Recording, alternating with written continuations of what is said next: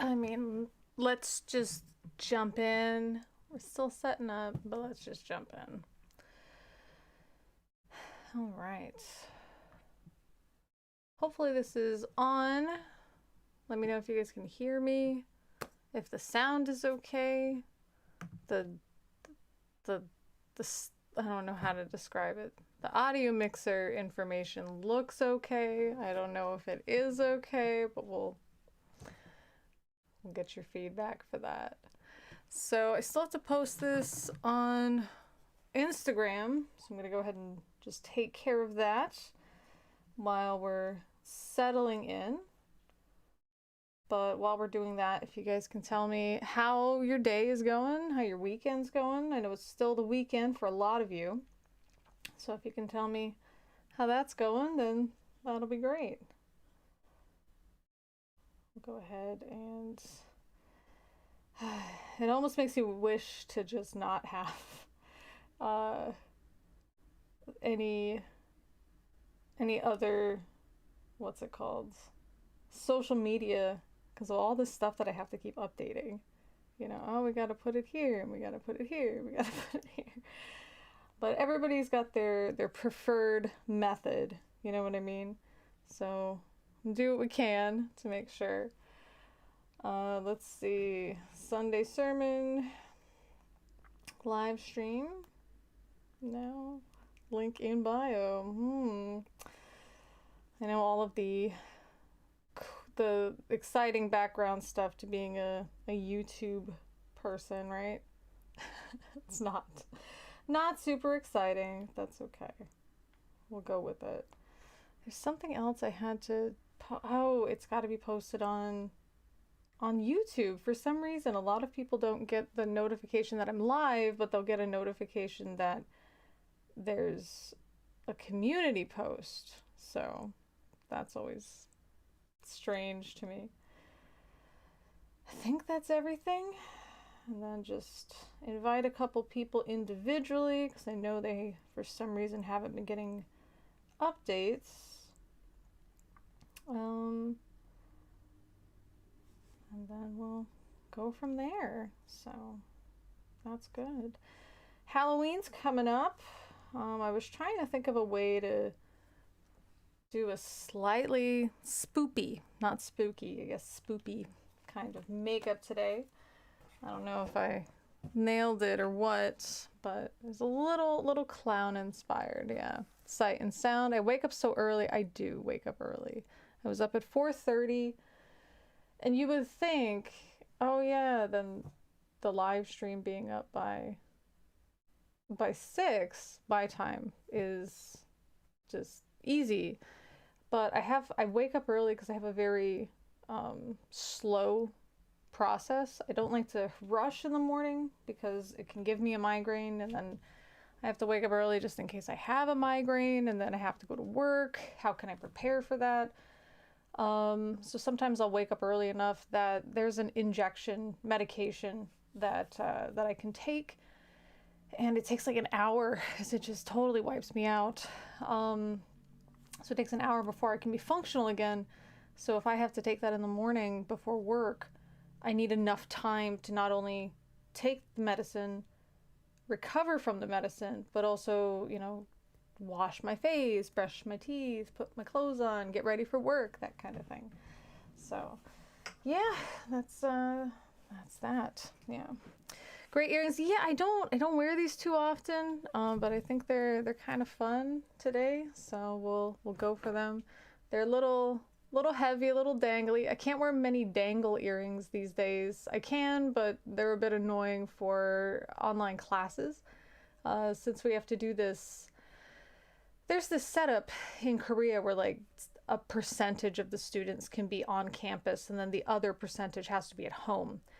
So you're teaching in class and online at the same time. Really hate it. I wish everybody would just be home. Of course, all the students also wish that as well. It's just easier. And yeah, so I found that it's especially if I'm moving around the room, just to put a headset in. And the headset I have, the mic is right here, and so it'll clack, clack, clack on these earrings. So I always have to take the one out while I'm talking. If I don't I can't forget because it'll clang as soon as I put it in. But yeah, it's kind of fun now that I don't have any headphones in to have my dangle earrings. You're writing a school newspaper articles to use as chapter headings. Oh, that's interesting. Hello, Sean. Hello, Obyung. Welcome. I'm glad you guys could join us. I just woke up. I was having a dream about my mom. She's dead, and I was coughing from the cancer. Or Anne was coughing from the cancer. Then I said, you have to go to God, and I immediately start astral projecting. I think I pissed off some bad spirit. I did see some pretty astral beings that fluttered around in the void, kind of like energy butterflies. Interesting. Hello, Shuggle. Paul, my goodness, thank you for the pun. Seabird, great question. If all teachers want just online, why are the students in? Because of the parents. That's why. The parents have a lot of pull, especially at private schools, you know. So I don't know why they want to have their kids come in. You know, sometimes they'll say why, but other times we can only speculate. There's unfortunately a misunderstanding about teaching, that it's like glorified babysitting. And so if it's all online, it's even less work and the teachers get to be even lazier. Online teaching is harder. It's much harder. None of your lessons or experience or anything were set up to be done online unless you happen to specialize in that or have a lot of experience in that, and almost nobody does. So it's quite annoying to transfer everything over. Using something like Zoom and like the screen share and the annotation and stuff it's very clunky. There's a lot of slowdown. So I lose a lot of seconds, which adds up to minutes, of course, when I'm having to adjust between annotating, turning off the annotation. Did I delete everything? I didn't delete everything. You know, you're just trying to do it quickly, and so you kind of off-click or misclick and stuff, and it just slows everything down. Versus my monitor or projector, and I've got like a stick. Like it's a stick. It's from a ginkgo tree. It's a stick. And I could point at stuff, you know, and we could walk across the room and point at all these different maps I have. Much easier to do that, you know. So it's annoying teaching online. And yeah, just not fun. But if we're going to teach online, it's much easier to have all the students online because it's just more relaxed. Number one, the school is quieter. I mean, I love my students, but it's nice to have that little quietness sometimes. But also, you know, you can take off your mask because the students aren't in the classroom, so you can talk more freely. For the students that have a harder time with English, having a mask on and listening is really more difficult. It's easier to kind of watch the person's mouth while they talk, especially if they're still learning some pronunciation and stuff. Yeah, it's not ideal, but out of the two, 100% online is much better than this half and half thing. So it's weird. Some of the parents really want the students to be on campus full time. The other parents really just want their student to stay home. They don't want them to come to campus at all. They're worried about COVID. They're worried about their kid getting COVID and passing it to an elderly family member or something. So they're just like, no, my kid's not coming on campus at all. We're just going to stay home until this is over. Cool. And then there's the rest, which most people just don't care. They're just like, oh, the school's doing this. Okay. Oh, the school's doing this. Okay. You know, they get it. They know this isn't a perfect situation by any means. And I don't know why people think that, you know, somehow we're using this as an excuse to be lazy, you know, like what a weird motive to assume for total strangers. So it's quite strange. All right, let's see what you guys are saying here. Your head hurts. I'm sorry to hear that. My back was hurt. I was wondering, man, are we gonna even have a live stream? And then I checked, it's apparently supposed to rain, so that's the reason. Yeah, the weather is evil. I'm a bad X-Man. I can't control the weather, it just controls me. YouTube notifications trying to prevent Lee from getting a much deserved shine. We will try and pay. That's good. Subteach, Submage. They have jobs to go to. The parents, yeah, the parents have jobs to go to. Absolutely. But these are not like children. Remember, these are teenagers. These are older teenagers. So it's not like, oh, I have a 6-year-old.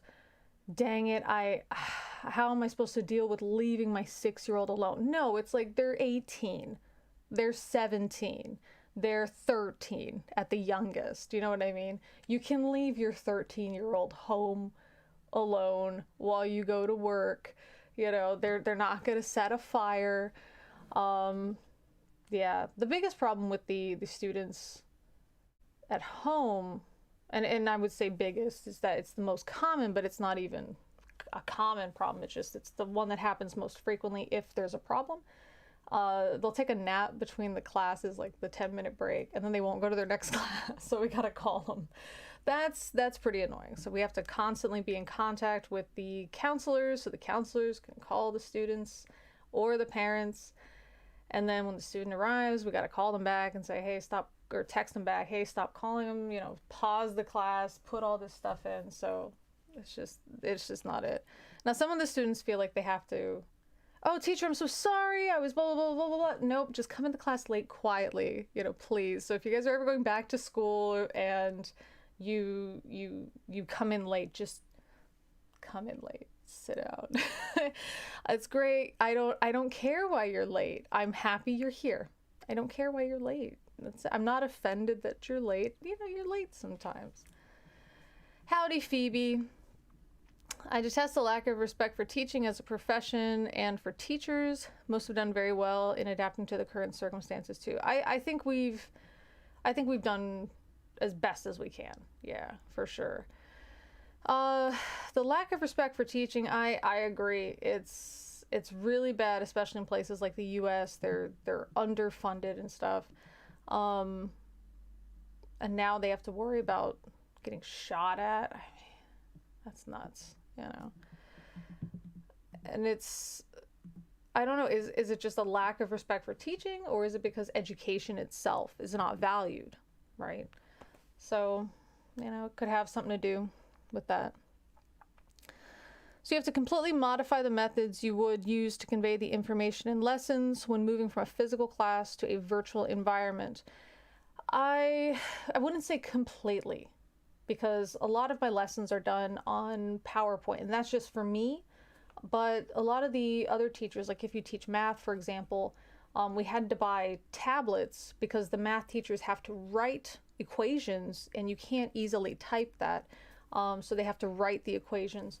And of course, you know, that has a learning curve, especially if you're older and you haven't been used to doing something like this before. So that the difference is just Zoom can be very clunky, and I have to keep my students' video up, and I have to cycle through it just to make sure, you know, they're not sleeping, they're not getting up and walking away, whatever. I have to keep the chat window open, and then when you open like Zoom as the person who controls it, there's like a bar, and then when you annotate it, another bar shows up. And so my screen is so covered. And then on top of it, all the students have to join the meeting, even the students physically on campus. And so if they can't, the Wi-Fi is being slow, whatever, I have to turn on the monitor and they get to see what I see, which is just a bunch of boxes all over my PowerPoint slide. I know my PowerPoint slide. I don't need to see it. They don't. And so when I have to share that, it's just covered in all these boxes. It's really, really annoying. So if you want to readjust it, you know, you can, but again, you lose seconds out of that. So it's just, it's slower. You lose time. That's all. It's slower. Yeah. And it's annoying. You just want to teach your dang lesson, you know? You don't want to click around all the time. projecting me onto the big screen. Oh dear. You know, hopefully, I'm glad none of this is HD. My age definitely shows when I laugh. Got my nice wrinkles hanging out over there. Let's see. The real question is, why in the day and age of technology we're still going through the ritual of traveling to a building to sit in a room when you can learn from your own home? That is great for the students, and I agree. I recently started going back to school. I'm 100% online, you know. For the teachers, though, it's really good to be at work. I prefer it. I can't speak for everybody, and you know, some of the teachers, maybe they prefer being at home. There's definitely some advantages to being at home. We had to do 100% everybody's at home for a while in 2020. And you know, you get to do stuff like you get to go to the grocery store during your lunch break, do the laundry, don't have to commute, so you can exercise more in the morning, stuff like that. And that's great. But that blurring of your workplace and your not workplace, you know, home is where I want to be stress-free. And work just inherently is stressful, even though it's not annoying or bad. It's still stressful. So to have that blurred, it's quite uncomfortable. I also just like the setup that I have at school. I like to come in. I like my desk. I like the lighting. I like everything. So I like to come to the school to do my work from the school. I just prefer it. You know, the setup I have here isn't good enough or easy enough to do that. The cats, bless them, they get very loud or scratching at the door because I'm in the room all day to stay away from them, and it gets very annoying. So I prefer to just go to the school. For the students, though, you know, I think they should, I don't know. I mean, being at home right now is good. I do think they should come to school, though. Because especially in Korea, school is really where they get a lot of that face-to-face social time, and they get really depressed when they're just not able to go out, you know. I gave them a mental health extra credit, like a running extra credit for last year, which was just do something good for your mental health, you know, something that has nothing to do with academics, something fun for you. You know, a hobby that you want to resurrect, that you've been letting fall away, or waking up early and getting your homework taken care of and squared away, wake up early and exercise, make a nice breakfast, that kind of stuff.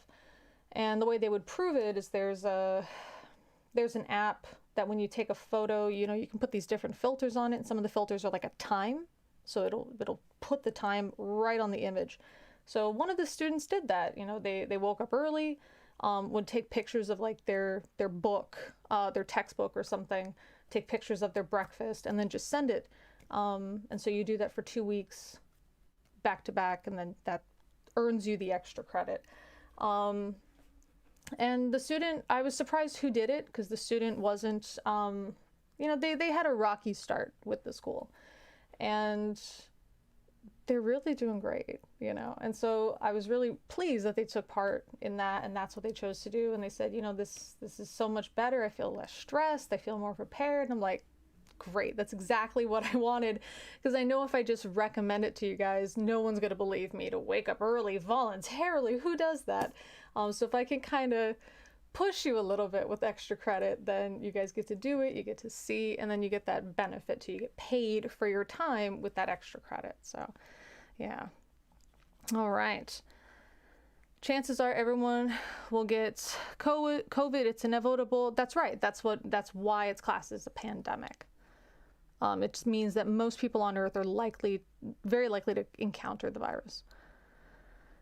I think Americans and some Europeans have an infantilizing position on children. Everyone in our culture is entrusted with adult responsibilities at an early age, so we mature faster.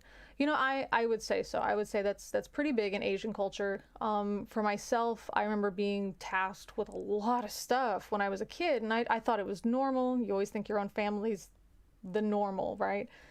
And then when I had my white American friends, they had no idea how to do stuff. Like when I was 4 and 5 years old, I would wake up with my dad and just help him get ready, just because I didn't get to see him a lot. He was really busy.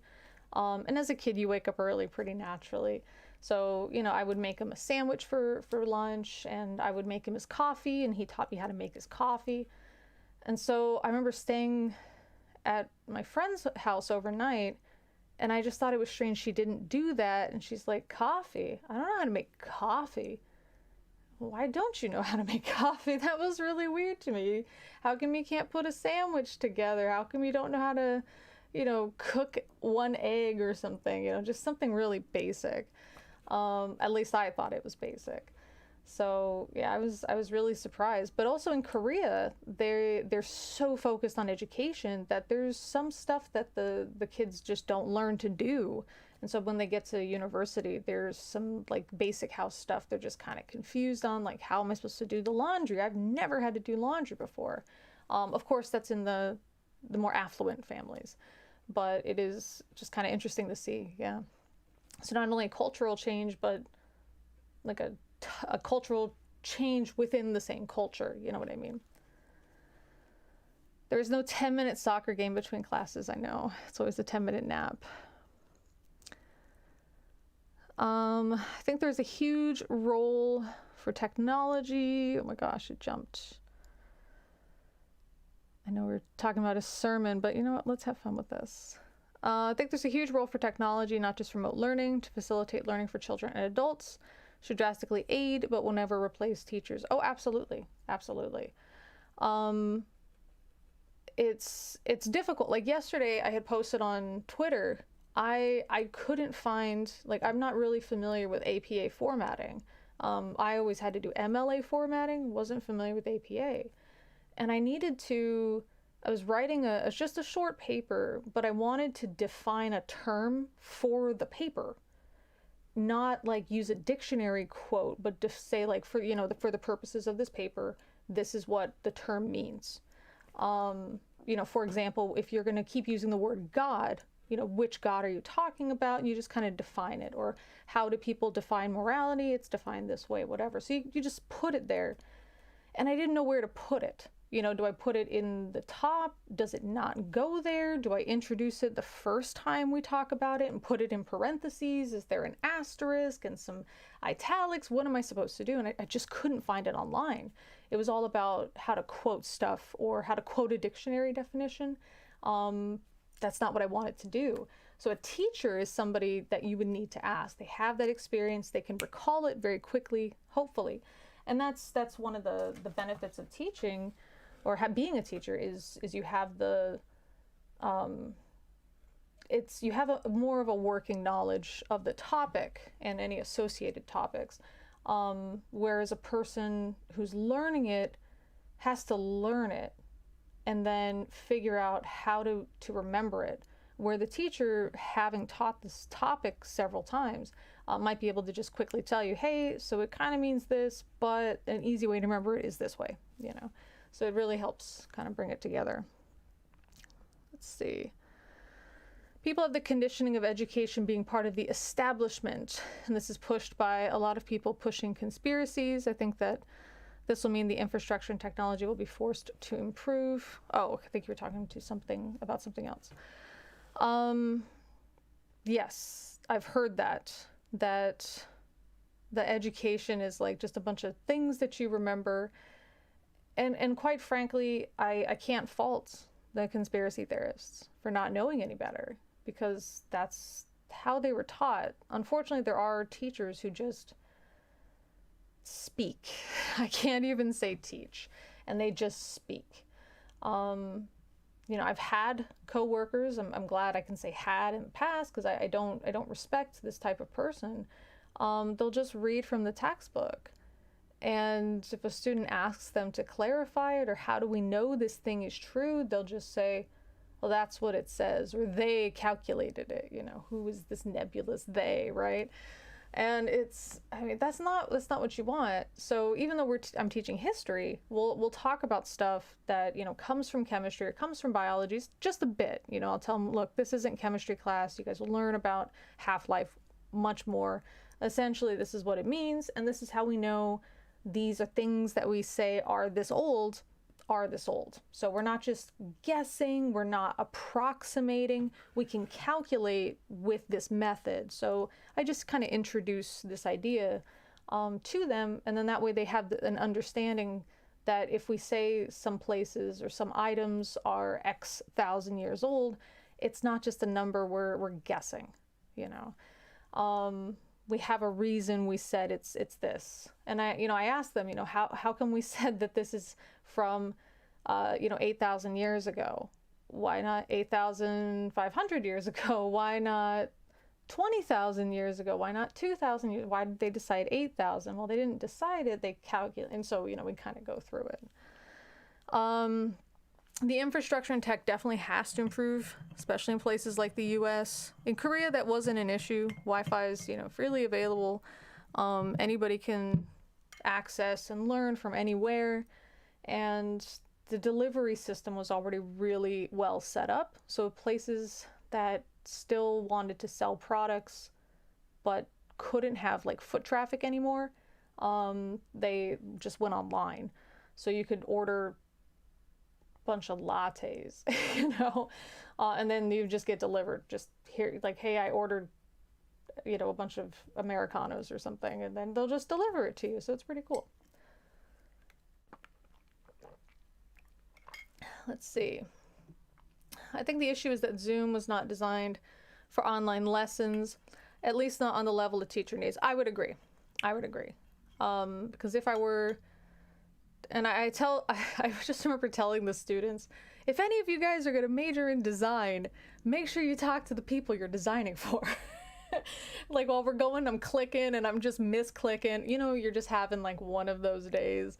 And I'm just like, oh, Zoom, why are you like this? And I'm just like, if any of you guys are design majors, just remember, talk to the group that your product is targeted to. See what they need. Let them experiment with it. Don't think you know better. So yeah. Laughter lines just show how nice of a person you are. I don't know about that. I do like to laugh, but I don't know if that's in relation to niceness necessarily. They call them crow's feet, but you don't have them. Oh, you just can't. Maybe the camera's not good enough. You guys can't see it. Have you seen the TV series Moral Oral? They mock fundamentalism. Wasn't that part of Robot Chicken? I don't remember. I remember seeing something like it. But I think satire is good. I like satire. Yeah, I think it's good. You're back in school, Lee. Is it for a PhD? Not yet, but soon. And I would like to do research on cross-cultural issues with social psychology, and also any religious issues. And if we can do religious and cross-cultural, that would be great. Just to kind of not demystify, but maybe that's the word that I'm using right now. Demystify the biracial or bicultural experience, because it's unique. I would say, for being, some people ask, which race do you identify with more, or which culture? I think that people that are multiracial are just multiracial. I think that should be considered its own race, is multiracial. Because there's issues a multiracial person deals with that people from either of the races they're combined with, they don't deal with that. A buddy of mine, he, for example, half black, half Filipino, he said, to my Filipino friends, I'm the black guy, and to my black friends, I'm that Asian guy, And that's like, you just never were fitting it. You're always the other thing, or, it's always, how can we identify you under which group? I think they should be just identified as multiracial. That's what I think. Because that's what we are. My experience is very different from the typical American experience, but it's also different from the experience of people within the culture that I was mostly raised. So to say that I am one or the other, it doesn't really work, And then how do those things combine? How do you take two totally different cultures and combine them? What's that experience like? And then if you're coming from a culture that was invaded by Catholics, a lot of times they just kind of stapled Catholicism onto the native cultures. What's that like? What's that like to grow up in a Christian home that also still recognizes the ancestors? And you're not allowed to like cross over them. So anything with demons and stuff, or any fears, whatever, oh, in the name of Jesus, I rebuke this, blah, blah, blah, blah, blah, blah, blah. But if it had anything to do with the ancestors, even an aggressive, negative kind of thing from the ancestors, you couldn't call on Jesus. And as a child, I just didn't get that. But I think other people that were raised in that similar way, everybody has, like, they all get it. So anytime I bring this up to somebody who wasn't raised in that way, they're very confused. But anytime I bring it up to somebody who was raised, they're like, same with me. Let's see. It's going to be forever. The CDC says this as well. Yeah, it's unfortunate. With stuff like SARS-1, because this is SARS-2, with SARS-1, H1N1, those things, we were able to kind of keep it contained to not a bunch of different variations. And so whenever we would see it crop up, we freaked out and kind of clamped down on it. You'll see, like, for H1N1, nicknamed swine flu, of course, you know, they'll start killing a bunch of pigs, or for bird flu, they'll kill a bunch of birds. Like chickens, to prevent it from spreading, because we know what it is, we don't want it to get out. This got out and then continued to mutate. I mean, how do you contain that now? You know, so stuff like SARS-1 still exists, but every time it crops up, you're supposed to step on it. You know, H1N1 still exists, but then you step on it. You know, you just kind of stay on top of this. We didn't stay on top of this.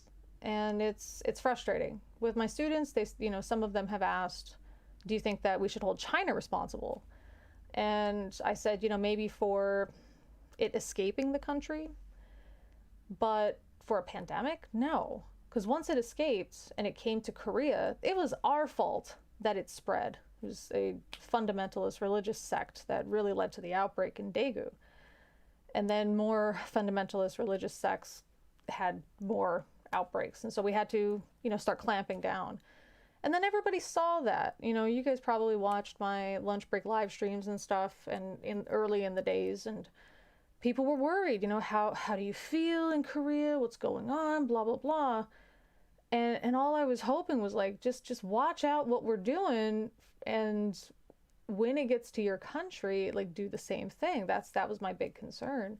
And it gets to people's countries and they act new, you know, what is this? How do we deal with it? Well, I bet it's probably going to be okay. Meanwhile, you know, China, Korea, and Japan had been dealing with it and suffering, you know, so everybody else should have learned from what happened, and just nobody did. New Zealand learned, which is great. Australia pretty well learned.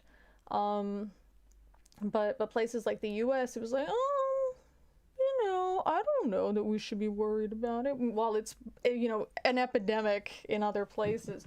I don't know. Maybe if it's to be, no reason to freak out. And then of course it explodes. And then everybody's like, oh, China. Like, no. It wasn't China's fault that you didn't pay attention, you know. It's, I don't know, I guess it's like with teaching, you know, you tell the students, here's the study guide, you got to be careful, study the study guide, I'm here to help you, here's what happens with other students that don't study the study guide, and the student doesn't use the study guide, doesn't listen, fails spectacularly, and just wonders, how did this happen? How could I have failed? Well, what do you want? You didn't heed any of the warnings, and you failed. I don't know, you earned that F. What do you want? You know, we earned this pandemic as a species. We earned it. Yeah. We knew better. We earned it. Let's see. I have a crevice the size of the Grand Canyon. If anyone wants to go spelunking, let me know. Will do. School needs to be a place where students have the opportunity to develop social skills they will need later in life, and you can't do that online. School is not just to learn stuff and get grades. Absolutely. Absolutely. I totally agree. Let's see. We're jumping. It jumps down sometimes when I scroll. Where did we? We're almost there. All right. I'm sure it's healthier for people to get out to work. I've seen people's mental health get steadily worse as they say they prefer to work from home. I don't think it's the working from home specifically. I think it's if people had the option where a couple days a month or something they could work from home, I think they would like that. But I think it's you can't, you're forced to do this. That it gets a bit repetitive, I think, and it's not what people had expected. I told the students about a phrase for them, which is cabin fever. Like here's something that you guys can learn. I also made a video about it, how to get around cabin fever, and it's stuff like keep your same schedule, make sure you eat healthily, make sure you exercise, make sure you do something good for your mental health that you enjoy, that has nothing to do with work and has nothing to do with chores at home. So that way you can try to stave this off. And I think for some people, when you give them the opportunity to work at home, they sleep in more instead of waking up at the same time. So you're already waking up and crap, I only got 5 minutes, gotta brush my teeth and brew my coffee. All right, sit in front of the computer and start working. Oh man, I'm really tired still. It's lunchtime. I don't really feel like doing any cooking. I guess I'll just stay in and order something, or I got some ramen, I'll just make that, and then so you're feeling sluggish, you're not getting properly nourished, you're back to work, you're sitting around, you're sitting all day, which is just not great for the human body. And by the time you're done with work, you're just like, ugh, I don't want to do anything. So you just kind of, again, lay around the house, zone out. It's really not great for our minds, so we need to still wake up on time, do something, read something, go for a walk if you can, do a little exercising, you can do meditating, you can do something, make a breakfast meal prep for the day so that when lunch rolls around, you just got to grab it out of the fridge, put it in the microwave, something along those lines. Keep your brain, busy, keep your mind or your body busy as well. But this idea of like, ooh, work from home means I can sleep in, no. That's a great way to just shoot yourself in the foot. So that's why I think a lot of people were suffering from that. Yeah. For me, a lot of it is the setup. This setup is not good for my back. And so for me, I just had a hard time physically with the setup. Let's see. Back in my train days, I used to get up at 5:30 a.m. Going to take a little used to when we're back at the office. Do it in steps, right? So, a week before you have to go back and start taking the train, start waking up earlier and earlier, and don't hit snooze. That's the other one I tell my students. Do not hit snooze a million times. Set your alarm and wake up. Roll out of bed. That was something I learned in the military. I never thought I could be a morning person because I just really always hit snooze, but you had no choice. You just had to roll out of bed. And I noticed even without coffee, you're kind of groggy for a second, but once you use the toilet, you get some water in you, you're pretty much up. And if I were able to lie back down and go back to bed, I probably couldn't get back to sleep. I'm pretty much up right now. So that's really what it is. Wake up, roll out of bed. Don't wake up and scroll through something. Wake up, get out of bed, then scroll through something, make your tea, make your coffee, whatever, and then open your phone and do something with that. Don't do it in the bed. Just get out of the bed. That's the best thing. I consider myself a very strong mofo, and my mental health is going to heck right now. Absolutely. It's not an ideal situation for anyone. Of course, the problem is it is the situation. So what are some steps that we can take to manage it? And then what are you doing right now that you realize, you know what, maybe this isn't really helping my mental health. Maybe I should take a different approach. It might help to write it down. I know for me, it helps to physically write things down, get it out of my head. And for some reason, when I write it down, it makes me feel like, oh yeah, this is ready to go. Like, obviously this was the wrong thing to do. I don't know. In your head, you can kind of justify it, but once it's out on paper, you're like, actually, I'm being kind of silly, you know. But I don't think that being, like Paul said, I don't think you're being weak, you know.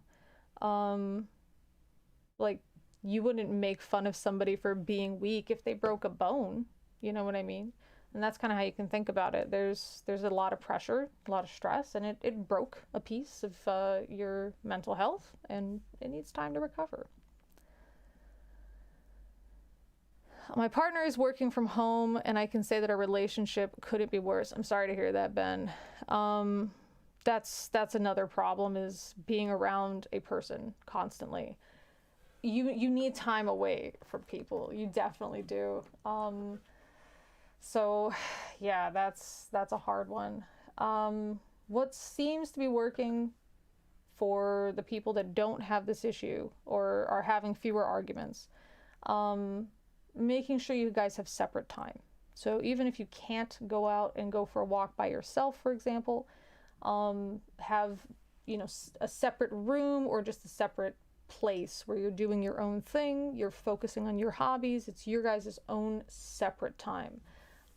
That seems to be what is the best for that. Again, the best out of a bad situation, so it's not ideal, but it's the best thing, yeah. I'm off work with anxiety and depression. I'm telling everyone that's why. I'm not ashamed of it. Good for you. I see myself on TV. Okay. In our language, we make a difference between education and learning. Education is a set of statements where learning is gathered details. Nice. You'd be pleased to know I just stuck a swab down my throat and then up my nose, and I have a flow test with one line. Good. Good. Teachers should watch YouTube with students on every subject nowadays. Yes, but also just fun stuff, I think. Sometimes I see the students and they're just dragging. And I'm like, all right, do you guys need just a fun, stupid video that has nothing to do with anything? Yes. All right, we'll watch some seal being fat and adorable, you know. All right, now back to work. But you just need a little break, you know. When I was working on my writing for my assignment yesterday, you know, I was taking breaks because you gotta, you know, taking notes, taking breaks. I will say it's been easier going.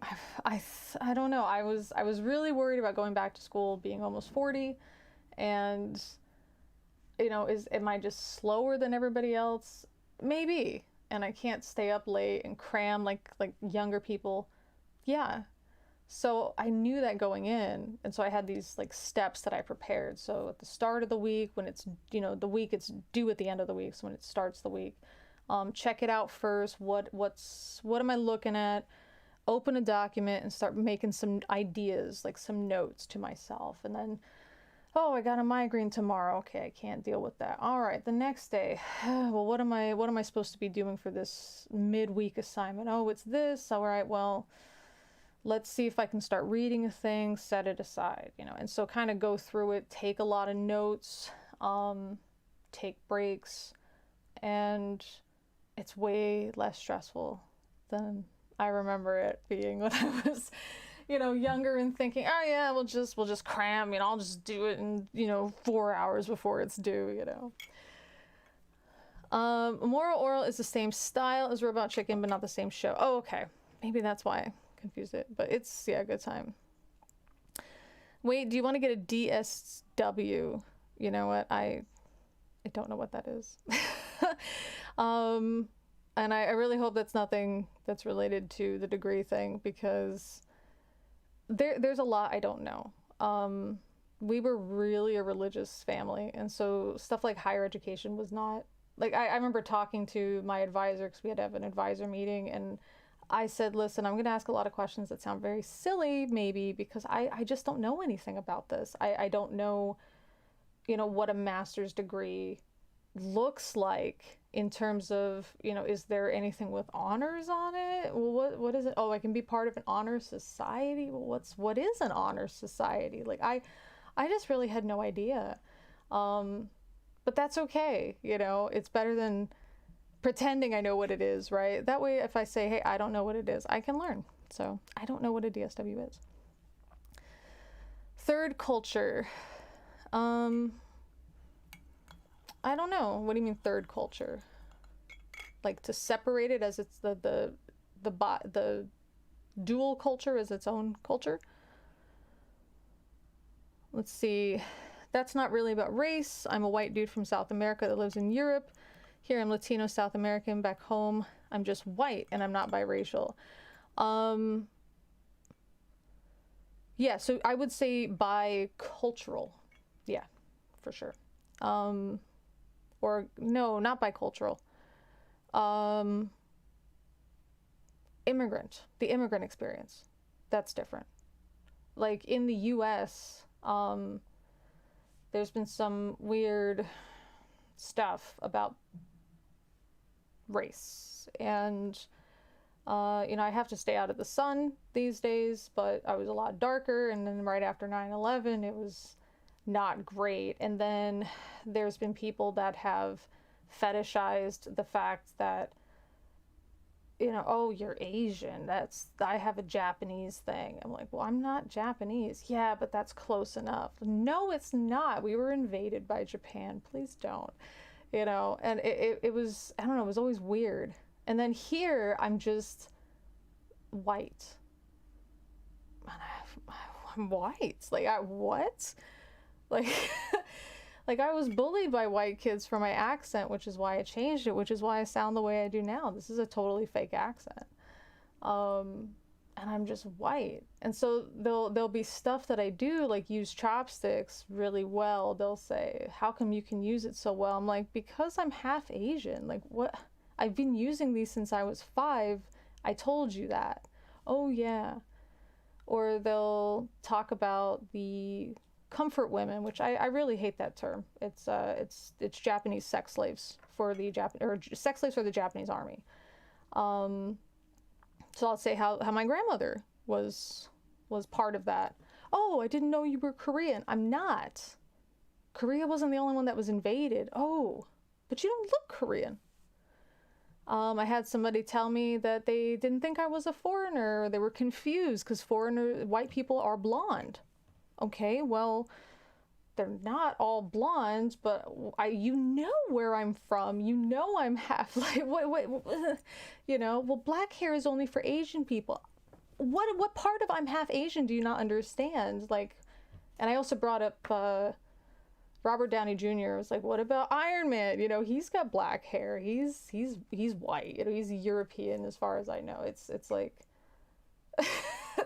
people are so confused by this. Yeah, it's everywhere wherever you go. But I would say yours is the immigrant experience. Yeah. I miss comedy. Is there anything funny that I can say? I have a joke that whenever somebody asks for a joke, it's my go-to joke. Do you want to hear it?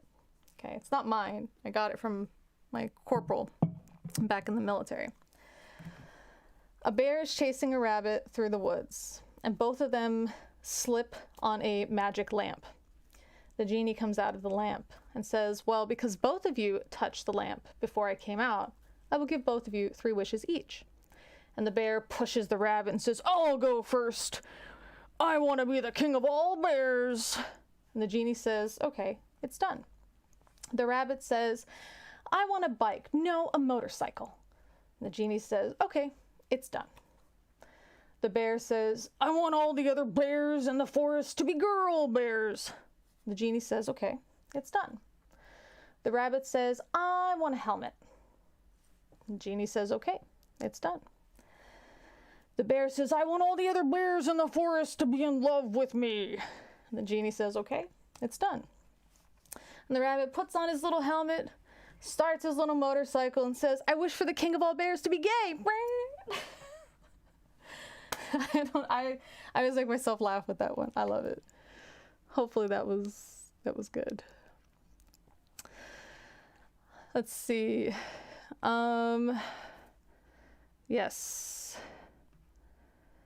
Nice to see you again, Testicle. I'm sure Obyung appreciates you using Hangul. Let's see. I know that this virus is endemic, not pandemic. It will stay with us forever. It's mutating.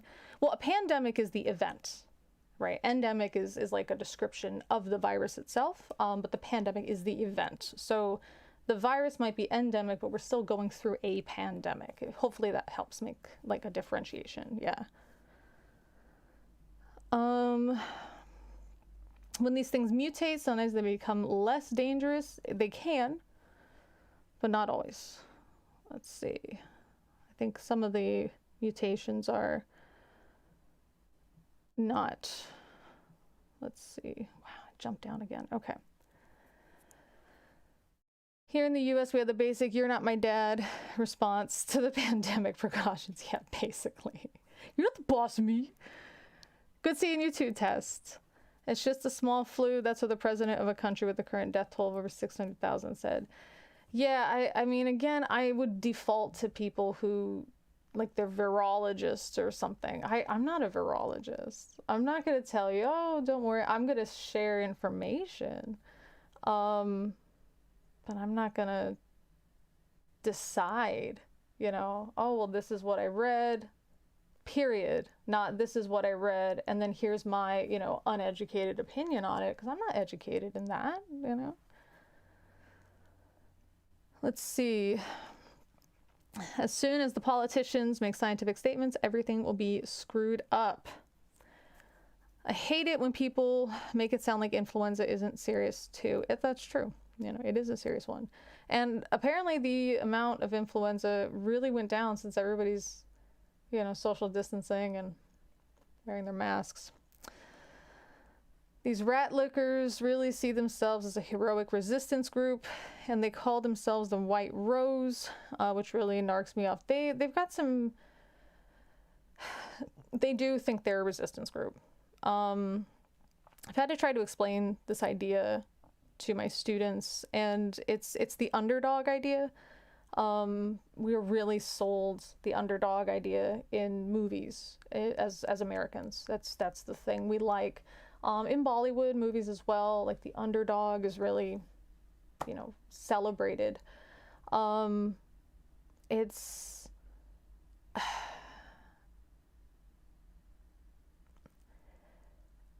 maybe you're in the minority for a reason, you know. It just because you are in the minority doesn't mean that you are the victim. It doesn't mean that you are right and everybody else is just brainwashed. It might mean you just don't have the information or all the information, or you asked questions which are great, but then you stopped and didn't pursue the answers. Let's see. Comedy is supposed to make you uncomfortable because people are having the audacity to say reality out loud. That being taboo is part of the actual timeline we live in. I'm not sure about... I think that's a certain type of comedy. I don't know about comedy in general. Yeah. What is that? Like, is that observational humor? Is that what it is? I don't know if it's taboo necessarily. But then again, I'm only really on the outside looking in for the US right now, so it might be definitely different being there for sure. Hello, Nathan. Let's see. Always wake up 5 minutes before my alarm is set to go off. Same. Let's see. Paul says to Menno, but they got censored automatically because they put an F in there. So I guess just don't do that in the future. I guess that's the way around it. People are idiots. They can't abide. I can't abide them embarrassed to breathe the same air. Well, just put on a mask, I guess. I hate it when people repeatedly hit snooze. Don't hit snooze for 5 or more times. Exactly. Physically writing more too. Good. Some light journaling has helped my head and my atrocious penmanship. That's good. I know my writing has gotten better. I had to learn to do lettering. Do you guys know what that is? It's like an engineering thing. It's you write in all caps, but it's a certain way. Kind of, I guess, kind of like some stuff like Chinese characters or Hanja. It's got a stroke order. Not Hanja, sorry. Hangul. It's got a stroke order. So like you wanna, there's like a stroke order for it. I don't know. Well, our topic was I was just like, let's do a sermon, but everyone's just wanting to just have a chat. So have a chat. It's up to you guys. Totally fine. Plus, if we're just having a chat, it's we're less likely to trigger the, well, not the counterfeit. What am I thinking? The copyright thing. Yeah.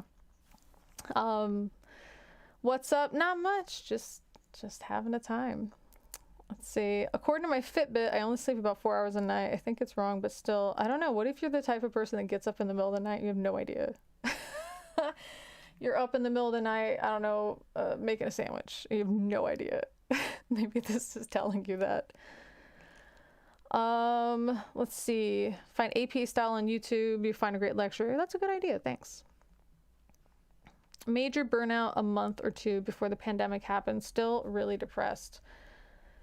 That sucks, and I'm sorry to hear that. Have you tried yoga? No, I'm not. I got some essential oils I want to sell you. There's what have you done for that? Because I don't want to recommend anything that you've already done. So what are some things that you've explored to try to make the depression less heavy? As an adult student, you need better study habits to help the memorization. Fortunately, it's a lot easier to have that discipline as an adult. That's true. That's true. Because you go through the experience of being frustrated by your own procrastination for so long. You're just like, let's just do it. It's done because it needs to be done, Fun side note that's related. When checking to see how we classify ourselves, so you get plopped into a scanner, brain scanner, and you're told to think about yourself, and this part of your brain lights up. You're told to think about a loved one, some other part of your brain lights up, which also lights up for brands you like. That's how they develop brand loyalty. Like, we view it as part of our family. You think about a stranger, and another part of your brain lights up. And then you're asked to think about future you, like you 20 years from now. The stranger part of your brain lights up. And that's one of the reasons it's really difficult for us to figure out how to make good changes for future me. So I call, instead of saying, oh, I'll deal with that tomorrow, I ask myself, do I want to annoy future me? Is future me going to be okay with the fact that today me did this to them? Like, I make it almost like an attack on future me's stress levels, if that makes sense. If I don't do this thing now, future me is going to be really stressed out, and I would have done that to that person. Am I okay with that? Am I okay with making myself mad and stressed in the future? And the answer, of course, is always no. So that's one thing that helps me, If I don't want to take out the trash, well, what about me tomorrow morning? Am I going to remember to do that? Is it going to be extra work? I better just take it out now, That's helped me anyway. Sometimes I'm slower than everyone else, but that's because I have a learning disability. Also, to the man that said he has depression and anxiety, I have it as well. So worry not, you are not alone. I don't think he was worried about being alone. I think he was worried about just having a crap time. Doctorate of social work. No. Okay, good. I'm glad I didn't know what that is, because that's not related to what I want to do. Okay. No, that's not what I'm looking for. I'm just looking for research in social psychology, not social work. Yeah. Social workers have such a hard time too, man. That's a hard job. Let's see. China was invaded by Japan, and that's why China hate Japan, among other things. I think you mean China hates Japan? Or you hate... I'm not sure what you mean exactly. Yes, the immigrant experience... Oh, no, it jumped. Double dang it. I'm way behind. I'm sorry. How you are perceived depends a lot what stereotypes you in the society you live about the identity you are perceived as. Oh, exactly. Yes. It's interesting. Do people think that you're more attractive than people at home think you are? That's my question. Because I have been... I remember the weirdest one was when I was just at a cafe waiting for my tutoring session to start. So I was just there after just like my whole day, and I'm just getting ready to do more work. And this guy was like asking me if I was a model. And I was like, are you crazy? Are you actually blind?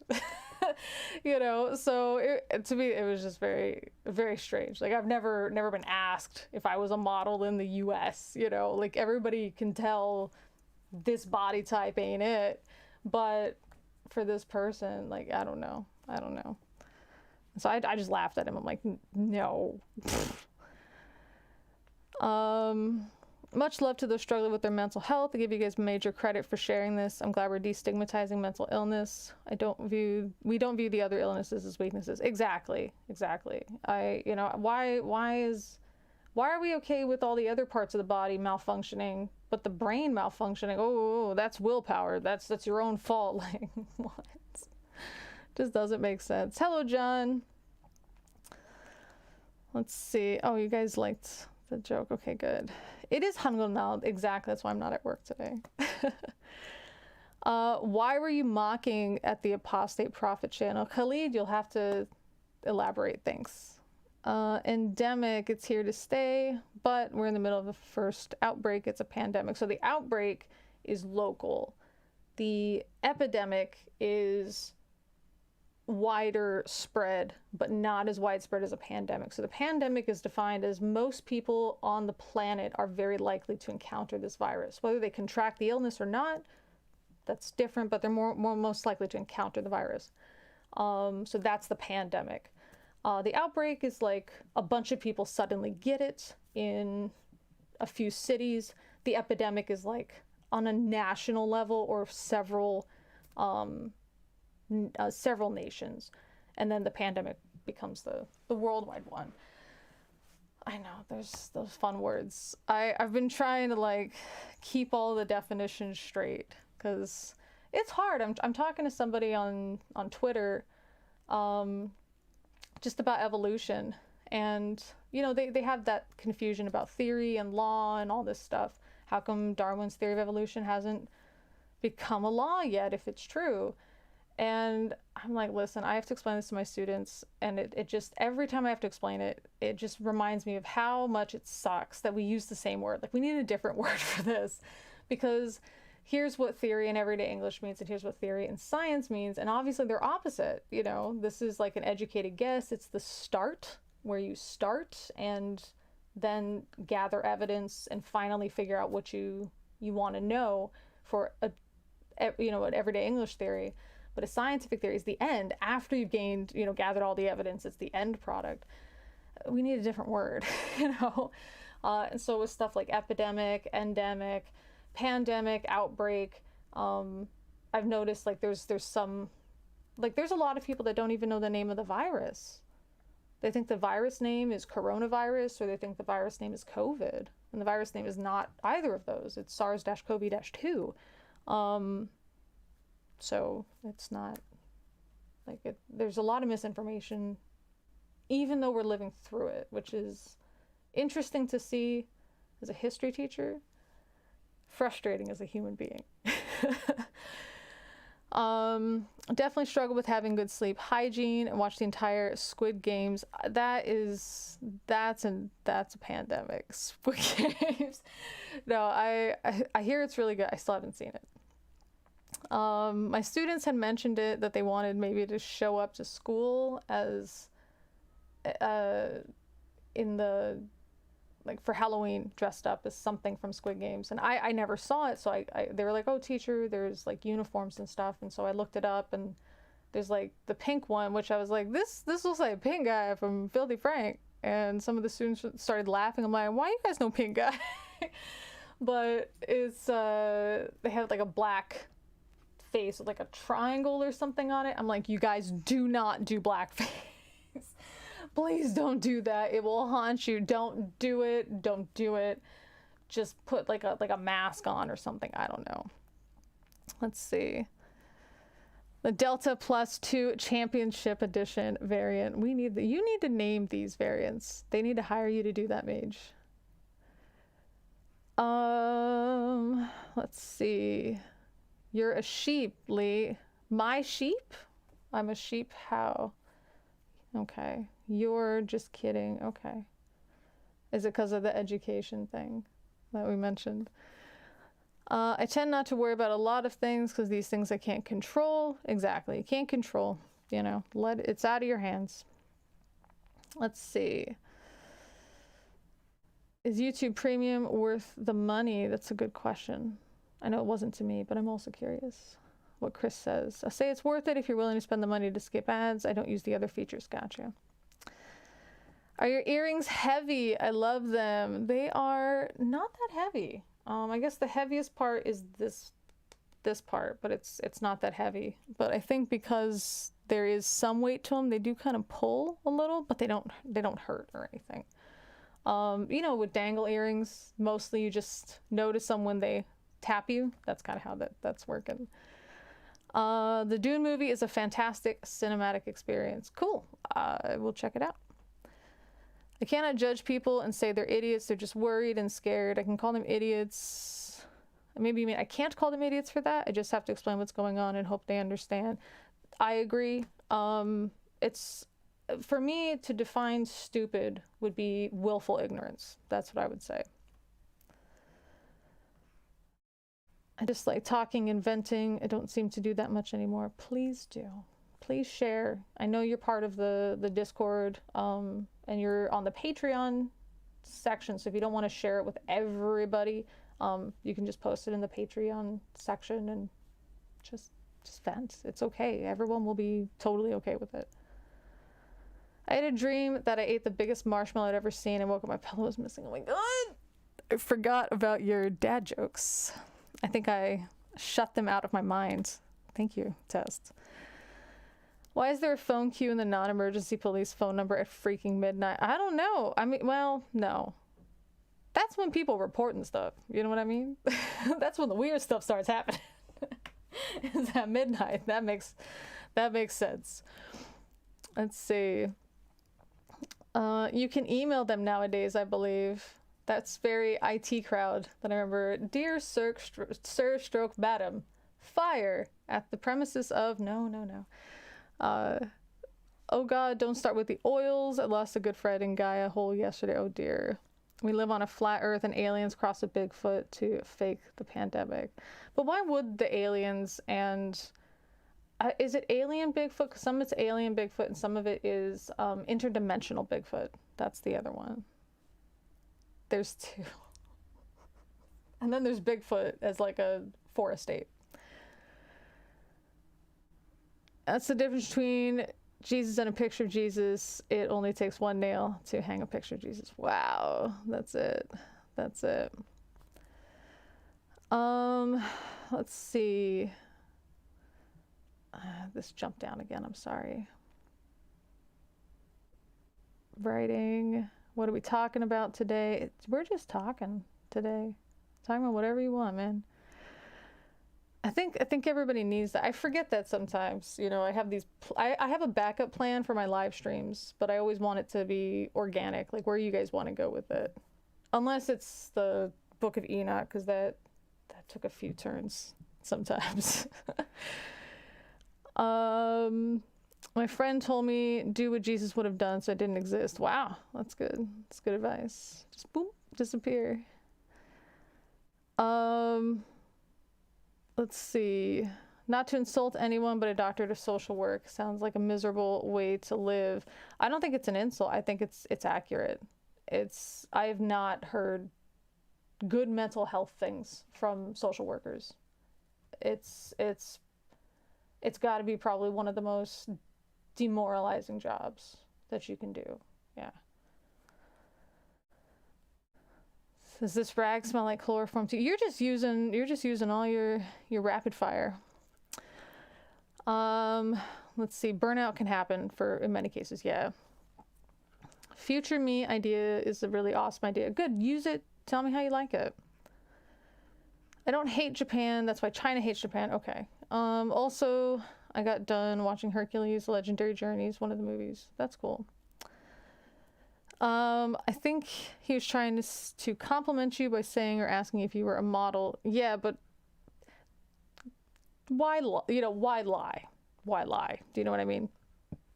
You underestimate yourself. I did modeling. I'm nothing to look at. Never have been. I feel like out of the two of us, you at least have achieved a model shape. Do you know what I mean?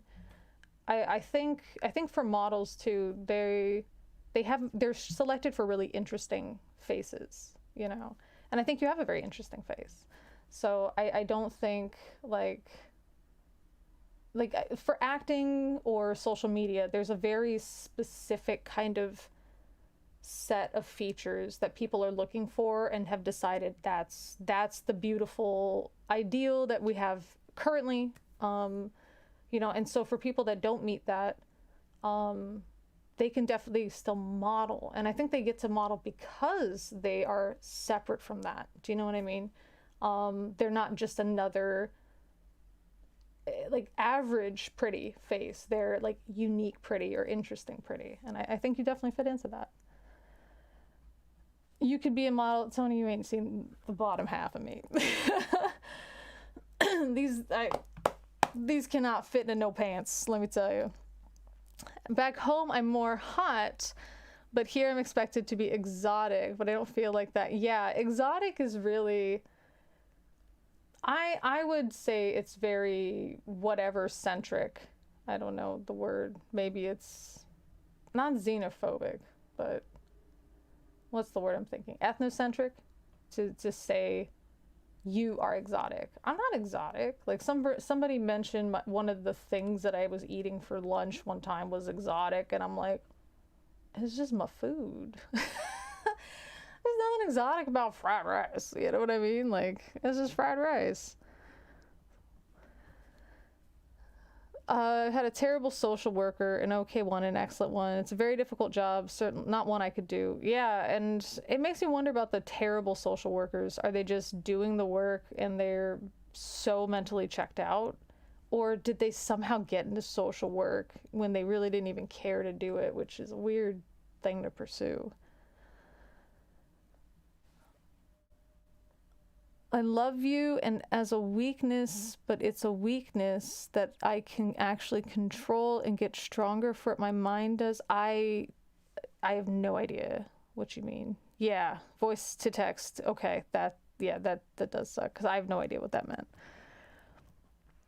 I'm with you, but I'm saying it's now endemic. It is, yeah, for sure. Let's see. A computer once beat me at chess, but it was no match for me at kickboxing. That's good. I didn't mean to say I love you. What I meant to say was I view it as a weakness, but I can manage it and get stronger for it. It depends on how you see it as a weakness. It depends. Yeah.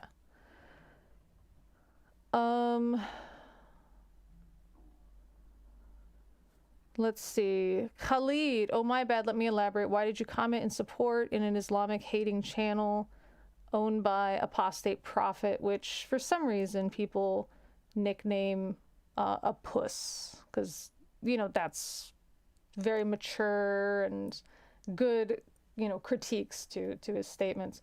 I'm interested in what he has to say, and he's got a lot of interesting stuff to say. Unfortunately, a lot of the people that present counter arguments are, again, not very great. So far, you're not doing a good job. for that, is what I'm saying.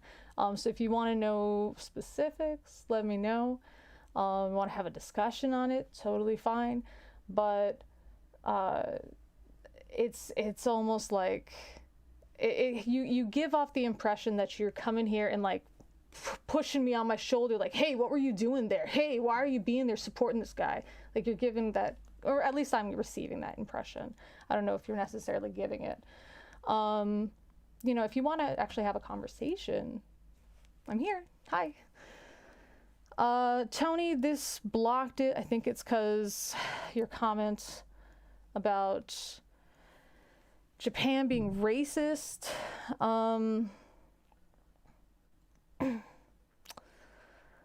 I don't know about, I mean, the education definitely is pro-Japan. I don't know about the individual Japanese people.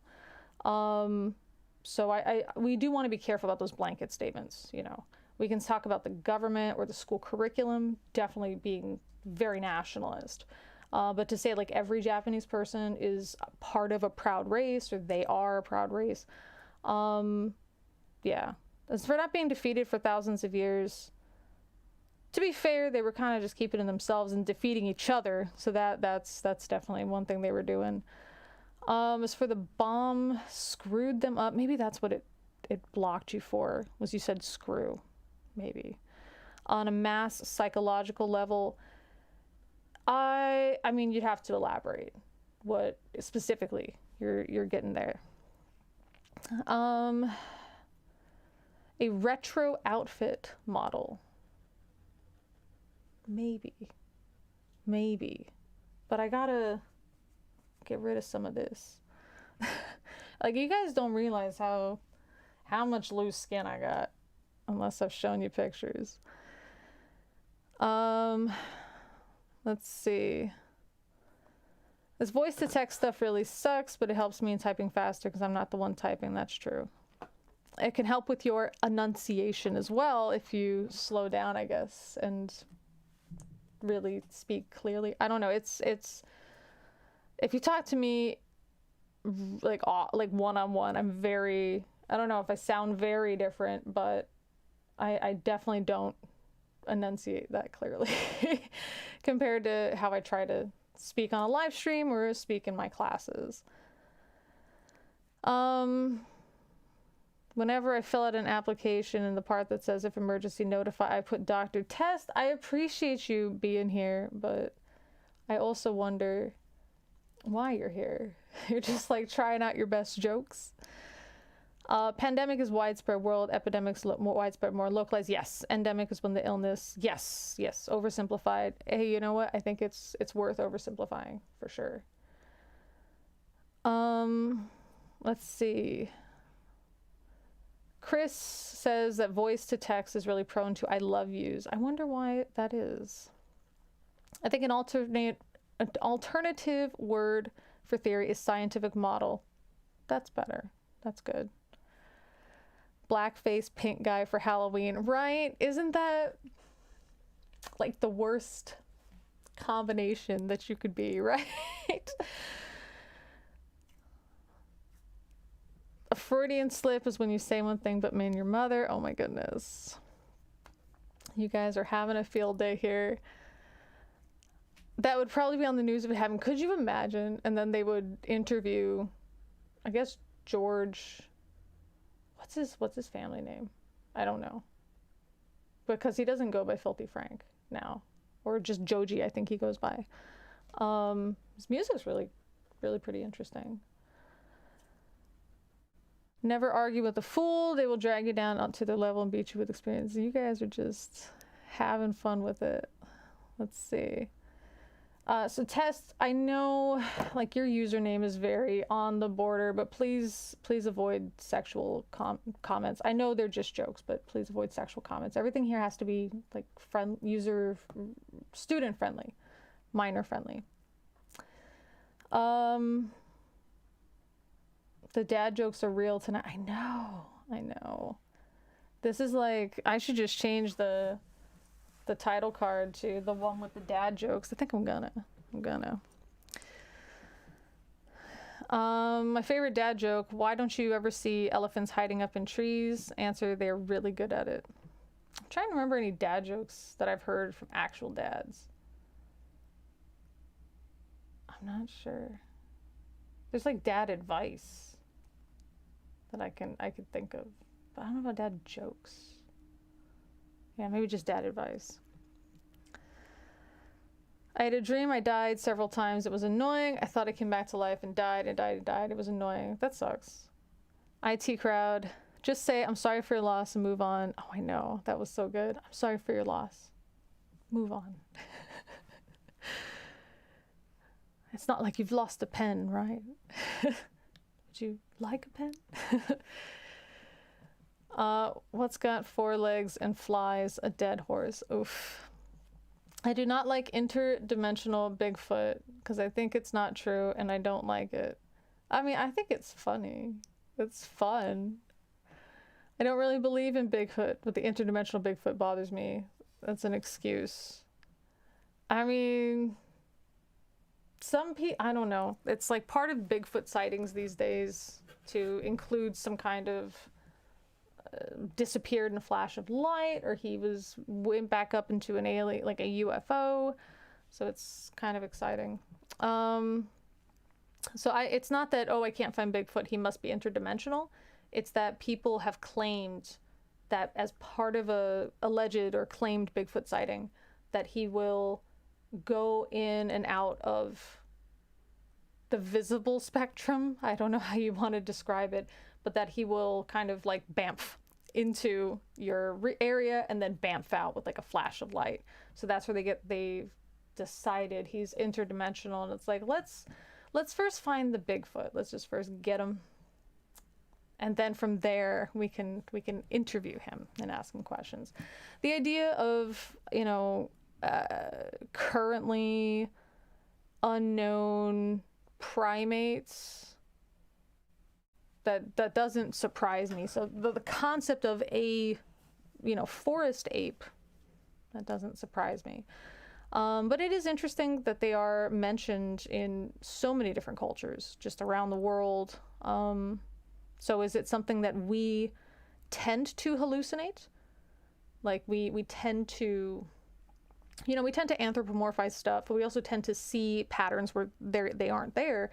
So if I'm, you know, afraid at night in the wilderness and I see something coming at me, or I perceive that something is coming at me, you know, is it natural for us to put that? Maybe I can do this stuff for my research, because that's one thing I've wanted to know is, you know, different types of like similar hallucinations or similar types of perceptions of the so-called supernatural or mystical. You know, is there something in our brains that just says that's the way that I perceive this type of stimulus? You know, if we're in a heightened sense of fear and it's dark and whatever, I'm more likely to perceive a human shape coming after me. Is that just a thing? Would I have to scare my participants? I don't know. Why are turtles flat? They went into the park anyway. I don't know. Let's see. It cheats. Oh. What's yellow but isn't a banana? It cheats and is a banana after all. I always hated those. Not to say that you know, don't post it. I just, when I was a kid, I just had a hard time with those, because I was like, oh, well, then anything can be a riddle if I lie.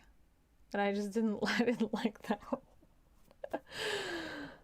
I think you're looking for fetishization, probably. Awesome braids. You kind of look like a grown-up version of Wednesday Addams.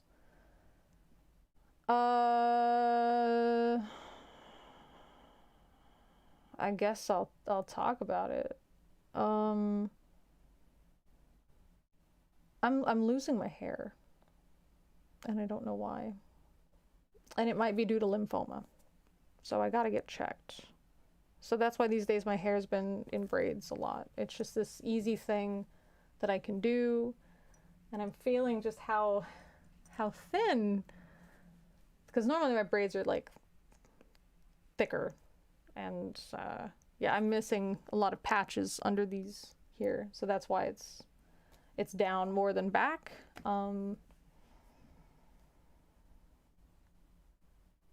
Just got to get it tested, I guess, and see. So that's not the only reason. I think it could be lymphoma. There's other reasons. But yeah, yeah. So if you see any changes in my hair, and if it starts to look thinner, it is. Yeah. Let's see. I'm saying you are unique and beautiful. I could see with alternative wear, fitness. Glad you know me well enough to know my heart. Oh yeah, I'm not. Yeah, I don't think you're being disingenuous or anything. Don't worry. Working with the public, especially at their worst, will make anyone jaded pretty quickly, I fear. Oh yeah. Plus with a system that doesn't always function, it's like you're the one that's supposed to be there to help, and then for whatever reason you couldn't. That's got to be really difficult. Let's see. I'm so glad my job involves working with things rather than people. It's a minefield out there right now. Someone at my work got disciplined for using the word lunatic in an email the other day. Interesting. I don't think every Japanese people, I'm sorry. Oh, you don't have to be sorry. I just wanted to make sure. I know you guys only have a 200 character limit, but just since I'm reading it out loud, just in case, I'd like to make that side comment. Apostate prophet is great. I think so. I'm pretty big into logic and critical thinking. Your talks are refreshing to me. Well, that's good. I'm glad. What are my thoughts on love? Can you be more specific? Let's see. Everything is a minefield now. Is it, or do people want that perception? Like, is it a vocal minority? That's my question. Do you know what I mean? Is it a vocal minority? Let's see. If somebody sent you a site, hang on, this jumped again, with 28 reasons why you should be skeptical of the COVID narrative, what would you look at to determine if this is a reliable source? The first thing I would look at is if they provided sources. That's a great question. I actually had to answer that in my my paper yesterday. So it's like right in the forefront of my mind. So the way that the question I had to answer or address was, you had to give a statement, like an opinion statement about psychology, and then a factual thing that related to it, and how would like a regular person know the difference, between those two. And so the way that I had phrased it basically was that an opinion is a statement, and a factual statement is one that is supported. So the opinion is something where if you ask the person, how do we know this is true? That person doesn't have a way to explain it. Or they say something along the lines of common sense, or they have some idea about how this could maybe be true, like an idea. But for facts, if somebody sends me a factual statement, and I ask, how do you know this is true? Then the person can say, well, because here's the information we have, and send me links, for example, to peer-reviewed studies. That's how we could really tell. So the first thing I would check is if somebody sent me a site with 20 reasons why I should be skeptical of the COVID narrative, the first thing I would check is, are each of those 20 points sourced? Because if I was the one putting them together and I wanted people to really, really, really take this seriously, because I believe it's a very serious topic, each of those points would be supported by at least one source, if not several. And links to them makes it really easy. I mean, we're talking citing authors, we're talking citing, where we found it, not just studies show or science says, because sometimes people say that, or it was in the news, people believe, blah, blah, blah, those kinds of, Jesus was resurrected and seen by many. Who? Who was he seen by? Oh, there's like at least 500 people that saw him. Who are they? These are so vague it sounds authoritative. Science says, well, show me where it says that. And so I would have to look through all of those studies. And I think that's where it gets really clunky. And I think this is where teachers, and I don't mean that formally, like you could be a teacher online, like Professor Stick, for example. I think Professor Stick is a research biologist, but teaches people on YouTube. So I don't think that he teaches people as a job, but he teaches people on YouTube. So I think that's the important part of teachers, is that they're the nerds that are so curious about a thing, they will read through this sometimes pretty heavy research stuff. Because I mean, when I was reading through the research stuff yesterday, I mean, it's a topic I was interested in, but wow, I had to keep rereading it, taking a lot of very like specific notes and really dumbing it down for myself in the notes, because it was just, it was like taking a big old bite of a peanut butter sandwich, and you just had no water or milk or something to get it down, and you were just like trying to chew it and chew it and chew it forever. Wow, how annoying, right? And this is somebody who's interested in the topic enough to pursue it for a degree. And I'm still having trouble chewing through this research. And I stuck with it only because I was very interested in it. And I only even barely used it for my paper. And I was realizing that as I was reading it, but I still thought I should know this. This is still interesting enough to know. And so I was still taking these notes on it. I can't expect the average person to do that. And that's the importance, I think, of teachers, is they take all of that and turn it into something palatable that other people can understand. And so that's what's really hard about doing something like 20 reasons why we should be skeptical. What would you look at to determine if it's a reliable source? You have to go through so much reading. So if the person, the author of that, can just make it seem reasonable and somewhat authoritative by science says or studies show, without citing anything, a lot of people are just going to accept that at face value. In fact, I'm curious how many people have looked anything up that I recommended they look up, including, if I provide links to stuff. Just because most people are just not interested in that. And that's fine. We all have different hobbies or different interests. But the problem is, because most people aren't curious about that as a reliable source, it's easier just to accept what's being told as long as it sounds reasonable. And then what sounds reasonable? Well, it depends on your experience, right? Your educational background, your personal beliefs, other stuff you might have heard. And so you put all of those together, and then you read this bit. Does it line up with the stuff you already accept? Then you're probably just going to accept that.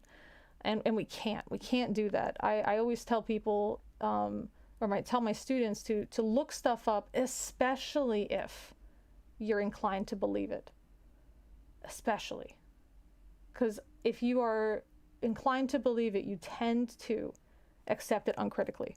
You tend to. And that's not good. So it's important, to look this stuff up. Yeah. So yeah, the first thing definitely would be, do they include sources? And then to go to the sources, and are the sources scientific? So since we're looking at something that has to do with a virus, where, you can't send me to like somebody's blog. And if you do, that blog better have medical sources, for medical research. I should be able to see research journals. That's what I should be able to see. I should be able to see them, read through them, and come to the same conclusion that the author of that list came to. And again, that's a lot of time, So for most people, they're just not interested in it enough to pursue that. But my suggestion is, if you're not interested in it enough to really educate yourself on it, then you're not interested in it enough to form an opinion. That's how I feel. That's my current feeling. Maybe it'll change in the future, but that's how I feel. If you're not interested enough to do the research, then you're not interested enough to form an opinion, Now, some people don't like hearing that because, you know, it's my right to an opinion. No one's telling you don't have a right to an opinion. I'm just saying, why are you forming an opinion if you've admitted you're not interested in learning about it, right? Why even form an opinion on a thing that doesn't need an opinion? You know, I mentioned to you guys that I'm not a biologist, I'm not a virologist, so when I learn something about COVID, I just share that information. I don't form an opinion on it. That's not for me to do. So why are we forming an opinion where you don't even need to form an opinion? It's all there explained. You just learn it and you share it. You don't even need to form an opinion. So yeah, it's your right to form any opinion about anything. But why are you doing it? Is my question. On what grounds? Like, for what reason? To what end? Are you forming an opinion about a topic that doesn't need opinion? About a topic you don't even care to look up, you know? Let's see. I appreciate your talk. I can stop the jokes. I'm always just, I don't know what to say to your jokes. So I feel like I'm ignoring you. I'm sorry.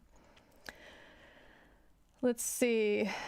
30-minute phone queue for a 3-minute combo. Worth it? Probably not. I don't know. Was it?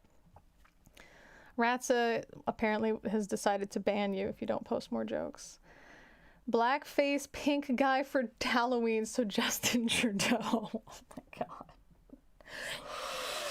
Yes. Student and parent safe. Oh, I know. I didn't see you in camouflage training this morning. Thank you, sir. Yeah, exactly. Do you know what's weird? What's weird is I hate the color pink because it reminds me of Pepto-Bismol, but I like strawberry shakes. Well, I think it depends on what color pink. Like these or these. The lips. I don't know. I guess they are Pepto-Bismol-y. But that was kind of like I said, I had a sort of a light clown inspiration. I don't know. Is there a dimension where Bigfoot is just foot?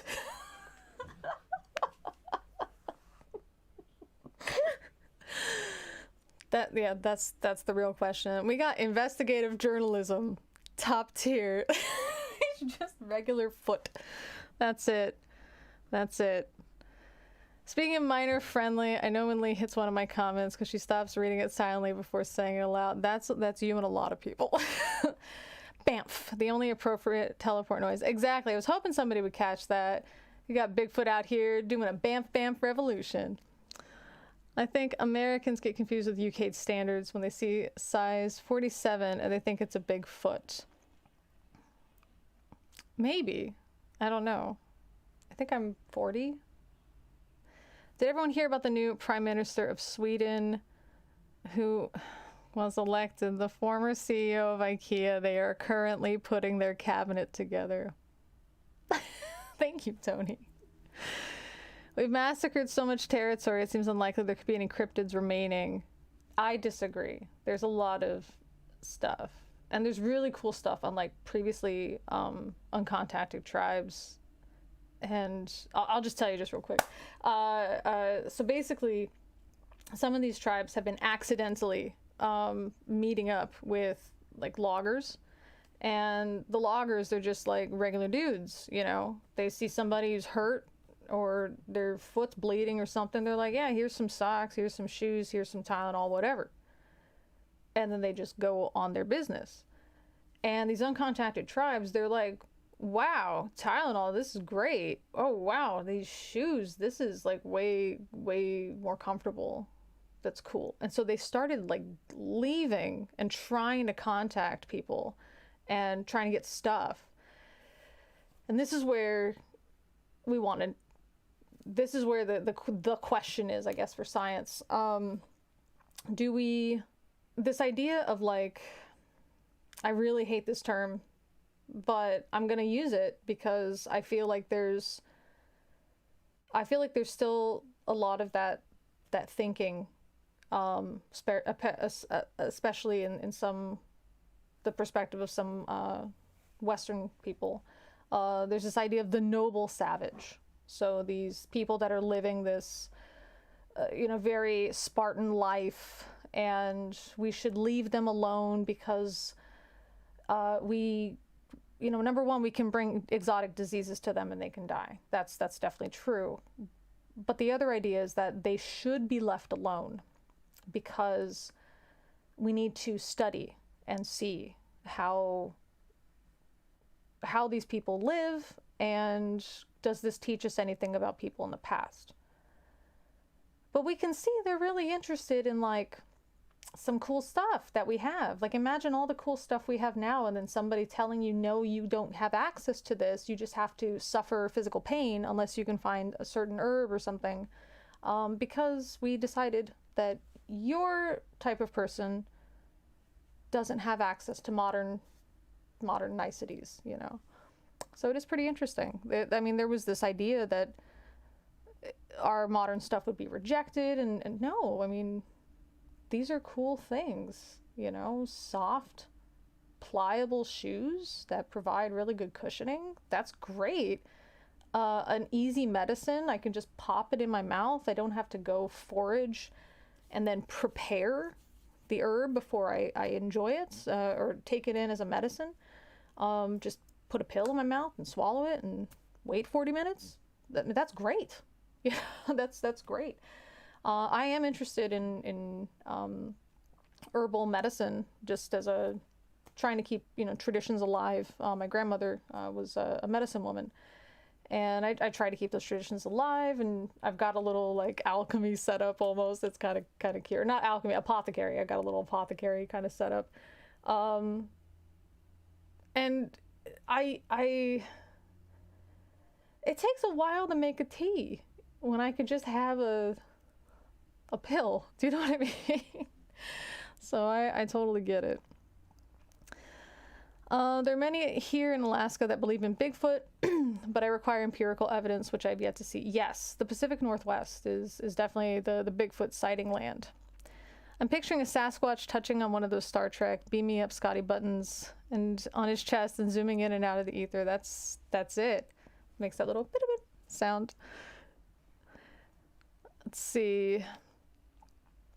There's a guy, Stephen Quayle, says a lot of nonsense, that they are transmorphic. I don't even know what that name means. I think they mean they can shapeshift. It's just that's my guess, is that it's a fancier sounding word than shapeshift. Embargo on jokes for now. Respect. You don't have to, like I said. I just didn't know. I just didn't know why you were posting the jokes. That's all. What's a dog's favorite congenital disorder? Cerebral palsy. Oh my gosh. I don't know. Is that borderline offensive? I'm not even sure. My brain is hurting. I don't like the flat earth. Don't call it a theory, a flat earth idea. I don't like the Bigfoot thing. I can't stop thinking about Enoch and how he's just lying to appear special. Maybe they're all the same type of guy, just lying to appear special. I hate renting. I feel weak. Oh, ranting, but I also feel better. Well, good. Please get all checks ASAP. Yeah, I really hope you don't have anything serious. I don't know. I just know that I want it found out as soon as possible. Is it alopecia? The hair thing? I don't know. I don't have any relatives with that. Like, all of my relatives are very hairy. Very Bigfooty, they're very hairy. Yeah, I can't think of one blood relative that lost their hair. Yeah. Get that pill for hair loss. It can prevent further loss. It can't revive lost spots. Yeah, that's the hope. That's the hope. So, I also thought, maybe it's just iron. I haven't been eating the best these days. Yeah, and it's kind of hard for me to keep food down too.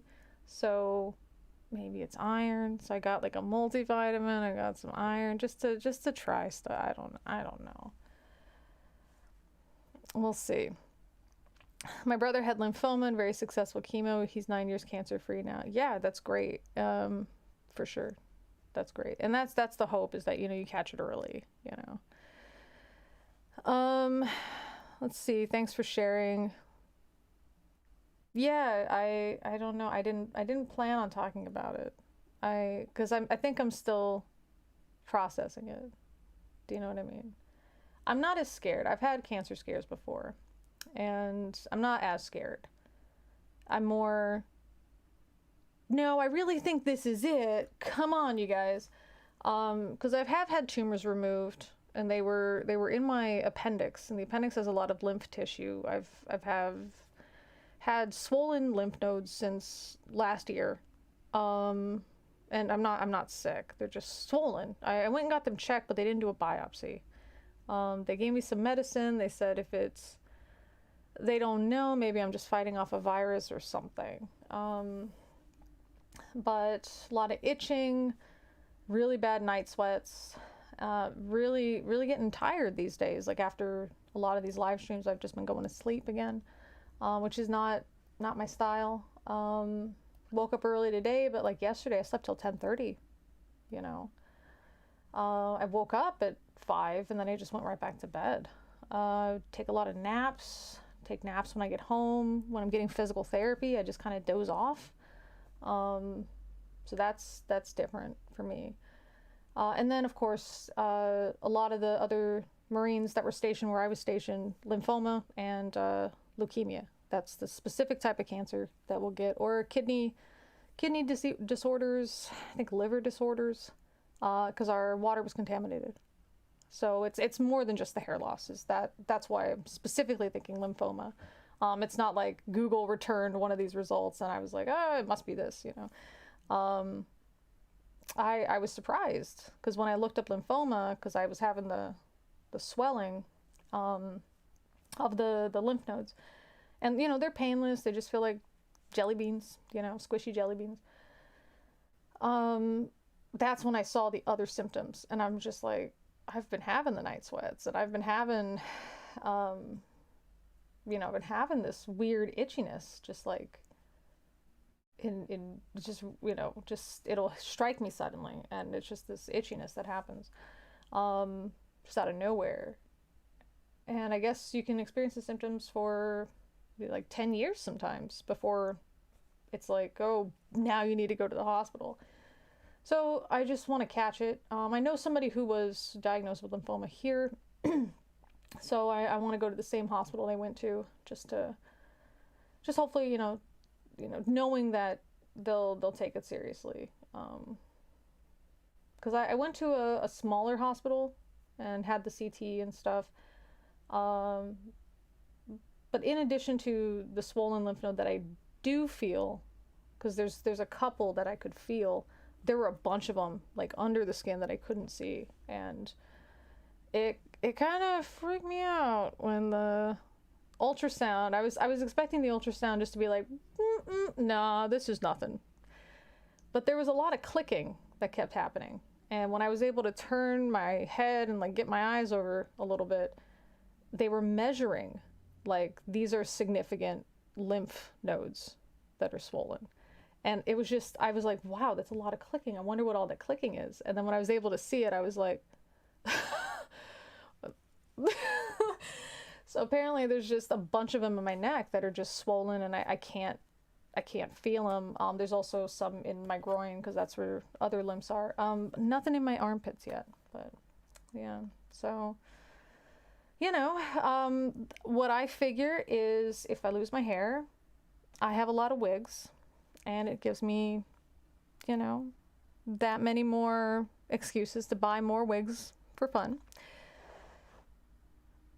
That's kind of where I'm trying to think. So I'm just kind of putting some wigs in my online shopping cart and just kind of trying to, you know, again, it's not so much a fear. It's just more like, I mean, it's very likely that it's going to happen. Let's just take care of it now. You know what I mean? The earlier we catch it, the better it is. So, and then, you know, my thing is, if I'm even more tired, and then I got my student coming in being like, oh, teacher, I'm tired. I'll be like, I have cancer. and I'm getting chemo, and I'm teaching, and I'm getting my master's, and you're tired. I'm here. Let's both drink some caffeine, get through it. I would just use it to just harass my students. So yeah, I'm feeling good that I'm not scared. I just really didn't expect to lose my hair. That's just a shock, because nobody in my family's lost their hair, except for the couple people that had to go through chemo, and they regrew it. So it's just weird. I do have hair makeup.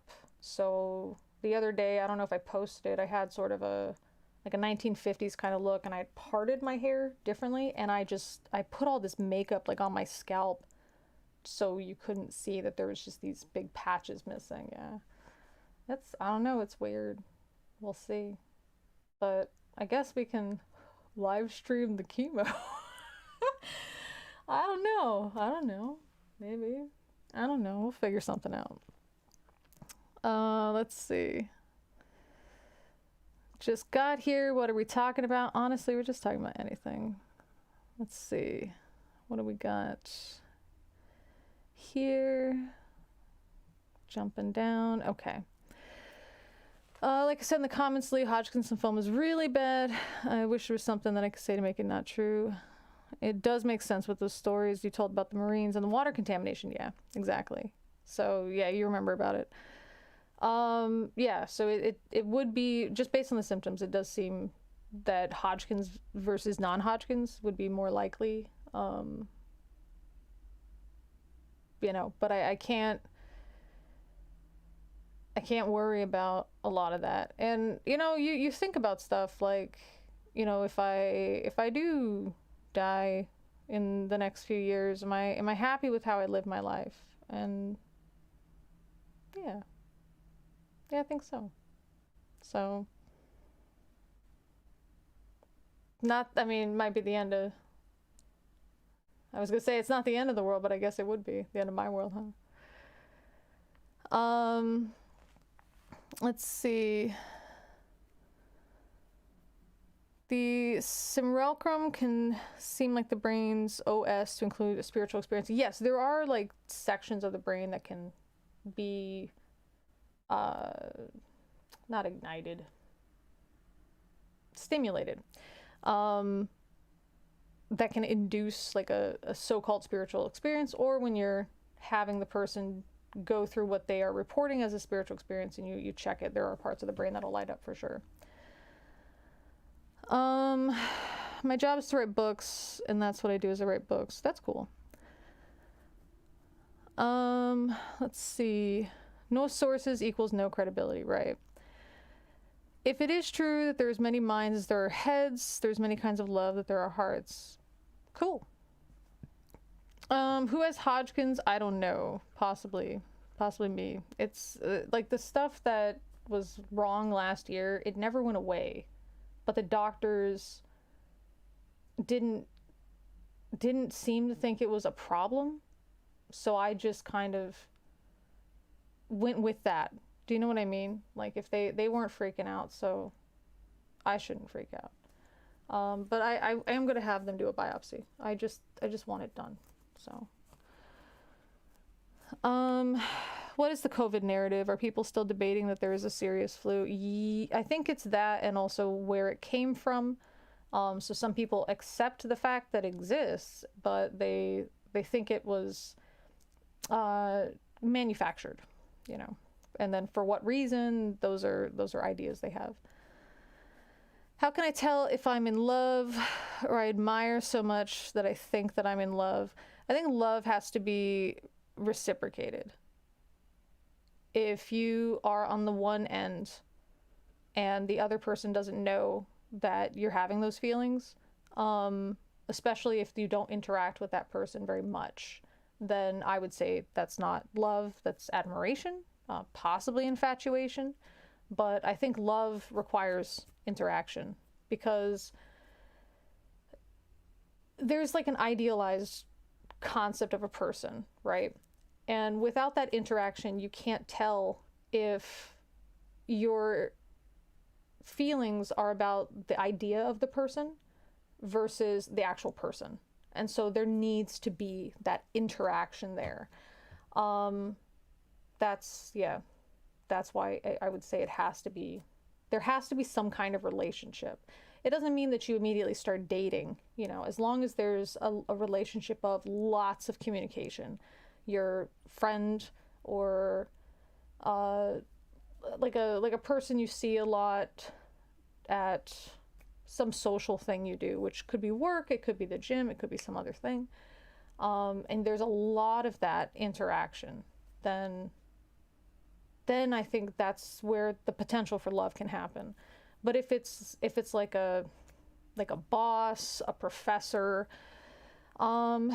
somebody that the barista that you see, and you get to know a little bit about her or them, I don't think you can love them. I think you can idealize them. I think you can, or idolize them. I think you can obsess over them. You can admire them, but I don't think you can love them, if that makes sense. But that's just my thoughts on it. Let's see. So I guess I will mention and hope people understand what I'm talking about. Used to watch an Australian show. It lasted 2 seasons. I don't see any other things, so I'll read some other stuff right now. Let's see. I've only got my 2 doses of the GPS tracker and autism generator. I have no idea what that means. FYI, APUS doesn't see incest as a wrong thing. So, I mean, he's talked about it specifically. So where do you disagree with his explanation of it, is my question. And again, if you're just going to use those like really immature nicknames, it doesn't paint you as like a person who has valid criticism. It paints you as somebody who's just really bitter and frustrated, and that's why you don't like the person. So we want to, just if you care about being sharing your thoughts and being taken seriously, then I would recommend referring to that person as AP as opposed to APUS. Let's see. My vision freaked out for an hour or 2. That sucks. Any reason? I get that sometimes with migraines. Do you get migraines? It is that reason, Lee, that you make a good attorney, because you clearly articulate and describe the difference between evidence and whether or not any evidence serves as proof. I feel like I would have a very hard time as an attorney. Maybe not. I don't know. I like the structure, but I don't know. Let's see. So Ratza, the thing that Khalid is saying actually, now what's funny is that in Islam, there's actually incest is encouraged, like marrying your first cousin, which is very strange that so many Muslims are really critical of what apostate prophet said about incest, considering incest is absolutely practiced in the Muslim world and not seen as anything strange. You marry your first cousin, which we know leads to pretty bad genetic or increased for genetic deformities. So I'm very surprised that Muslims even have a problem with anything he said. But what he was saying was that assuming, now he's saying I wouldn't do it, I find it to be gross. But if we're looking at morality from the perspective of, does it cause harm? And the related persons that are engaging in a sexual relationship are not reproducing. Is there harm, and they're consenting adults, is there harm that was caused? No. So that's all he was saying. He wasn't saying that it's okay for predatory behavior to occur. He wasn't saying it was okay for non-consent to occur. He wasn't saying that it's moral to produce children in that type of relationship. He wasn't saying coercion's okay or anything like that. He's just saying if we are to define morality as what reduces harm to consenting adults having non-reproductive intercourse that happen to be related to each other would not violate that. That's what he said. He was very specific to say it. And again, I'm really surprised Muslims even have that criticism, because they practice incest. It's usually not brother sister, but it is first cousin, and that would still be considered incestuous. So I again, that's a really, really weird thing to pick at, especially because he was very clear in what he was saying, but it was just so distorted, like, oh, we can use this to make him look like he's a immoral person, but or a gross guy or whatever. And again, he was very clear to say, this is not something I want to engage in. I think it's gross personally, but if we're looking at morality specifically this way, and it's only in this specific type of interaction, then it wouldn't violate that. That's all he was saying. Reading's an inefficient way of explaining. A good video can teach you in much less time. The visuals help a lot. It just takes a ton to create the material. Yes. With a script, because the stuff I'm doing, sometimes it's not as efficient. Confirmation bias is hard to avoid. Exactly. I always tell the kids to do their own research when their teachers tell them something is a fact. Exactly. If it's a fact, it can be proven as such. You don't have to take my word for it, you know. Let's see.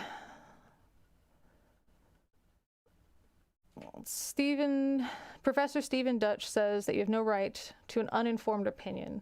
The professor likes his hard and fast statements. I don't know. I would disagree with that. I think that I don't see the reason for developing an uninformed opinion. I don't see that reason why somebody would do that. I think it's really a waste of time and pointless, and colors you against future information. So it's to your detriment to develop an uninformed opinion. But I don't think people really analyze their thought processes that much. And again, I'm not saying that in a condescending way. There's a lot of stuff I do that I don't analyze. You know, I'm really worried about germs and stuff, right? And you know, eating healthily. But one thing that some people will get on me about is I still eat with my hands, because that's a cultural thing that I just was trained to do. And so I just eat with my hands. And so they'll say, you know, I thought you were worried about eating healthy, and yet you take your dirty hands and eat your food. Well, I washed them. Well, you know, still. And at first I was kind of like, this is my culture, rah, rah, rah, rah. But then I thought, actually, you know what, maybe there is something to that. You know, maybe I didn't wash my hands as well as I thought. And sometimes you just don't even think to, because you washed your hands earlier, and then you go about your day in your house, and then you don't think, oh, my hands are so filthy with the dust of the world, you know, I have to redo that. You know, so yeah, maybe I need to stop. So yesterday I made sure to get some eating utensils, which again, I don't like it. I don't like it. It feels I don't know, it feels foreign, it feels performative. It's just strange. It's strange to describe how I feel about eating utensils, because you just eat with your hands. But I thought, no, I need to start doing this. But so again, you know, you don't analyze the things that you just do all the time. But yeah. Let's see. H Bomber Guy had a great line. The moment you stop defending your opinion and must insist that you're right to have it, something has gone horribly wrong. That's a good point. One thing I like to say for people that have to lie about somebody or lie about a topic to try to make a point is, if you have to lie about something to make your point, then it's time to reevaluate your point. Is it possible for a minister to not be very prime? Let's see. I think we have a duty to leave uncontacted tribes, not to study, but just so their cultures, languages, etc. survive. That's true, and we can document it, which I think is helpful. And we don't have to force them into adopting stuff, and we can only communicate with them through their own cultural understanding. So we can make sure to do that. I think that's a good point. North Sentinel Island, I don't really understand how they survive the same way they've been surviving. You know what I mean? Also, the joke works extra good since the leading part... Oh, you're talking about the IKEA joke. It's a good time. It was a good joke. Star Trek Prime Directive, don't interfere. Right, but maybe people want it, you know? Cargo cults are a thing. That's true, but again, maybe they want it. And who are we to say you don't get to have modern niceties because we want to study you? You know, it just seems odd. I wish to see your alchemy setup. I'll take a picture of it. It's but apothecary. I'm not trying to make gold.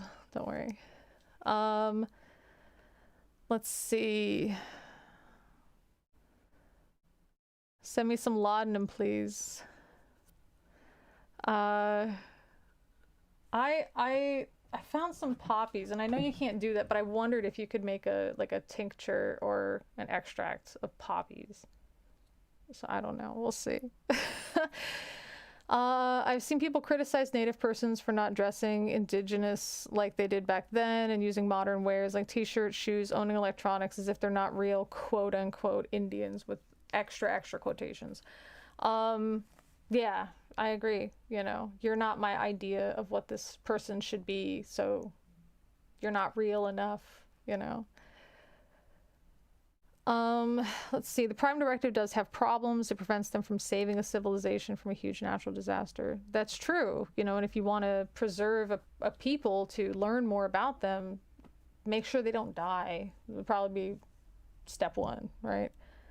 So transmorphic means shapeshift. Why doesn't he just say shapeshift? Oh, I get it. He's trying to sound fancy. You know how people are. I was having fun with my writing for school because I got to like exercise the old, you know, academy, like the academic vernacular. But I think for regular, like if I'm sharing information with just a group of people, regular English is adequate. Let's see. In Humboldt, California, they're on about Bigfoot too. Really? Not the, what are they called? The Night Stalkers? You know what I'm talking about? The freaking, they look like the billowy toothpicks. You know what I'm talking about? You don't have a lot of iron in your blood, which, well, I mean, how do you know? I didn't even check it. Let's see. I can actively see you processing it. Your face says more than your voice. Yeah. And that's another study I want to do, is the idea that empaths are just people that are more perceptive for non-verbal communication. But yeah, I think you know, there's a lot for communication, and sometimes words just don't cut it. Just walk through a traditional market when you're hungry. If nothing attracts you, then you really need to see a doctor for eating. That's true. That's definitely true. I'm pretty dramatic when I say I get sick, and I do say, oh my God, is this the end? It might be the end. I'm very much over dramatic when I get sick. That's fun. Could it be chronic fatigue syndrome? Sorry, jump down again. I know swollen lymph nodes are pretty common with people who are diagnosed with it. I mean, it may be.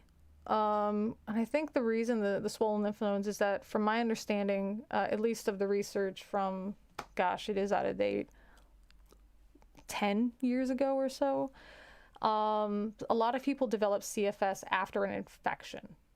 So that was an interesting thing. So that might be where the connection is. Yeah, I mean, it could be. But I don't know about the night sweats, the itching, but then also the tumors in that lymph tissue, which was the appendix, and then the higher risk of it specifically from my military days. I don't know about the apple cider vinegar to help with the absorption, the bioavailability, that's the word for it. Yeah, stress can cause hair loss. I mean, I'm trying to be as least stressed as possible, but physically, migraine I'm very stressed, physically stressed. But I do take magnesium every day, actually, for migraines.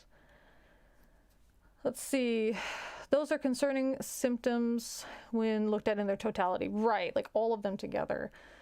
You're definitely not what I'd call an alarmist. Hugs. Thank you. Is Cherry Point on the list of water contamination? I don't know. Just a sec.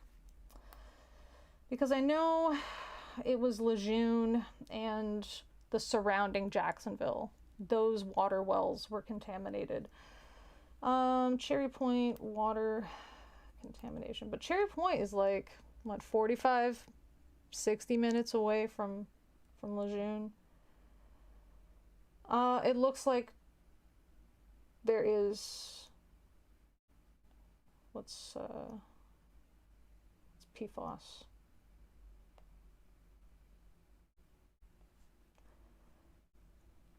Contaminated water, Cherry Point, Havelock. What's being done to clean it up? Boy, 1994. Yeah, they weren't checking nothing, man. This has been going on since the 60s. And they told them to stop in the 80s. They're like, oh, we stopped. The reason for it, if you guys are just curious, is the dumping laws are different on military bases. Okay, so these are products used to make things stain resistant, waterproof, and non-stick. They're also found in firefighting foam used by the DoD. Okay. So they tested more than 250 wells. Now, for Lejeune specifically, I know that if you were there for even a day and you develop any symptoms, the VA will cover it because they're like, that's how badly contaminated it was. So I'm not sure if that's the same with Cherry Point. You'll have to check. Let me tell you, when I went in, because I had my neutrophil count, which is I guess the white blood cells, was 50% of what it should be one year. And I remember I went into the VA and I was like, yeah, I just want to get this like checked again, you know, because I got these results before. And they were like, okay, so where were you stationed? I was like, Camp Lejeune. And they looked at me like dead man walking. Like they're just, that face, they're just suddenly like, oh, is it that bad? So it wasn't, so, you know, why, you know, when I, sorry, I just got really dizzy. I'm going to turn off the light real quick. Where are we at? Okay. I didn't want to turn my head because I'm dizzy. What was I saying? It's hard to think when this happens to your brain. Why did we have this half count and then we don't anymore? They said it could be anything, antibiotics, which I wasn't on, or again, physical stress. So the migraines was like, oh, maybe that was it. Yeah. Such a positive outlook. I love it. I don't know if it's positive. I think it's more just, I'm tired of being afraid of it. Boss Lymph does not spark joy. He does not. Boss Lymph. He's still here. You can't really see him as much, but he's where's he at? I gotta tilt my head. Yeah, there's one, but that's not Boss. Boss Lymph is here. So please look in the benefits of fasting for chemo. I do like 20-hour fasts. Not for liquids, but yeah.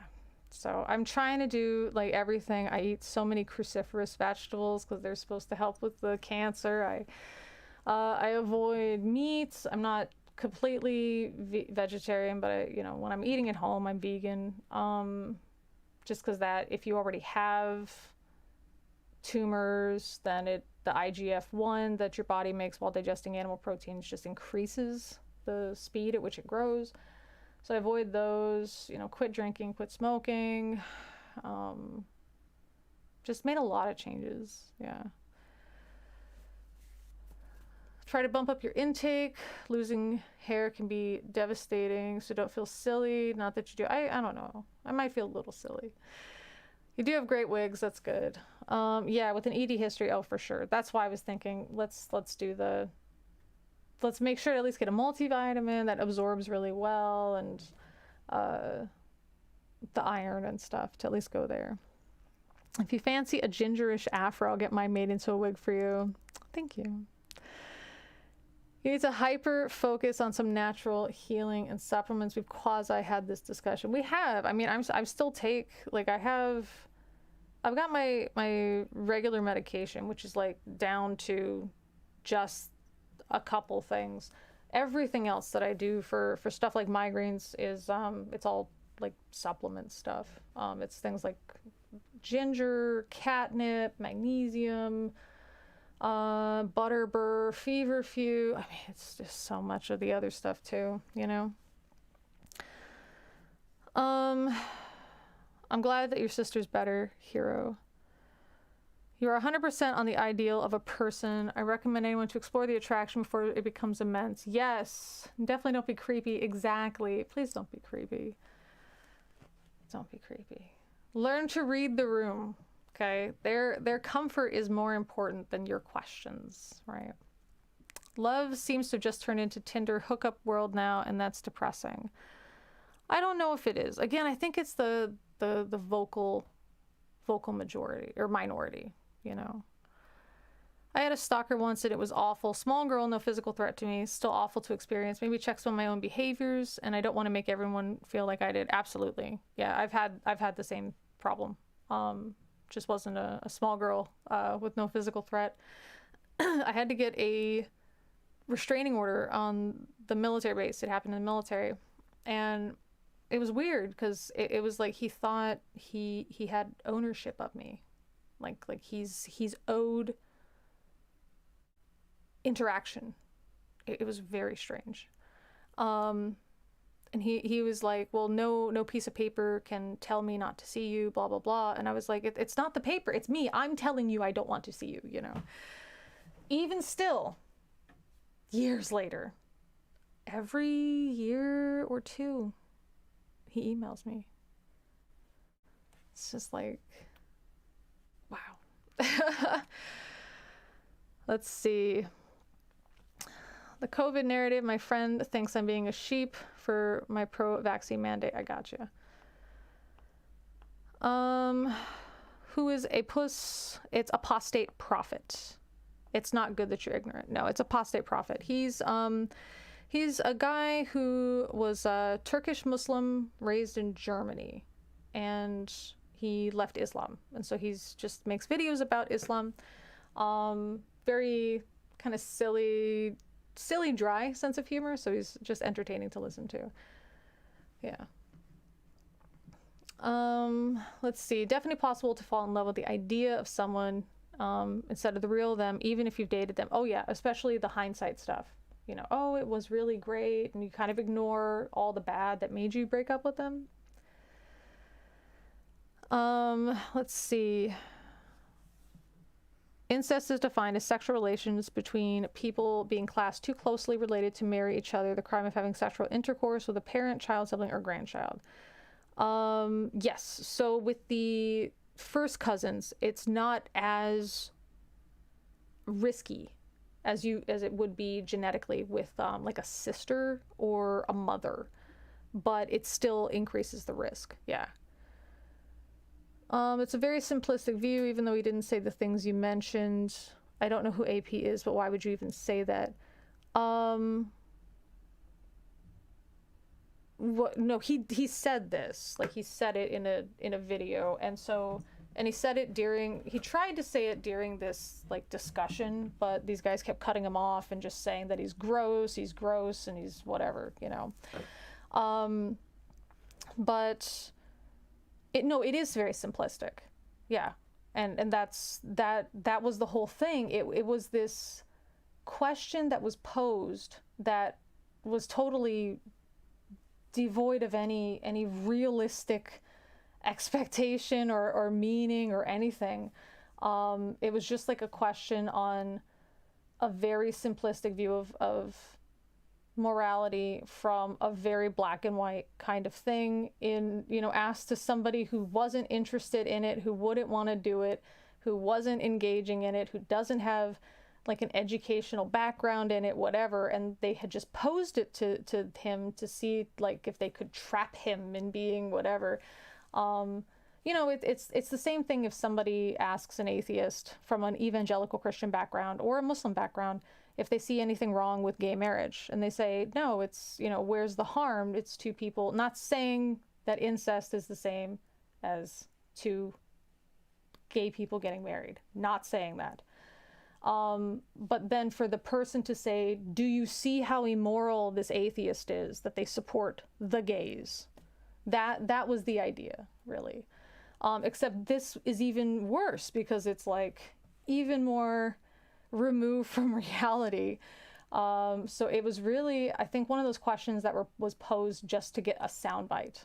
Do you know what I mean? That's like a trap question.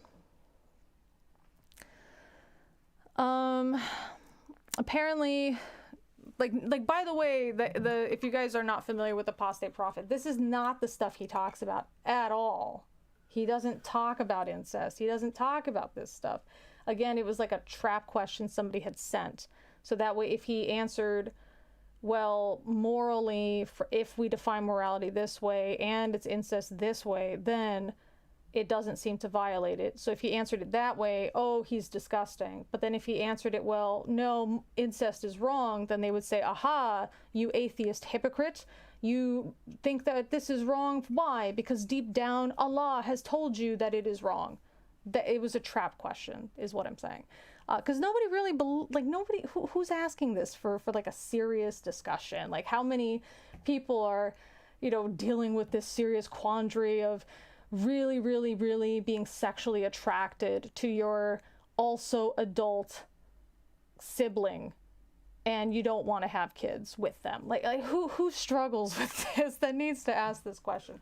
So it was one of those, because there's those questions that like flat earthers, for example, if they ask you if you're an atheist, they tell you that you need to go read the Bible, and it's in the Bible, and you're evil and a Satanist and whatever, and that's why you're part of the New World Order and don't believe in blah, blah, blah. But then if you tell them that you're Christian and you don't believe in the flat earth, they tell you you're a bad Christian because the Bible tells you that the earth is flat, blah, blah, blah, blah, blah. So it's like a trick, it's like a trap question. Do you know what I mean? Any way you answer it, you're wrong to them. That's one of the problems. Apparently when full siblings grow up and grow apart, they meet as young adults, they often fall in love. Physically similar, never been programmed not to fancy one another.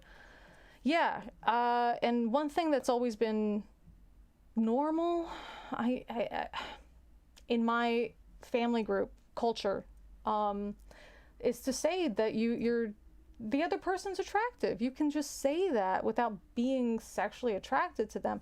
I have a lot of very attractive cousins. Very attractive. My brother's very attractive. My sister was very attractive. They're very attractive people. That doesn't mean I want to have sex with them. So to me, that was always weird. Like this idea that you are inherently repulsed by the idea of even thinking that a sibling or cousin is attractive. They're attractive. They're just objectively good-looking people. That doesn't mean I want to do anything with them, you know, but they're good-looking people. So, let's see. So it looks like Paul and Mage, you guys should have more talks on this. I think you guys would feel really good having talks about just the single life. Yeah. Being entitled to opinions is called freedom of speech. I don't know about that. The freedom of speech is the freedom to express something and not be imprisoned for it. That's freedom of speech. Being entitled to opinions is part of that, I would say. But I wouldn't say it's total, that's all that freedom of speech is. But I don't think you were saying that, but just something I read. I know that there's like a limit for characters, don't worry. I'm lucky enough, dang it jumped down again. Hello Brainbug, thanks for joining me. Let's see. Oh my gosh, where are we? I'm lucky enough to have had some of the actors, actresses, people I've had crushes on, looked up to. Most are pretty normal, which is great, and I keep loving their characters. Yeah, that's good. Yeah, that's way better, because I was a real big fan of Kevin Spacey. Oops. You can definitely do that with poppies. Whether you ought to or not is a different matter. I don't know. But then, you know, what's the dosage? That's the other nice thing about pills, is there's a dosage for it. Like, I know when I take this pill, it's 500 milligrams of acetaminophen. I know that's exactly what's there. But with the other stuff, it's also good because there's other stuff that comes with it. Like there's different things in ginger or turmeric, for example. Yeah, so it's a good time. We're all cousins, so distant of a cousin you have to be before it's weird. Yeah, that's true. My younger son is the world's biggest empath. I adore him for it. Then let him be a part of my empath study later. Let's see. On the other hand, when the relation gets too distant, it gets weird because they're different species. Womp womp. I need nonverbal communication. I'm often confounded by verbal communication because of soft language. For heads, eyes, and mouths tell much more about the person. Maybe I've played too much poker, possibly. For me, I need to know either what's a normal reaction for an individual, but also the problem I have is everybody's a little different, so I have a hard time judging like a single face, like a facial expression, a single facial expression. So that's what I have a hard time with. Marrying your cousins isn't considered incest. Well, genetically. Atheist speaking about morality. I mean, what is morality according to you? For me, I would say doing the least harm. I don't believe in prayer, but I can't do anything, so the best that you can do is pray. Miss L, were there any weird stuff in the burn pits too? I wasn't around any of that. Well, did we have one? Maybe. But it was more of like the contamination just came over decades, and it was based on like garbage, like landfills, like dumping, or putting stuff into, like rinsing it into the water system. There's like different laws about it, I guess, on military bases, or there were. That's at least what I was told. So some of the stuff that may need to be handled a different way, or treated a different way, or disposed of a different way, it was just like, whatever. We'll just, like any other trash or any other liquid. And so that's how it got, the water was contaminated with carcinogenic stuff, yeah. Let's see. Morality is only the doing things which cause no harm or maximize benefits. Yeah, that's why I say the least harm. Because I don't think no harm is possible. So the least harm. Yeah. Morality was described as reducing harm. It's subjective, but I know what you want to say. Morality is always subjective. That's true. I guess pollution is a problem in many U.S. bases everywhere, including Korea. Tell me about it. Before you said I just got really dizzy, the camera defocused a bit. Minor earthquake or something. I did hit the thing, like I put my hand down, so that might have jostled it, but I don't think it was a minor earthquake. Let's see. Yeah, Tekken, I'm not sure if that's how you pronounce your username, but you're right. It's every atheist is different. Yeah. I lost 100 pounds, including with a 40-day water fast. How was that water fast? Got a big promotion at work, doing best to be a good human. That's great. Do you have all the types of auras with your migraines? Not typically. I don't typically have visual disturbances, but when I do, it's chunks of my vision is missing. Yeah. So it'll be like, man, how do I do this? Trying to just like imagine, like, okay, so you have like a field of vision, right? And then like this is what you can see, and then I'll have like, this will just be black, so the white spots will be black. That's how it'll look, just out of nowhere. So but it's really rare for me. The last time that happened was it was in the middle of teaching, and I was trying to pick an image on Google image search, and then suddenly I couldn't see anything out of most of my left eye. And so when I was moving like the mouse and stuff, I just couldn't figure out what I was looking at. So I was asking the students to help me, and they were great. So I definitely still work with my migraines, and I do that to let the students know that even if you have medical issues and you're just defined as disabled, you can still work and have a life. I'm not thinking it's your nutrition. I worry about recommending fasting with me. Oh, yeah, that's true. But that's also the reason I'm fasting. But also because it's supposed to be good for you. You know what I mean? It's like those things where it's like, it's good for you, and then that's how you justify it. People have BPD are so in tune what's going on inside you, it's scary. Don't ever lie to somebody that has BPD. Okay. Let's see. The militant atheist agrees with Tekken. It's a misconception that atheists believe in nothing. We believe in a lot of things, and the only thing we agree on is a lack of belief. Right. Then let's say Nazis and Soviets, when they were killing people, that was their morality. Is it right? Now, Khalid, we all just said, I thought we all agreed in some form it's to do the least harm. Do you think murdering people is to do the least harm? Come on, Khalid. So you're kind of just giving like those like pre-programmed responses, and that's why I was saying you can have a conversation, not like try to guess where we're going or be one step ahead or anything like that. You know what I mean? Just have a conversation.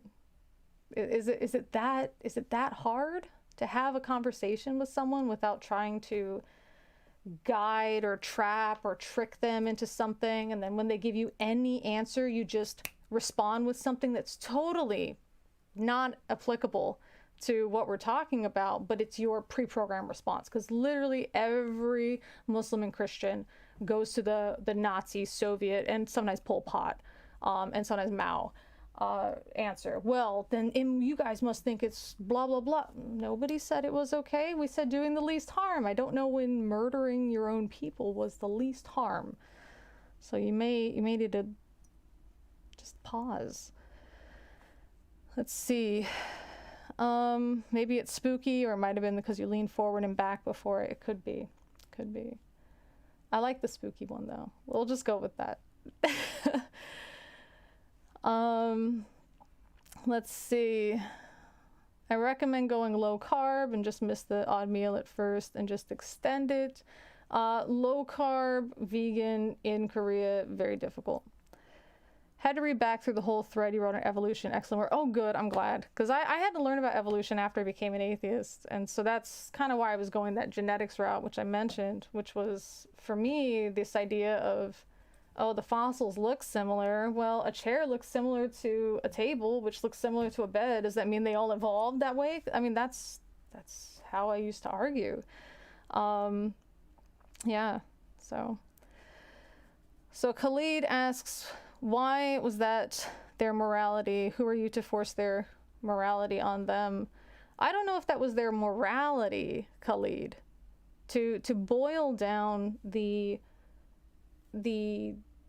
goals of both of those governmental regimes as morality, I think you are either missing the point or just need a quick history lesson. So I'm not sure which one it is. If you can let me know, if you just really don't know why they did that. It wasn't for morality, though. As far as forcing morality upon people, there's this idea, I forget what it's called, but basically it's, if you were to be born into your society, but you don't know which person you get to be born as, like which social class, would you be okay with it? If not, you need to fix the society because there's harm that's happening. So if you were to ask somebody that was pro-Nazi living in Nazi Germany, and you would ask them, so if you were born as a Jew, like, do you like the Nazi Germany society? Yes, I think it's great. Okay, so if you were to be born as a Jew in the society, would you be okay with that? Whoa, no, absolutely not. Okay, then obviously this is not a good society for people. It is a society that you like because you're in power. So we want to make a society that if we're going to live together, we want a society where we can live together. That's the purpose of the society. So we have to just really think to ourselves, why are we even living together, right? It's for safety, it's for social interaction, blah, blah, blah. So why would we adopt a system that undermines that at the root? There's no point. If we're all living together to function together, and then there's people that are trying to limit how people function, they're the ones that are interfering with society. Now, if they want to separate and make their own society, I guess they can do that. But to subjugate other people, that would not be okay. Because that's just, again, goes against the whole point of a society, right? It just doesn't make a whole lot of sense. That's like you saying, well, how can you say it's bad if a CEO shoots all of his or her or their what am I thinking? Not clients. What's that word? See, this is why live streaming sucks sometimes. That a CEO would just basically shoot anybody that's involved with their company. Why would they do that? That totally destroys their company, right? Or you would shoot all of your customers. That's the word I was looking for, customers. Why would you shoot your customers? They're the ones making you money. It totally defeats the purpose of being in a business, right? So in the same way, why would you kill your own members of society? Why would you limit members of your society? Why would you do that? It totally undermines the whole purpose of a society. So that's how we could say, so which person is, more correct, right? Is it the person who's in line with the healthy society, or is it the person who wants to undermine the healthy society? And the goal is to maintain a healthy society. Whose way is going to work? Our goal, maintain a healthy society. Are we going to follow the person who wants to do that, or follow the person who wants to undermine that? Obviously the person who wants to support a healthy society. So that's how we can look at it. Maybe that helps. Let's see. I can't force my morality on anyone. The way a government runs is pretty much out of my personal control. Right, and the way the government runs is it's not a moral topic. There's a lot of other things that a government factors in. So to boil down the entire Nazi regime to, that was just the morality of the Nazis. Absolutely not. Absolutely not. It's totally ignorant of different factors of government. It's ignorant of what happened after World War I to Germany. It's ignorant of psychology. It's ignorant of sociology. It's ignorant of all of those things. To just say, oh, it was just their morality. Absolutely not. Like, these are those things that people teach you with apologetics. I forget the word, Duma? Not Duma. There's a word for it in Islam. I forget exactly. I thought it started with a D. But it's basically dawah. That's what it is. You get these ideas from people that sound like, oh yeah, slam dunk, this will really get the atheist. But the reason they sound so appealing is because they're so ridiculous, and they're so outlandish, and they're so heavy or hot of a controversial topic. You need to take a step back and say, well, wait a minute. Did the Nazis do all this because of their governmental morality? Were there any other factors? To boil it down is just way too simplistic. It sounds good on a short TikTok video, but it's not reality. You know what I mean? That's why I say you have to have a conversation with me. And you're not having a conversation with me. Maybe you are later, but so far you're actually commenting to everybody else. So after I addressed your question, you just dropped it. You didn't say fair point. You didn't say I disagree because. You just dropped it and just started poking to everybody else, which again, you're fine to do. But it seemed like your first conversation was just to be with me. And then it wasn't. You're just, what's your purpose of being here? Really? Because if you want to have a conversation with me and ask me why I was at this place on my channel during my live stream, then yeah, do that. But to come here and ask a question and then I give you a really thorough answer, and for you to completely ignore it and just say, well, I'm going to talk to other people, it looks like you don't know how to handle a conversation about serious topics. That's what it looks like. Now, I could be wrong, and I hope that I'm wrong. Let's see. By which ground are you saying? Because I'm pretty sure if I talk to other atheists, he will give me other definition about morality. I mean, maybe, but again, you know, what's the goal for society, right? The best way to convert a Muslim is providing soju and samgyeopsal. It does the trick. Oh dear. Well, samgyeopsal is pretty good. Let's see. Being atheist and against organized religion, also not a moral stance. For me, it's a logical conclusion. I would say organized religion, I would say that is a moral stance because it does harm. That's why. Okay, so you do have comments to me. Cool. Let's see. So the West shouldn't attack the Nazis. So again, Khalid, if that's your question, so the West shouldn't attack the Nazis, you have absolutely no idea about military history. Absolutely none. You have no idea why wars are fought. Absolutely none.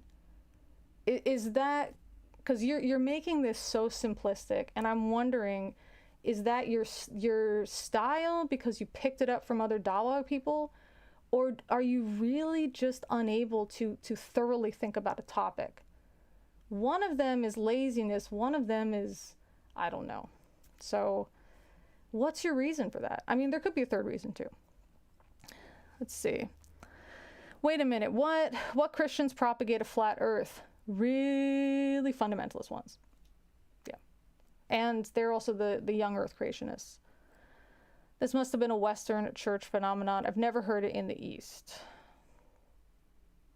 I've only heard about it in the US, the UK, and Australia. Maybe Canada.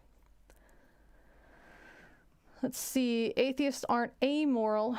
A person doesn't need religion to have morals or a good person. Atheists are more moral because they have their morals in height of new information and wisdom, rather than being set down by Stone Age shepherds or nomads.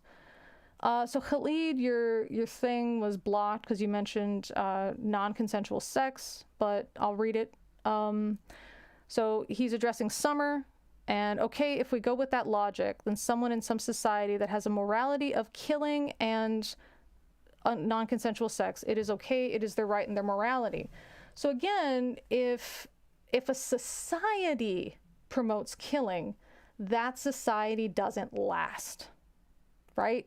What society will last if it promotes this kind of like unmitigated just slaughter? Doesn't make any sense, okay? Now, when you say someone, again, you say, is it their right because it's their morality? They are undermining the society in which they live. That's the issue, okay?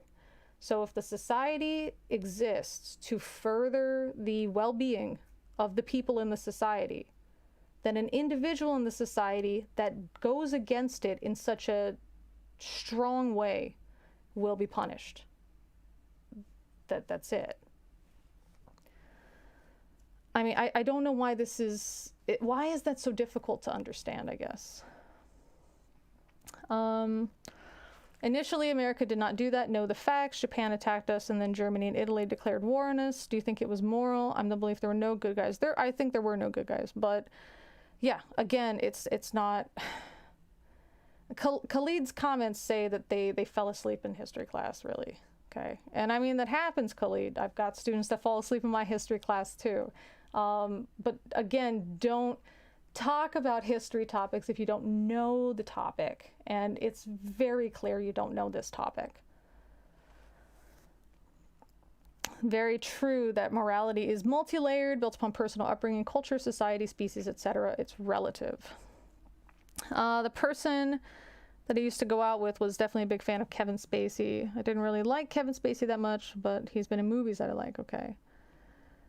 Khalid, I answered the first, but you're only engaging everyone else. Right. So Khalid is, I'm not sure. Again, it just seems like just seeing, well, what's the closest thing that somebody said that sounds similar to an apologetic that I've heard? and that's why he's all over the place. Khalid says, so we can all have our own definition of morality. So Khalid, again, I'm not sure what we're not following here, okay? An individual may have their own idea of morality, but if they act on that morality in a society that does not allow for that morality, then that person will be separated from the society. That's it. And then we have to ask ourselves, take a step back. Why do we have society? What was the purpose of society back when we created society, you know, several thousand years ago? Why did we do that? And again, it's for safety, it's for security, it's for social support, it's for physical support if the person is sick and whatnot, it's for mental well-being. All of those things are the reason we started a society. So every person in the society should have that as a basic. That should be a basic thing the person's entitled to. Safety, physical well-being, mental well-being, those basic things. So if we're going to have a society that wants this, and we have a person that doesn't do that, that person has to be removed from the society. That's it. Now, if you want to make a society where you murder everybody, you'd have a hard time finding people that want to join you. If you say, hi, my society is going to be built with the moral focus of murdering anybody I want and forcing myself sexually on anybody I want, who's going to join your society? Maybe a couple people, and then that's your society. And those morals that you guys share in the society won't undermine the purpose of your society because you've defined your society that way. But you're not going to be a very productive society, and you're going to kill yourselves. So it doesn't make a lot of sense in terms of survival.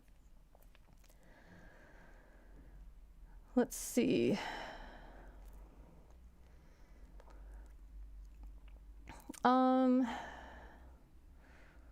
There is no wrong way of pronouncing my username. I made it up a long time ago. Okay. I'm going to call you Tekken. It's just easier, and I like the game. But that's your own definition of morality, not theirs. Again, what is the purpose of the society? Okay, let's think about Spartan military society. One of the goals in Spartan military society was to encourage self-sufficiency and also survival.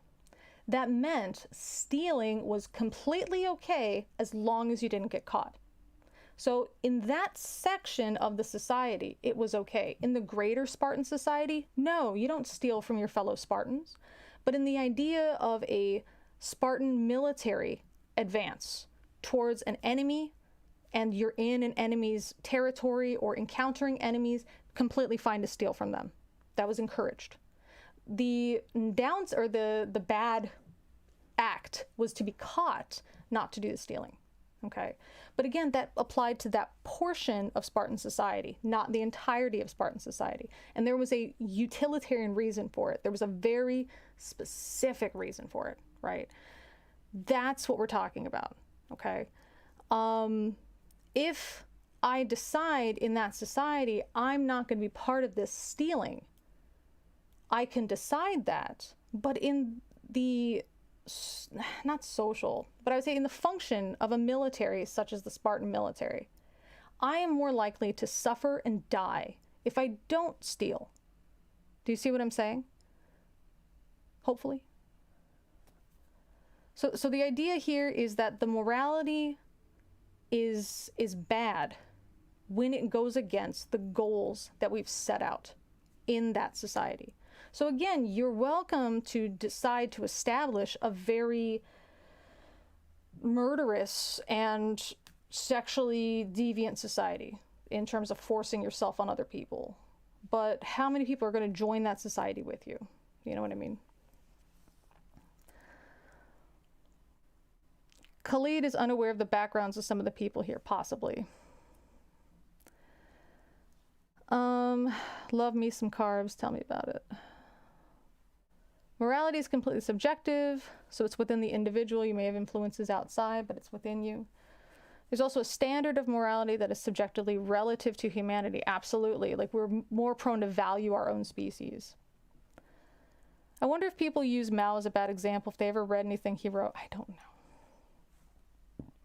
I really value these chats. Such a great audience. I think I'm going to fall asleep shortly, so I'll stop chatting. Okay, well, have a good night, and hopefully you can catch some of it, but I don't know if you want to leave this on while you're trying to sleep. It makes for some weird dreams. Let's see. Many of us were very devout in a religion. Dismissing our histories is to assume we are ignorant and inexperienced. You're clearly battling from the point of religion. That's a good point, Summer.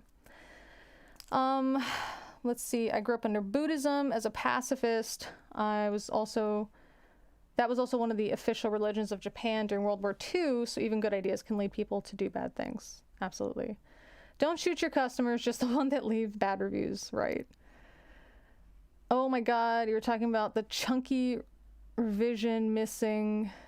That's what happened when I was experiencing. I almost died. I'm on the rocks above LA. Oh, that sucks. That sucks. Thankfully, it used to happen more frequently, and it had only happened once while I was driving, and I just, what do you do? You just pull over, you know, and just wait. Or call somebody to drive your car home. I'm not even that religious person, and I can give you many devout atheists who became religious, so I don't know what you're proving. Khalid, are you that person that just posted on my video, assumed I was a Christian, and said there were many things wrong with your Bible? And I was like, you didn't even know anything about me, and then you're making this assumption, and then you made a claim that you knew one atheist that became Muslim. So are you just here to talk at us? Because it doesn't seem like you're listening. It just seems like you're repeating over and over just the same stuff you've heard from apologists, and that's not good for anything. You know, if that's how you want to do it, that's up to you.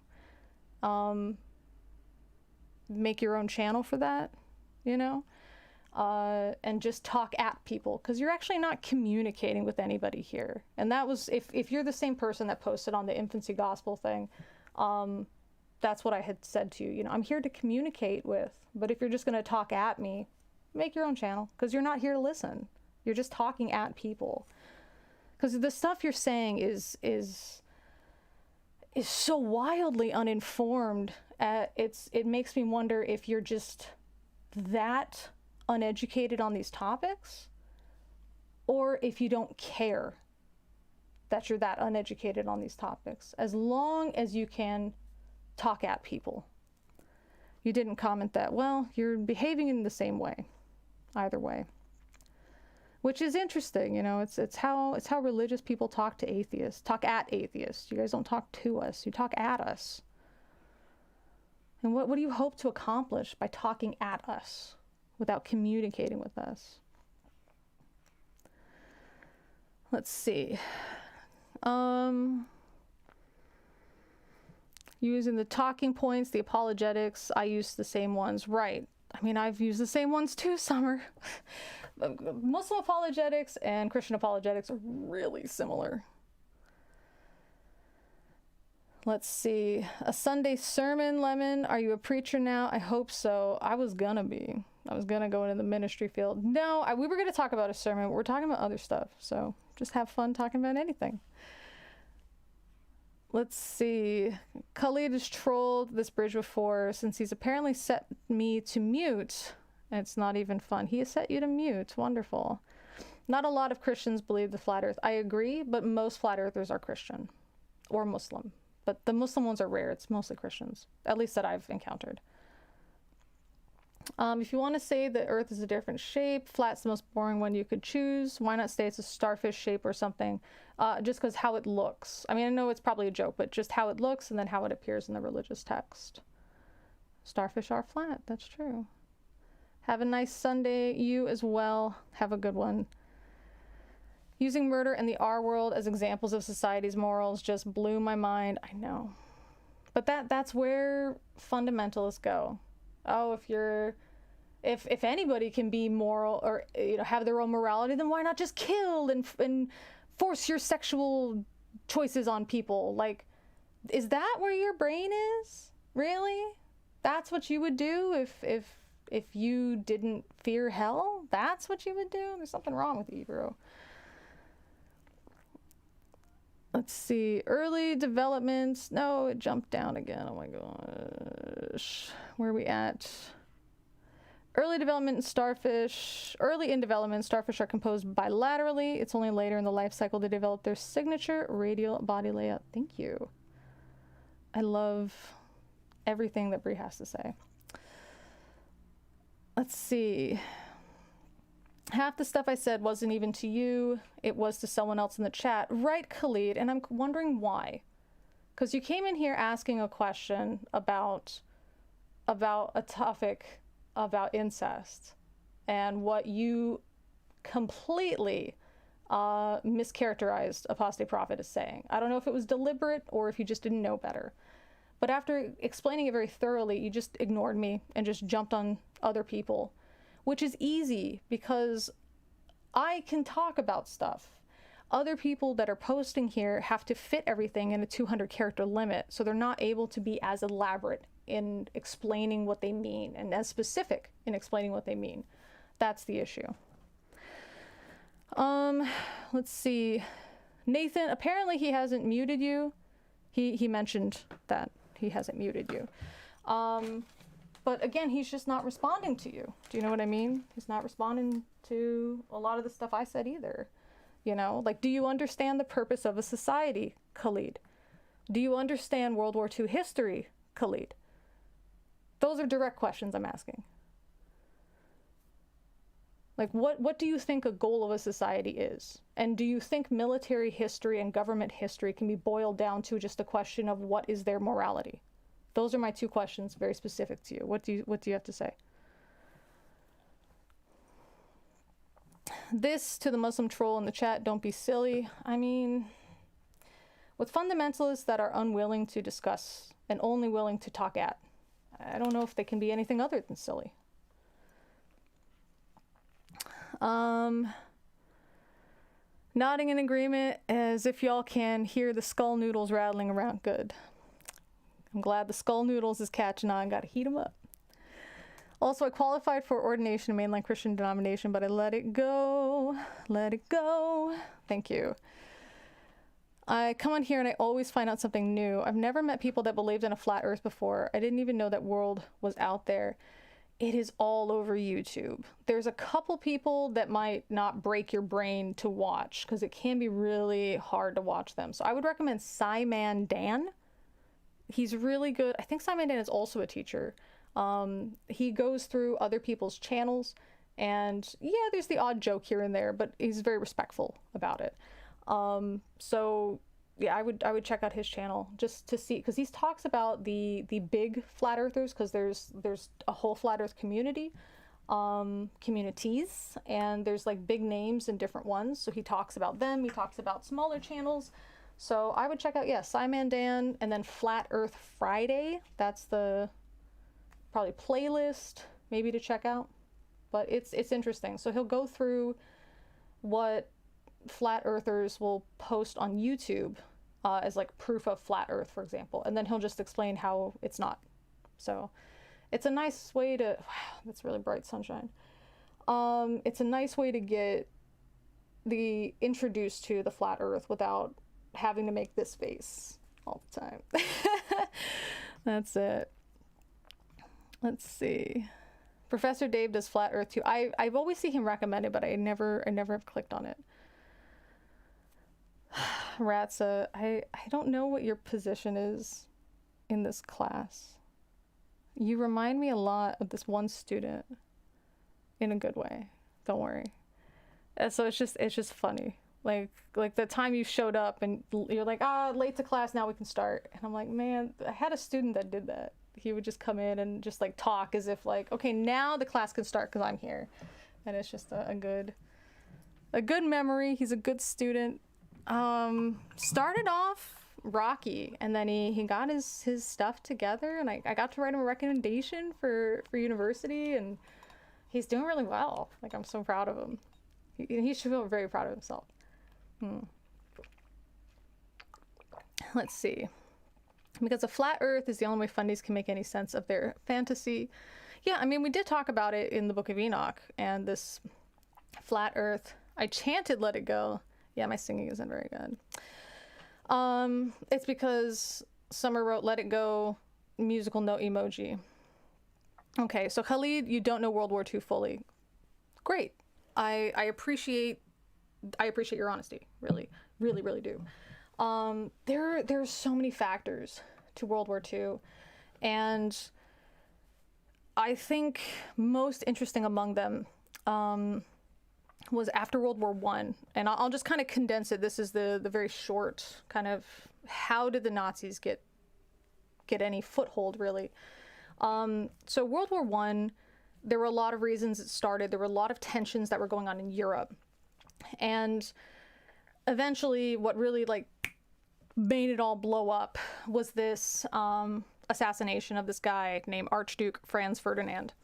We have Austria today, we have Hungary today, but back in that time it was Austria-Hungary, and they had a lot of territory that included Serbia, and Serbia was not having it because they're like, ugh, we want to be our own independent group again.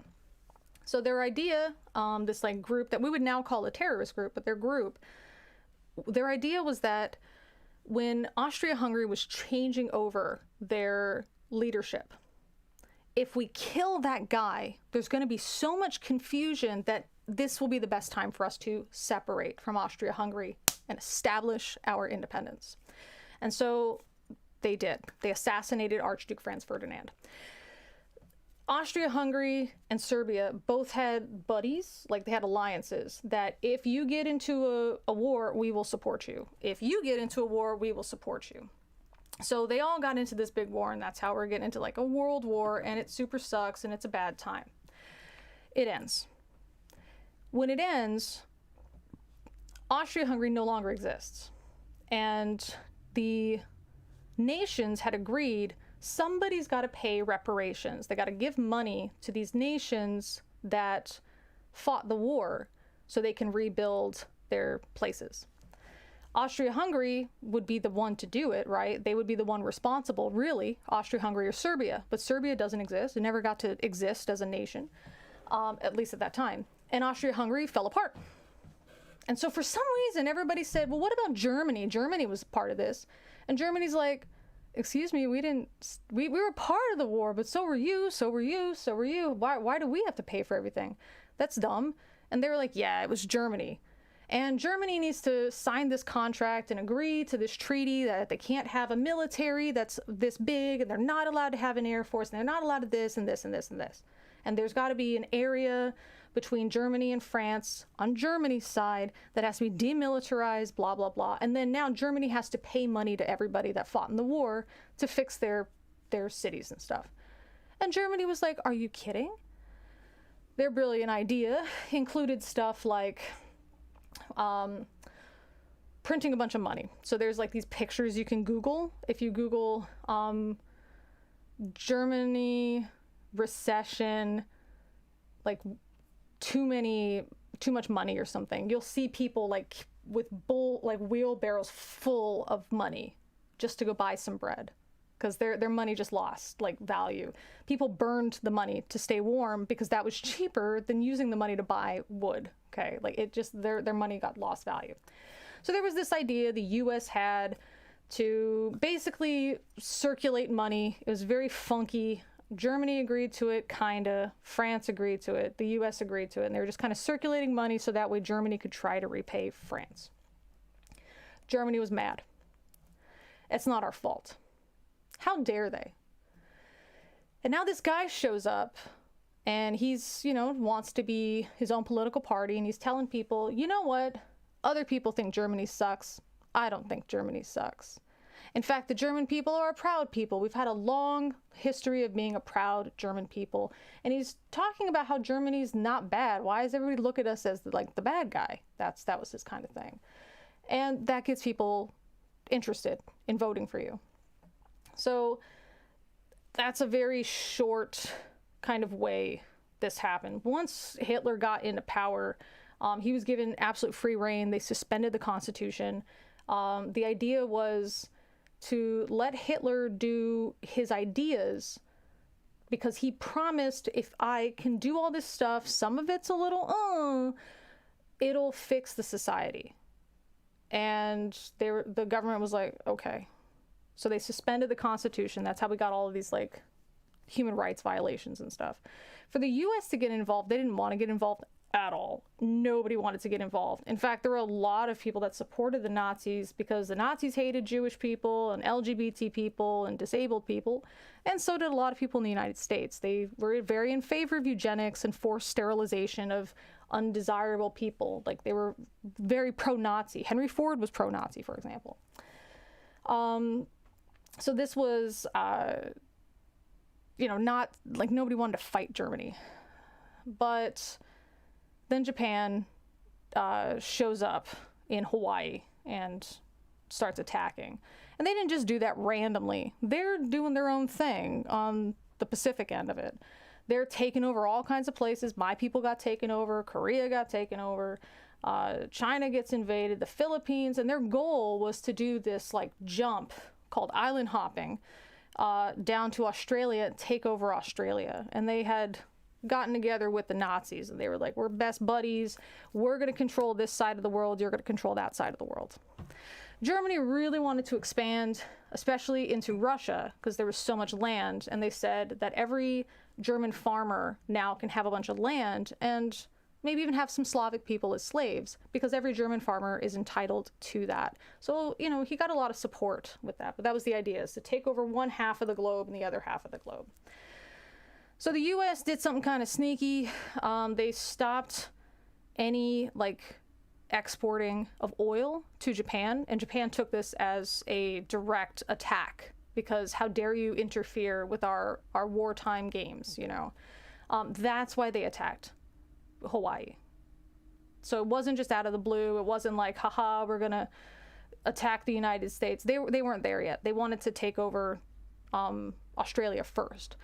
They had, spies and stuff in part of the United States a little bit, but they weren't ready to take over the U.S. That wasn't where they were. To attack Hawaii was just to say, we will fight back. Let us have our stupid oil so we can continue our war, and just leave us alone. But the U.S. was like, oh, if they're going to attack us, then we're going to attack them. And then they went into Europe. So as you can see, none of that had to do with the idea that murdering people is our social morality, right? It's really complicated. And that's why we got to look at people as really complicated. And I think that's one of the criticisms of this idea of religious morality, is this idea of one person's very strict ideas being forced upon people who can be harmed by this thought of morality. They're not able to fully explore who they want to be or get as much education as they might want to, for example. Because not everybody's the same. Some people might be happy under that type of moral system, but not everybody is. And so, we have to factor in that there's a lot of different factors. Yeah. That's a very short kind of explanation, but hopefully that helps. Nobody knows World War II fully, and that's true. That's true. Good. Well, Bria, hopefully that was helpful to you too. I caught up to the chat. I know. That's it. I'm glad. Let's see. Franz Ferdinand was a good guy and they killed him. Wow, that's the briefest summary of World War I I've ever heard. Yes, because I am very experienced with students. I know the eyes glaze over. So just trying to get it quickly, especially because you didn't sign up for a history lesson, so some people do find it pretty dry, so I just wanted to make it as short as possible. That is it. I remember Franz Ferdinand when they sang Take Me Out on Guitar Hero. You know what? I played that song for the students when we talk about World War I. Let's see. The world wars are complicated, very hard to describe in a simple chat. Yes, absolutely. Japan's idea that they need to be modernized and be bigger to protect themselves from Europeans. Still now, many Japanese think the World War II was just to protect themselves. Yes. And one thing that because I've had Korean students get upset, how come Japanese people are so awful in that thought? And I said, well, that's what their books teach them. How many of you are going to leave the classroom and then have a history discussion with anybody, let alone somebody of another culture? You just don't. So a lot of these ideas go really unchallenged. And then I bring up fan death, because that's an idea that went unchallenged for a while. A teacher I had in school said that in 100 years, people will look at World War I and World War II as the same war. Interesting. The book, The 20 Years Crisis, examines, hang on, jump down again, the interwar period and explains the deep factors and reasons it developed in World War II. Yes. You just glossed over how much U.S. pressured Japan to do something. I glossed over everything. Everything. The whole purpose of what I said was not to give anybody a working knowledge of World War II. Please do not misunderstand. The whole purpose of what I said was to explain to Khalid that there are many things going on. And so to boil the idea of the Nazis down to that was just their morality is inappropriate. That was the whole purpose of what I just said. It glossed over everything on purpose. There was no in-depth anything. Yeah. I wish I had quality history lessons like this growing up. I do voices too. There was more. Yes, there was more. Don't worry, there was more. So don't worry, Flavius. It's I don't want anybody to take what I said and be like, oh yeah, I can take a test now on World War II. No, you can't. It was just just to show how this stuff can develop and not have anything to do with, oh, the Nazis just had a different morality. That's all. The Philippines, please protect us. The U.S., new phone, who dis? Yeah, no doubt, no doubt. Yeah, that the same thing happened to Hungary when they tried to fight the Soviets. They were told that the U.S. would support them, and then they didn't. And I mean, let's be honest.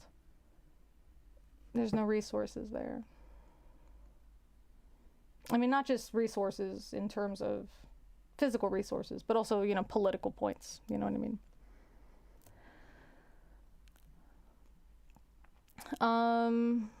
That's okay to be slightly biased in that case, Chris. I eat up her history content and devour documentaries about the subject. Good.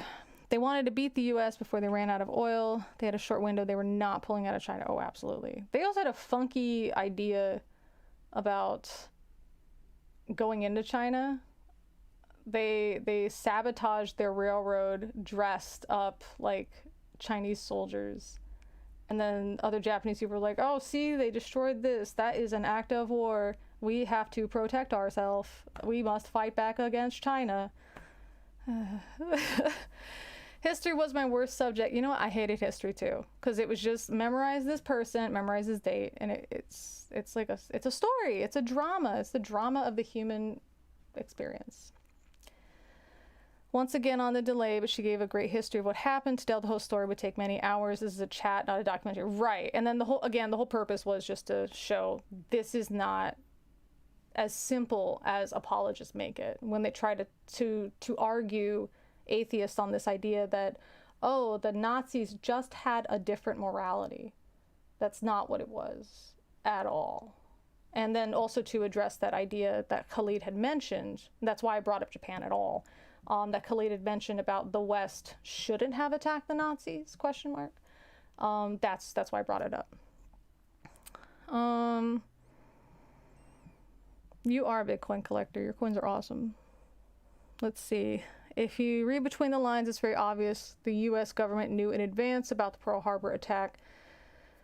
There is indications of that. Yes. But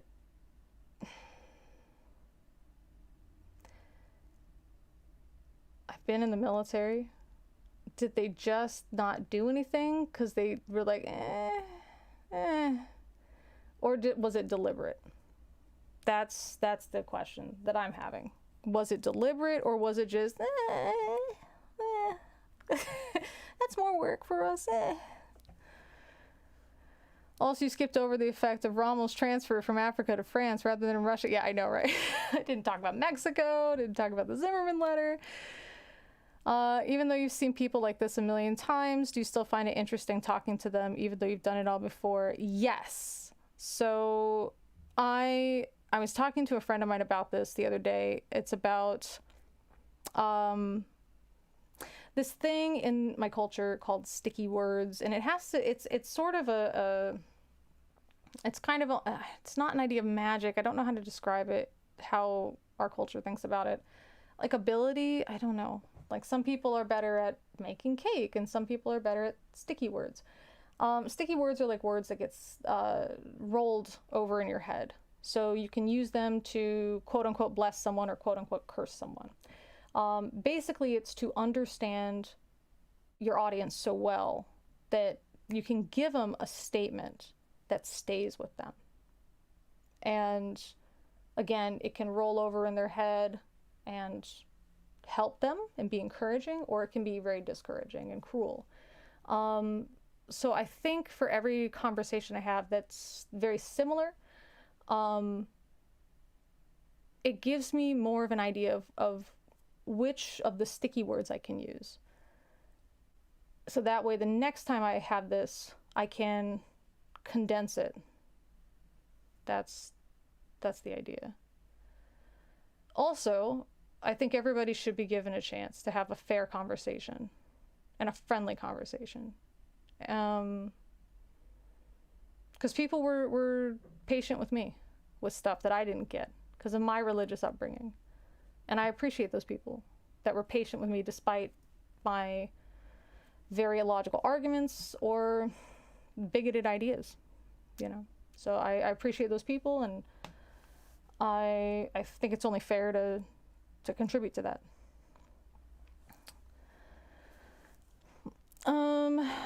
I didn't know before the talk that the U.S. had been the Philippines had been in U.S. territory. Yes, it's one of the reasons they speak English. I loved history. My teacher always made us analyze the context and understand why it happened and what was happening. Good. That's what I hope my students will say in the future. That's what I hope. Yeah. Memorizing names and dates isn't learning history. So again, it sucks and it's stupid and whatever. But then from the teacher's perspective, number one, sometimes there's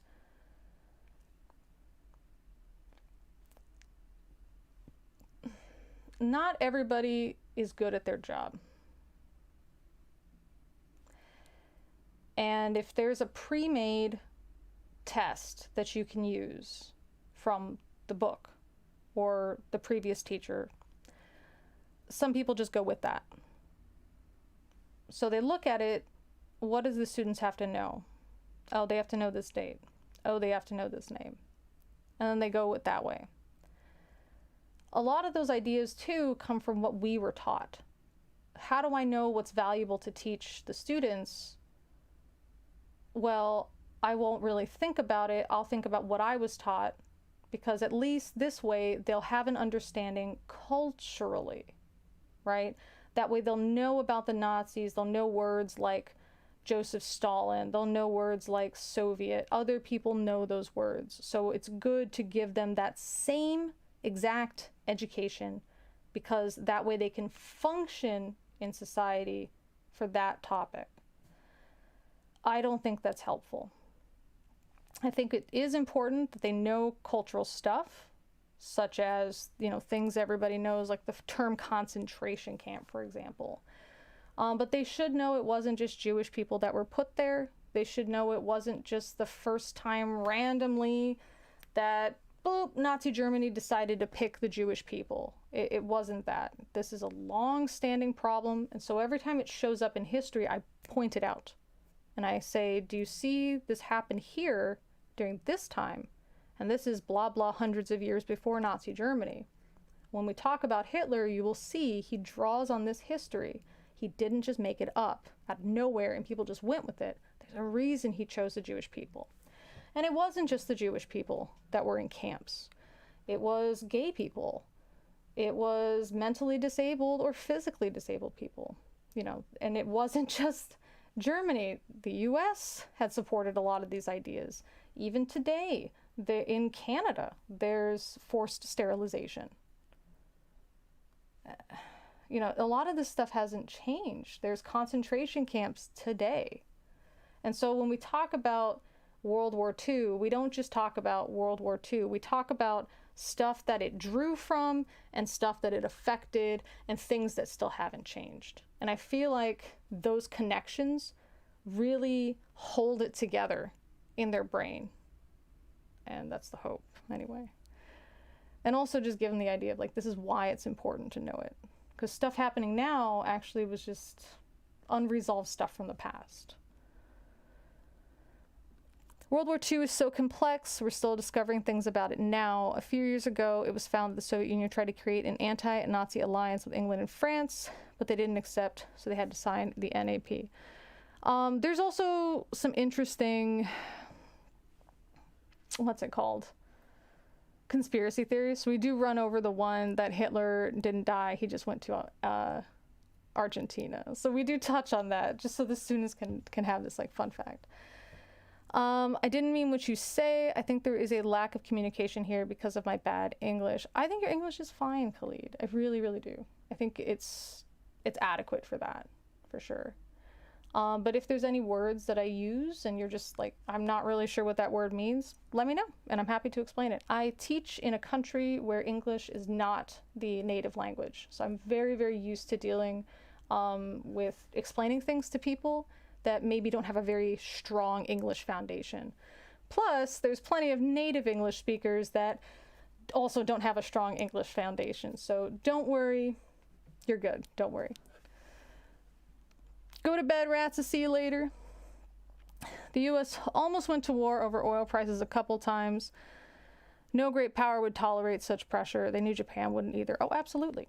Absolutely. I thought you meant the specific attack on Pearl Harbor, because I've heard that people have ideas that they had made Pearl Harbor look like a very tempting target to, like, entice the attack, so they would have a reason to attack Japan. That's the conspiracy I'm talking about. Yeah, no, they knew exactly what they were doing. Let's see. No, Khalid, I think you are listening right now, and I appreciate that. Did you have any questions about the thing? Or can you see now how the Nazi stuff, to just say, oh, it was just their morality? Do you see now that it just wasn't? There's so many other factors. Can you at least see that part to it? Let's see. Regarding the U.S. knowing about Pearl Harbor, FDR wanted to go into Europe, not Japan. Pacific War didn't help that. It would be easier to scuttle ships and blame U-boats. That's true. Your attitude to them is definitely one of the main draws of your content. Attitude to them? Do you mean the people that disagree with me? Because I think that's what we were talking about. John asked, when you say your culture, what is that? I don't talk about it. I'm just not ready to be open about it. That's all. Let's see. It's exactly what they did with Lusitania. Maybe they wanted to do something different this time. That's true. That's true.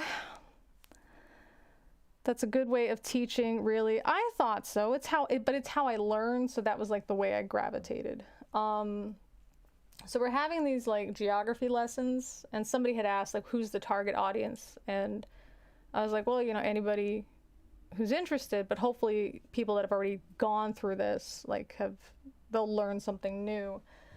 For the history stuff, that'll come up later, because I'm trying a new way to teach it, and I'm gonna see if I can make a textbook. I've talked about it before, so then I can teach from that, which would be cool. Let's see. Like 9/11, the government may have known, but they're not as dope as figuring things out as much as people think. That is so true. The government, for most of the stuff, like with the stuff what we were talking about with the bad water, okay, maybe they don't have an incentive to fix it because you don't have to pay disability to a dead veteran. But that's not the reason that it happened. The reason that it happened and that nobody fixed it is just laziness. It's just like pure laziness. That's it. They just didn't care who wants to do it. Oh, well, it's already there. I mean, is it really that bad? It's been there for a while. Oh, well. That's it. It wasn't like a insidious thing. It was just lazy. But you can't be lazy when it comes to public health. So, yeah. So what you're saying is a lot of teachers just look for the easiest means to an end. You need to be passionate about the things you teach. Yes. There's people that they'll be interested in a subject enough to get a related degree, and for whatever reason, they decide to teach. They might be genuinely interested in the concept of teaching, or they might think, well, there's not a lot of opportunities for me to do another use of this degree, so I'll use it with teaching. Some people have an adequate degree, but they were pursuing something else totally, and then stuff changes, job shifting suddenly, there was the economic crashes and stuff, right? And so they think, well, it's either teaching or doing some other job, like being a barista or something like that, which isn't bad. It's just which one is going to make more money on average. And so they say, well, I guess I'll just go into teaching. Teaching is a personality type. You have to have a personality type to be a teacher. And the idea that some people say those who can't teach, that's insulting nonsense. Because teaching is something a lot of people cannot do. I'm sure any of you that were screamed at until you were crying at the dinner table when you asked one of your parents for help with math, and they got very forceful, why don't you understand this? This is so easy. And you're crying as a little kid. You understand teaching isn't easy. That parent understands teaching isn't easy. And I'm sure any of you that tried to explain something to someone that just didn't get it, and you got frustrated and you thought, what kind of idiot is this person? Teaching's not easy. You have to be very patient. And you have to have an unlimited amount of forgiveness. Unlimited. Because, especially if you're teaching teenagers, they're going to go and say things to you that are cruel. And you have to understand that they are voicing a concern. Maybe there's some stuff there's some stuff you should look into. Maybe they have a valid concern. But currently, they're very frustrated. That student I told you that Ratza reminds me of, that I was able to, write a really nice recommendation for, he got in a really good university. He had one of those moments with me. And I said, it was about a grade for a final. And I said to him, because he was sending it in text. And I said, I can't, unfortunately, the grades have been submitted solid. There's nothing I can do to fix it at this time. I can see that you are very, very frustrated about this, and I want to let you talk about your frustration. But right now you're so frustrated that I feel like you're saying some stuff that you might regret later, and it's not going to be productive. At this moment, there's nothing we can do. When the next semester starts in another week or two, maybe we can find a way to deal with it. But right now, there's nothing I can do.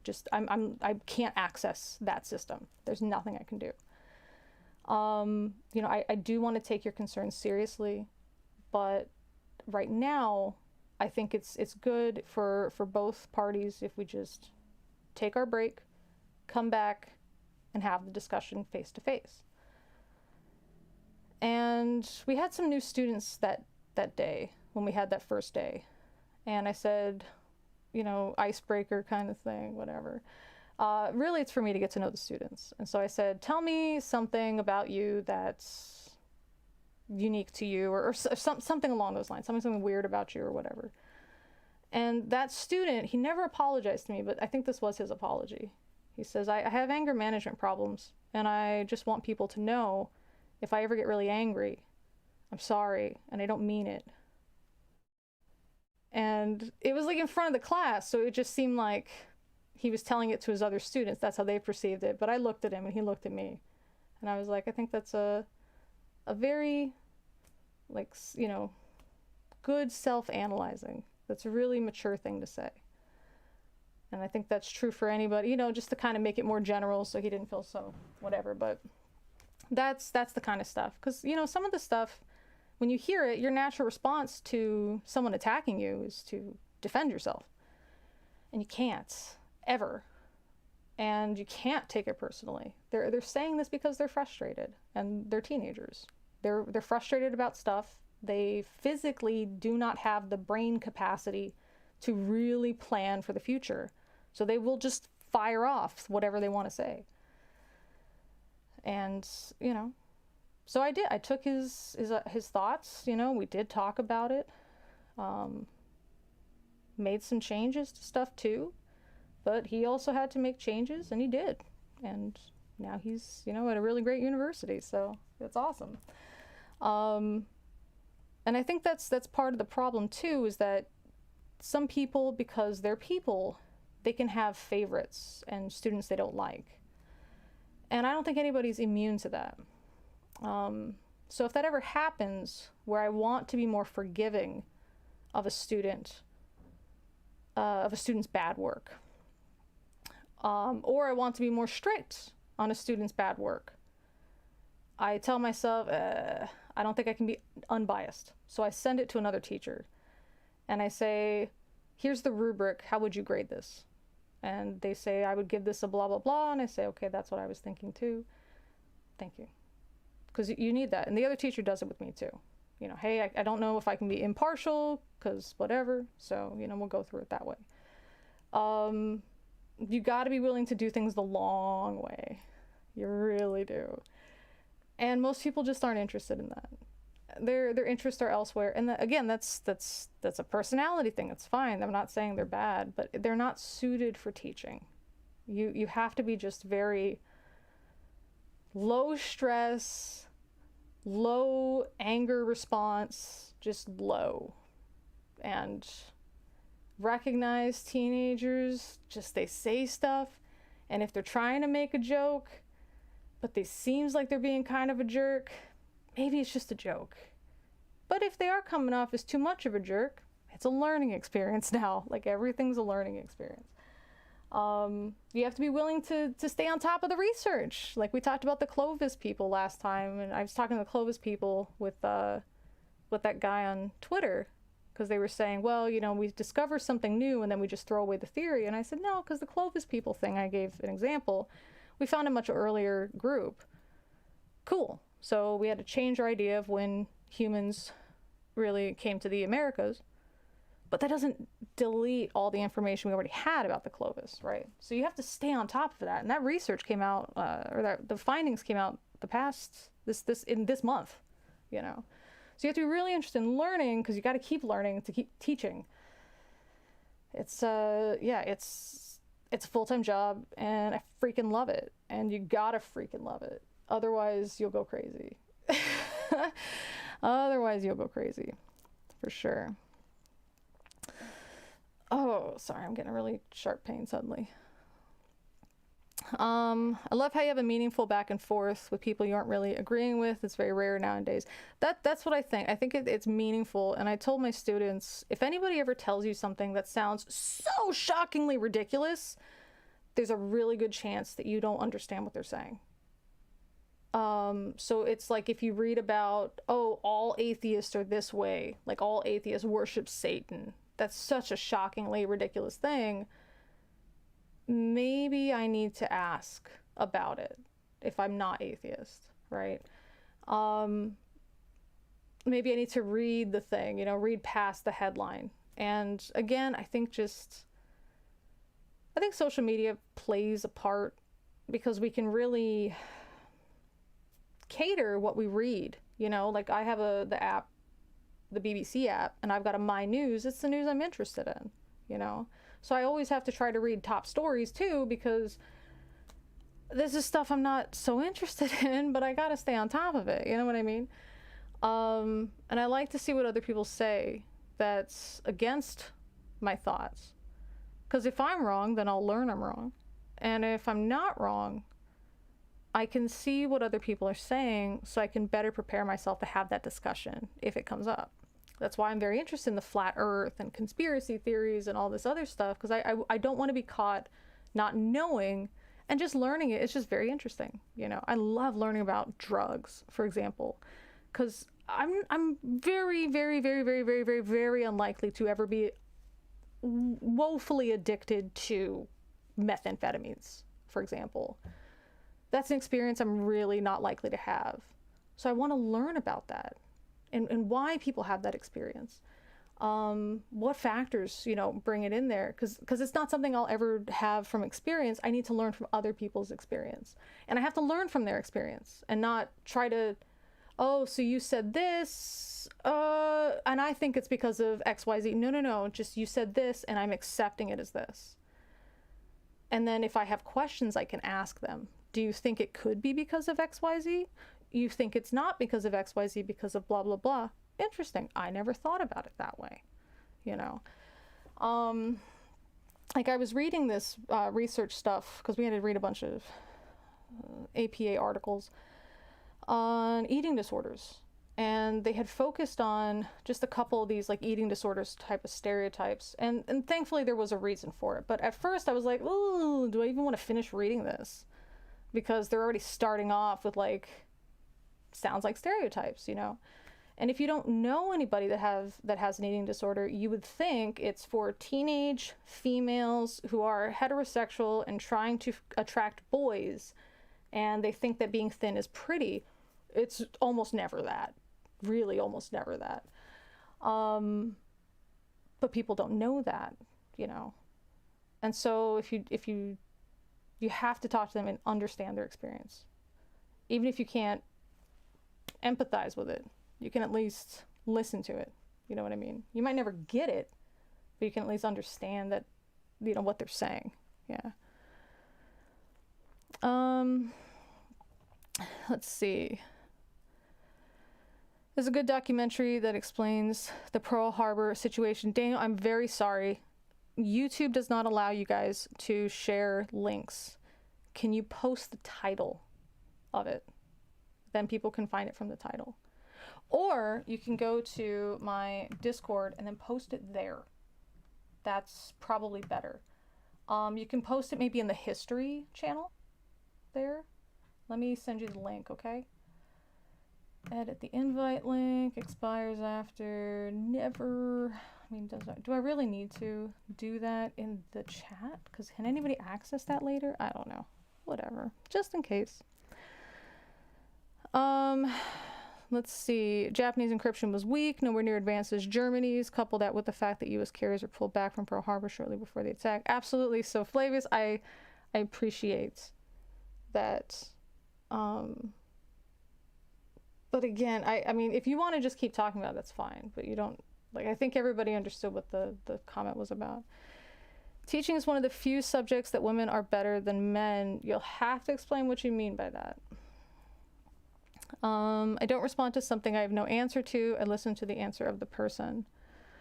So Khalid, when you don't respond, so if you don't have an answer, it's still helpful to respond. So that way the person knows that you heard and understood what they said. You can say something in English. We can say stuff like, I see, or okay, I understand. That's interesting. Those are some things you can say. If you just don't respond, the person thinks you're ignoring them. And so they feel like, why am I even having a conversation with a person that's not listening to me? Now you are listening, but they misunderstand that, and I misunderstood that. So I'm glad that you mentioned it. So hopefully that will help. So just, yeah, some English phrases are, I see, that's interesting. Oh, I didn't know that. Oh, I understand. Thank you for sharing. That's another one. Yeah. Teachers never say, this is a very boring topic. Oh, some of them do. Teaching is hard. It's hard because sometimes there's stuff you do need to teach. I think one of the hardest parts about teaching is when the students are tired. Oh, that's the hardest, is when they're tired. Oh my gosh. Especially when you have like a really meaty lesson they gotta sit through. I break it up, or I give them options too. And I tell them, like, listen, you could read this at home if that's better for you, and then write down questions, and then we can discuss the questions. And then right now we can watch like a related documentary so you get kind of an idea. But you have to take notes on the documentary. Or you can sit through the lesson, but we'll take breaks every 5 or 10 minutes, watch a silly video about nothing, and then come back just so you can have that little mental break. And I just explained to them, I have to get through this. However we get through this, that's up to you. So those are my 2 suggestions. If you have a third suggestion, you can do that, and we can see, and then we can vote on it. So I just let them know I have to get through this lesson by, and you have to have like, you have to display some understanding of it by the next class. So whatever happens between now and the next class, however we can get through that, up to you. These are my 2 ideas based on my experience. Maybe you guys have a better one. What do you think? And then they pick one. That's it. They pick one and we go through. But it doesn't make it easy, just makes it easier. I also provide them coffee and tea, just free. So they don't have to ask. If they just get up, grab the coffee, and then they grab a cup so they can go get the hot water, I just let them do it. They don't even have to ask to leave. We've got snacks in the class as well, so that way they got something to munch on. I've got a toy stuff, so if they want to just like have something to touch, sometimes that helps kind of wake them up a little bit to like touch a thing. So I got soft toys and hard toys. The soft toys right now they can't really do anything with because of COVID, but the hard toys, they're easier to sanitize. And it's just up to them, you know. So I try to provide as much as we can to support waking up. But it's hard because they're just like dead, and you're just like, I want you to ask questions that will make it faster. I promise, if you pay attention, the time will go faster. I promise you. And they just, I mean, who among us hasn't? You know what I mean? Who among us hasn't? Women basically evolved to tolerate children. Oh, so you mean like on average? I guess. In my case, I hate kids. I just hate them. I tolerate them like any other human. I just hate them. No, my tolerance for children came from dealing with Marines. That's where my tolerance for kids came from. Because if I can deal with some dum-dum Marine, then I can deal with a kid. But that's also why I teach teenagers, not children. Let's see. Hard to separate the cultural indoctrination from evolution. I could be a teacher 30 years ago when it was okay to hit children. I can't teach now. I would say then you couldn't be a teacher 30 years ago. Because no teacher should ever hit their kids. Ever. No adult should ever strike a child. I never got that growing up. And as an adult, I was promised you'll understand when you're older. No. Even more, I just do not respect that at all. So I don't know if it was a joke. I'm not saying I don't respect you, I just don't respect that thought. The idea that I, with the enough physical force or power to end their life, and the enough of the logical ability to calm my butt down and explain stuff to them, because that's my job. If I instead choose to be physically violent with them, I've failed as an adult. I have failed as a rational human being. I have failed as a teacher. Just failed. Absolutely. Never. Now, I've dealt with some very annoying children. Never in my life did the thought even cross my mind, ugh, I wish it was still okay to hit them. Never. Because it's not going to do anything. It's not going to get what I want. It's just going to make me temporarily happy About what? About being a bully? About harming a child who's just being a kid? No. No. Even so, yeah. I didn't get it as a kid, and I understand even less as an adult. Yeah. No offense, I'm not interested in conversation these days. Currently focusing on school. Khalid, what are you studying in school? Or how old are you? Are you in university and studying something specific, or are you still finishing like secondary school? Is it called secondary school? People let kids by with so much nowadays. I can hardly stand to be around them. Oh yes, you gotta correct them for sure, but you don't hit them. Yeah. As a veteran from a family of us, preach. That's it, man. Let's see. I realize you are frustrated and having difficulty in this class. Instead of putting you through this concrete wall, I'm going to try to understand you. Yeah, I mean, basically, you know, that's it's really like I always relate stuff to food, because I mean, they're teenagers, they like food. I like food. A lot of people like food. And it's also easy to, you know, we have so much experience with it. So it's really easy to come up with analogies that suit different situations. And, you know, I think about it like I made them a banquet and they're just not interested in eating it. And I'm like, okay, well, we can't throw it away. We got to figure out something to do with it. So if you got to eat it between now and the next time we have class, figure out a way to make that happen. You know, that kind of thing. If you want to break it up, if you want to share it, if you want to, you eat the potatoes and you eat the corn, and then you talk about, oh, this is what the corn tasted like and this is what the potatoes tasted like, and we turn it into a discussion and mini student teaching. That's up to you guys, however you want to do it. But you got to do it. So, yeah. Because sometimes you're just not in the mood to eat a banquet right now, you know? You showed up expecting a snack.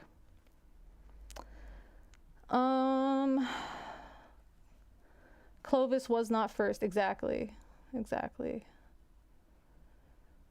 And there's more than just one migration. Yeah, definitely. Discord should be paying you for referencing them. You brought them so much customers. I don't think so. We only have like 80 some odd people, which is awesome. I mean, that's great. But I feel like, you know, there's other places, like other channels, they've got thousands of people. Let's see. Wait, a sermon? Did somebody convert you to Mormonism? I'm not sure why you jumped to Mormonism specifically, but no, we ended up not.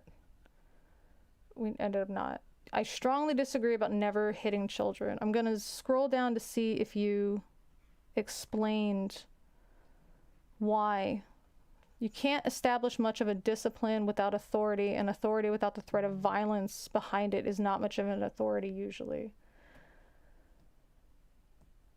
I don't think it provides a realistic type of thing. Everything that somebody does will have a natural consequence, okay?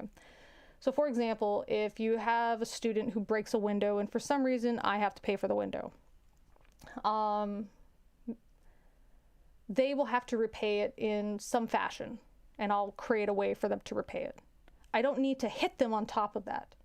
Just like if I break somebody's window, I have to find a way to repay it. They don't get to hit me on top of it. In fact, if they hit me, they're punished by going to prison, or at least having, you know, they get arrested. Do you know what I mean?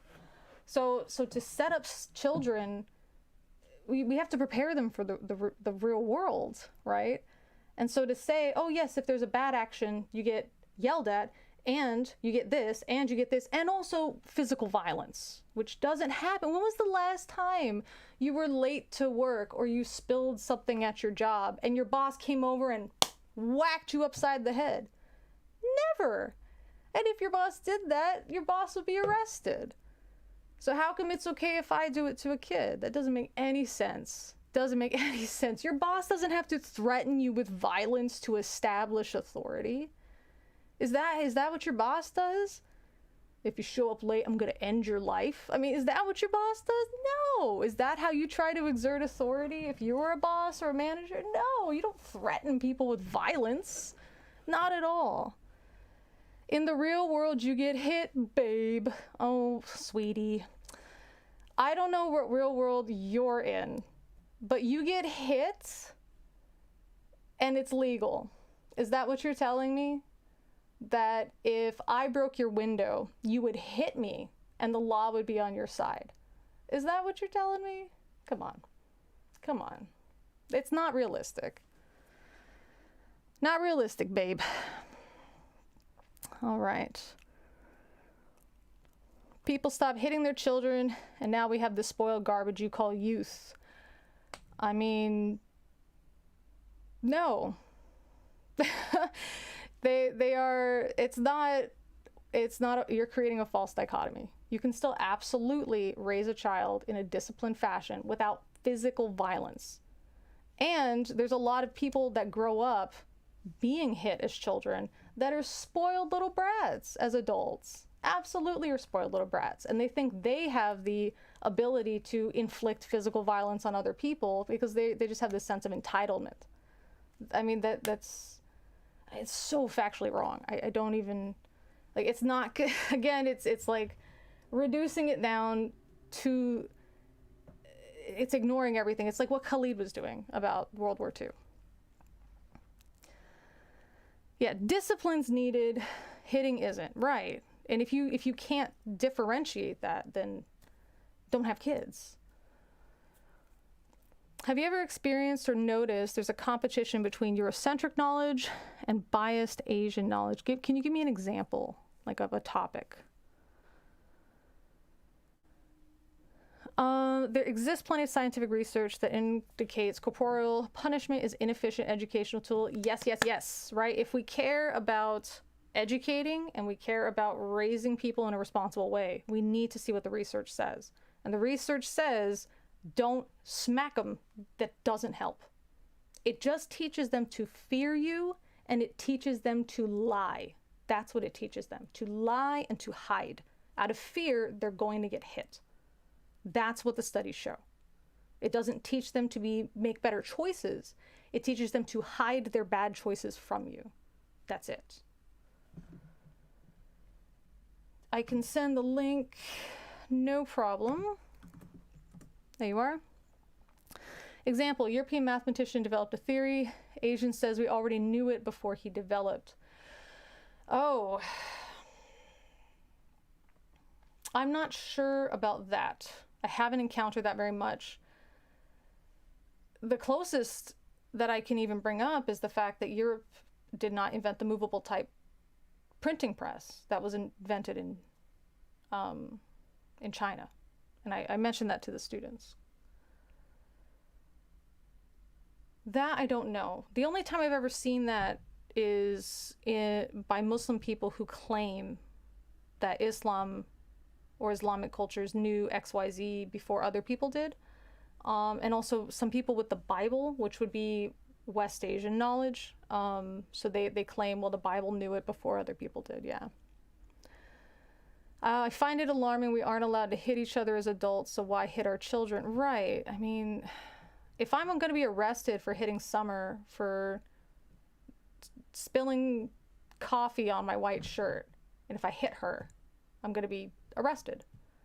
How come I'm not arrested for hitting a kid for doing the same thing? What happens when a kid also threatens and intimidates you with violence? That's true. Sometimes your kids get real big. Yeah, I can't really fire a kid, but what I'm saying is that's not violence. Your boss isn't threatening you with violence.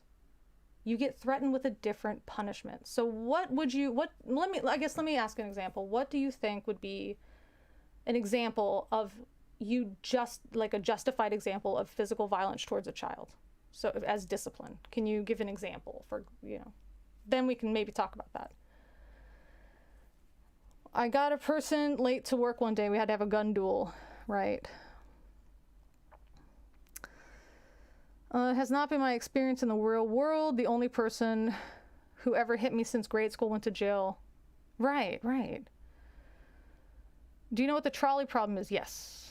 We'll just agree to disagree. I mean, no, we can have a discussion on it. Because, like, first of all, my comments are coming from studies, not personal frustration, you know. So can you give an example of when you feel it would be justified to physically harm a child and say that it's for a disciplinary action? Romans built the longest lasting empire in human history. I'll take their word that it works. Well, again, that's an illogical assumption, right? To just say this was long lasting, therefore everything they did is awesome, right? It was legal for a father to kill his child. Nobody really did it, but the authority was there.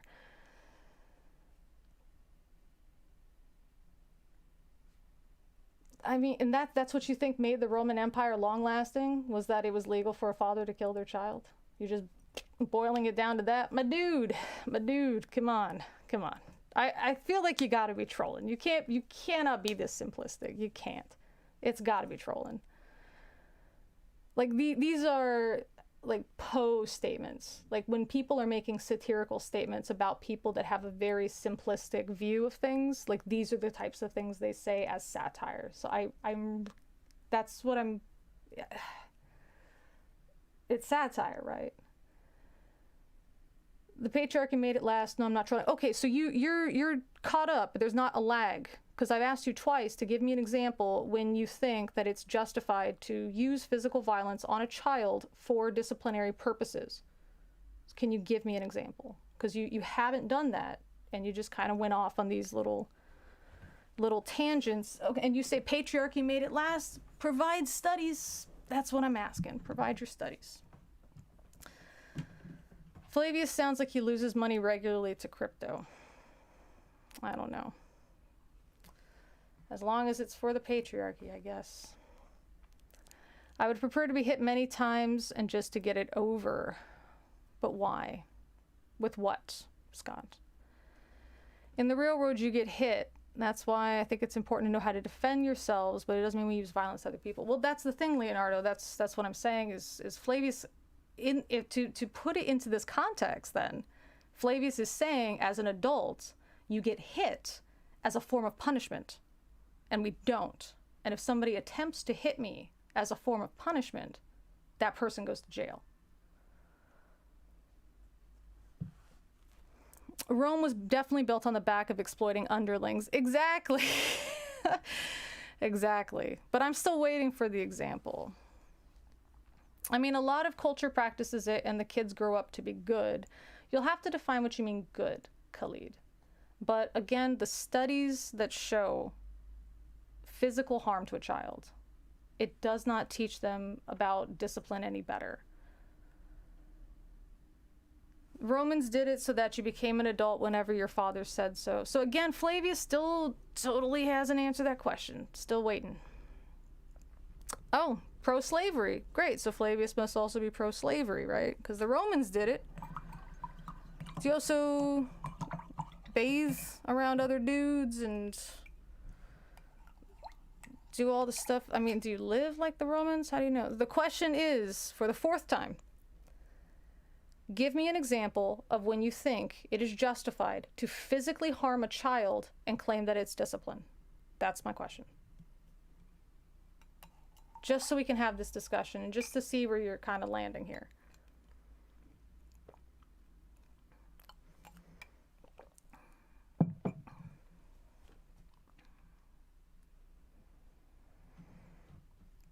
Hitting a child is arguably worse as they aren't equals. Right. I can end them. They're small. It teaches people to lie and fear their parents. Right, exactly. That's what the studies show. When he harasses people, does cruel things, I don't know, whenever I see fit. That's you. I would recommend getting checked out by a psychologist. Yeah. Yeah. I would recommend getting checked out by a psychologist. That smacks of the dark triad there. This idea that it's my decision to inflict physical punishment whenever I decide, whenever it suits me, and other people have to be subjected to it. I would get checked for that. Just get checked. Yeah. What I was hoping to say, and we can still do it, is, what happens with that? So, for example, I had a student that harassed people and did cruel things. Sorry, hit the thing. So I had to take him aside and ask why he was doing it. What was his thought process? Why did he think this was okay?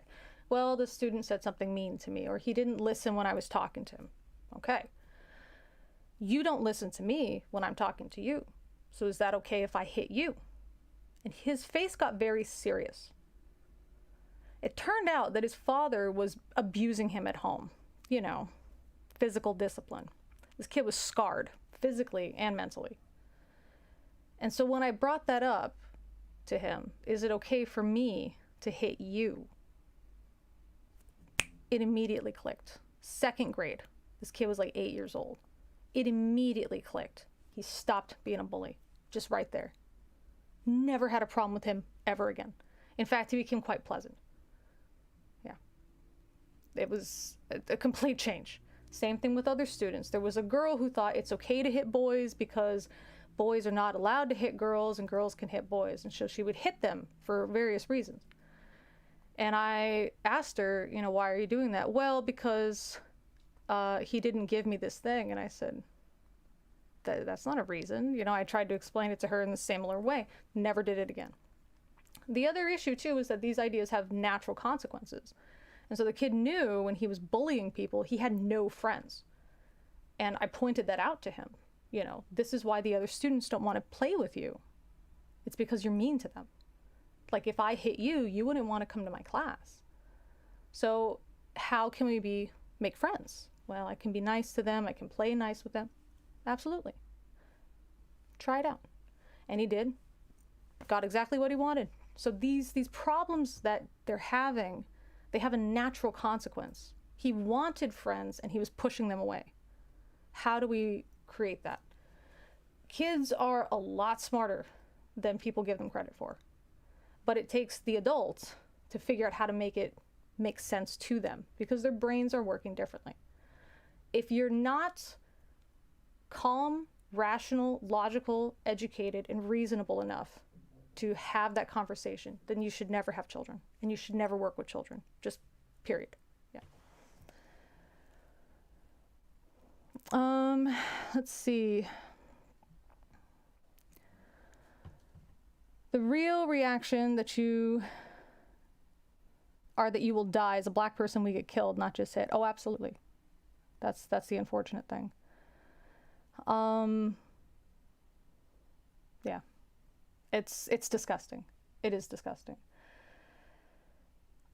I can't even say thankfully. I can just say it's about freaking time that people are held responsible for doing that. Yeah. Yeah. That's really terrible. I received a few hits as a kid, but nothing abusive. I think we all have a very subjective concept of abuse. So what would we consider to be abusive? We're almost also fine with the pedo stuff, but only if they're male. That's not something we want to allow. Yeah, that's true, right?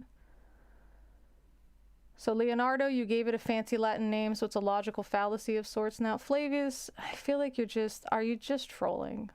Because now you're just kind of being, it's Flavius, Leonardo is giving it a fancy Latin name. Shouldn't you want to speak Latin? I mean, isn't it the Roman Empire that you are loving here? Natural consequences work best. Yes, that's exactly right. Saying, look, this tradition worked in a household for thousands of years. There has to be a reason why it worked is not a bloody fallacy. It is. Oh, let me explain why. Okay. This thing happened, and also there was an outcome. We have to establish that they are related. That's why it's a fallacy. You're just saying it exists, and also this other thing exists, therefore they're obviously related. That's not the case. That's what makes it a logical fallacy. Hopefully that helps. Let's see. Let me do here. Nonviolent discipline can be very effective. Oh, it's very effective. Very, very, very effective. Because it stays with you. With violent discipline, all you have to do is figure out a way to get around the attacker. But with nonviolent discipline, you learn why this is a bad thing to do in the society. So you stop it instead of hide it. That's what makes it great. Appeal to tradition is an appeal to tradition, not a logical fallacy. Hopefully that explains why we talked about it. Fear proven to be a poor motivator. Exactly. Exactly. Like, I don't know how you could look, well, it's because you haven't looked at all the research. You just jump to, this is that thing that I was saying. People just they form really strong opinions about stuff they're just woefully uneducated about. And I'm not saying that Flavius is woefully uneducated in general. I'm sure there's a lot of stuff they know that I don't, and they have an education on that I don't have. But in this case, terribly uneducated on the topic, but for some reason developed not only a strong opinion, but a strong opinion that will harm children. Why?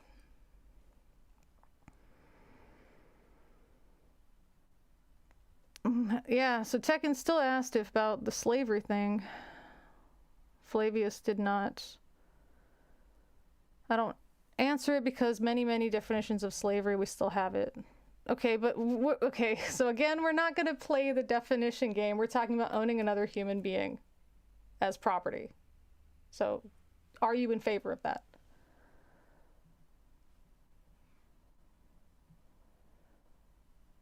That's all. I find it hard to imagine that thriving families with highly successful children involve lots of hitting. Yeah, exactly.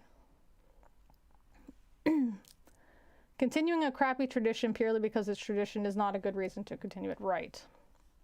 While not an initial response, I do not take corporal punishment off the table. I was beat for correction. I'm okay and not violent. I'm not saying that you are violent. I'm saying that what was the purpose of the correction? Why couldn't it be done any other way? And as adults, we are never beat for correction. So it doesn't cause the child to grow up. Like, I was beaten about stuff like this. Like, I was hit. We were beat for correction, quote unquote. Okay, I'm not violent. I'm not saying that I grew up in a very, sunshine and flowers kind of house and everything was magical, and I can't possibly imagine ever hitting a child because it never befell me. Absolutely not. Okay. I grew up with that. It just doesn't work. That's the thing. And not only does it not work, like, personally, the studies do not support this whatsoever. So that's why I'm asking, like, what is the reason? Like, give me an example of something you were smacked for, right? And then how could we have accomplished this in a way that might have been better for correction? Because all the stuff that I got smacked for, you just kept doing it, and then you just didn't tell mom and dad, or you hid it better. Like, that was it, Eventually I did begin to fear my parents. And that's not a relationship that you want. And it's not, There's a lot of a barrier, sort of, when you do that. Like, why would you want to create a situation where your child fears you? That doesn't, what does that do for you? Other than, oh, it makes my life less stressful because I don't have to say it twice. That's it. It's for the adults. It's purely selfish reasons that an adult would hit a child. Purely selfish reasons. Unfortunately, I was abused by my parents and my ex-husband. It's terrible. Let's see. So, the way the Romans did it was the best at the time. It's a very deep subject. Well, okay, so it was the best at the time. It would take me too long to explain some Roman version of slavery. It went back to time to being Cicero's slave and Tiro and some plebeian nobody. What about a situation where we don't have that severe socioeconomic status, where we have people who are plebeian nobodies and slaves? How about that? That's the nice thing, that we can look at the past, and instead of saying we should repeat it, but now you're saying, well, that's different, it was the past for this slavery issue, but for beating your kids, no, they did it in the past, so we still should do it today. So which one is it? Do we maintain the tradition because it's tradition for a reason, or do we recognize that stuff in the past happened and we can learn from it and be better?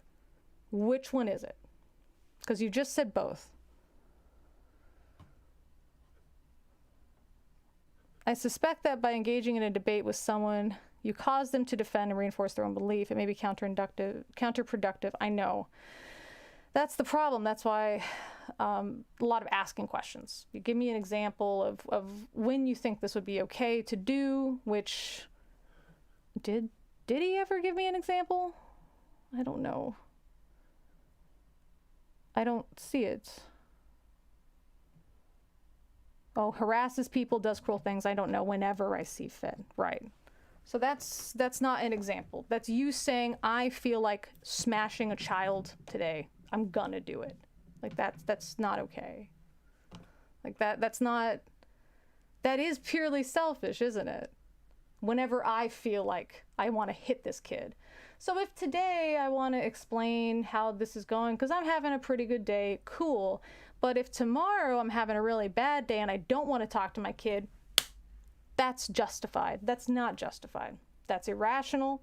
That's selfish. That's very, very not good parenting. Yeah. Exactly what Miss Lemon said is what I'm trying to get Flavius. Yeah, that's what I'm saying. That's exactly right. I misunderstand. Well, it looks like everybody's misunderstanding. So if everybody else is misunderstanding you, what's more likely? It's a problem with what you're saying and how you're explaining yourself, or it's a problem with every single other individual in the chat? What is more likely? Also, not how cops deal with my tribe. Yeah, definitely. There's a lot of awful things, especially if you're in Canada. What are they called? The Starlight Tours, I think it is. Oof. I feared my parents as well, particularly my mother. One day when she went to hit me, I raised my hand and I stopped short of hitting her. She sobbed and wailed, "You're going to hit me." She woke up that day. I'm glad. Glad she woke up. I feel there is no way to own another human being that is best. What is best is when we are not.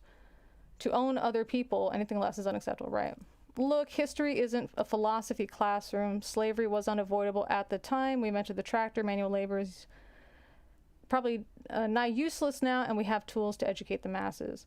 Well, I didn't say history was a philosophy classroom, so that's a bit of a red herring, right? We're talking about what you're saying is justified today, and you're claiming it's justified today based on what happened in the past.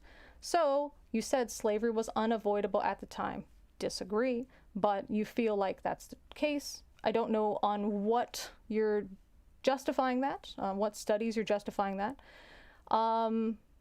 Manual labor is nigh useless now. It isn't. There are still definitely domestic servants today, so you can definitely have a domestic slave, absolutely.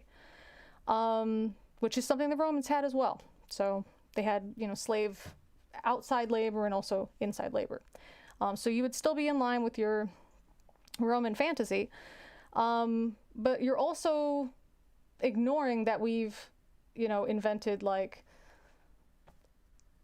studies, the scientific method, understanding how to test, is this behavior good? And so when we look at behaviors of hitting a child and claiming it's for discipline, all of the studies say it is not the right way to do it. So if you're saying slavery is different because now we have a better understanding and we don't need it, how come you're not saying the same thing about hitting children? It's the same concept, so how come you're not saying the same thing? And again, I think it's that just not educated on the topic. And if you're not educated on the topic, fine, but definitely don't form an opinion on it, especially one that can physically harm somebody else.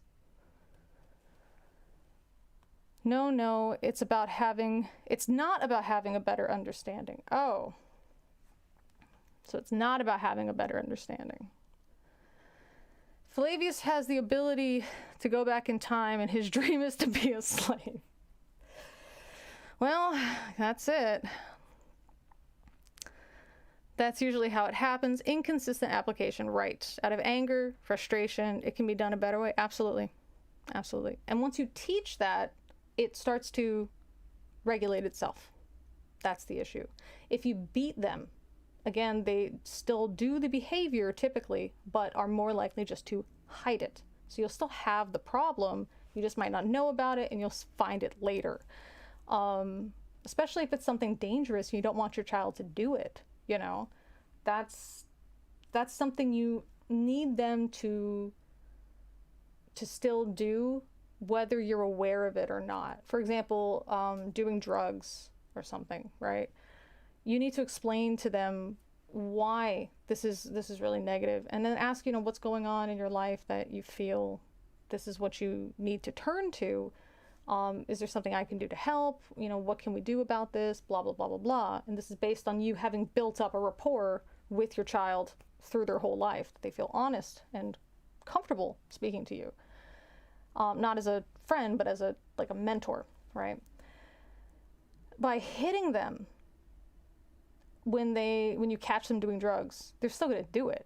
They're just going to do it behind closed doors, at somebody else's house. They're going to make it so you don't catch them. So this really dangerous behavior you're allowing by not being a good parent and by just hitting them when it happens. Because they're just going to do it, but hide it. And isn't the point to not make them do it? Isn't the point to keep them safe? So wouldn't it be better, out of the two choices, hit them and they're still going to do this dangerous behavior, but I'm just not going to know, or teach them why not to do it and they're less likely to do it, even if I know or not? What's the better option? Obviously the second one. So why would anybody default to the first? Because the Romans did it isn't a good enough reason to put a child in danger, really. This is a very strange line of reasoning. I'm surprised you don't see that it's a fallacy.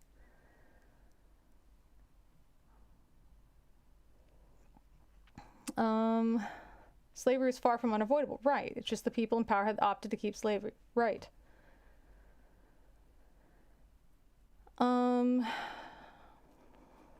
It seems to be a lot of romanticizing Roman might makes right society here. Definitely a lot.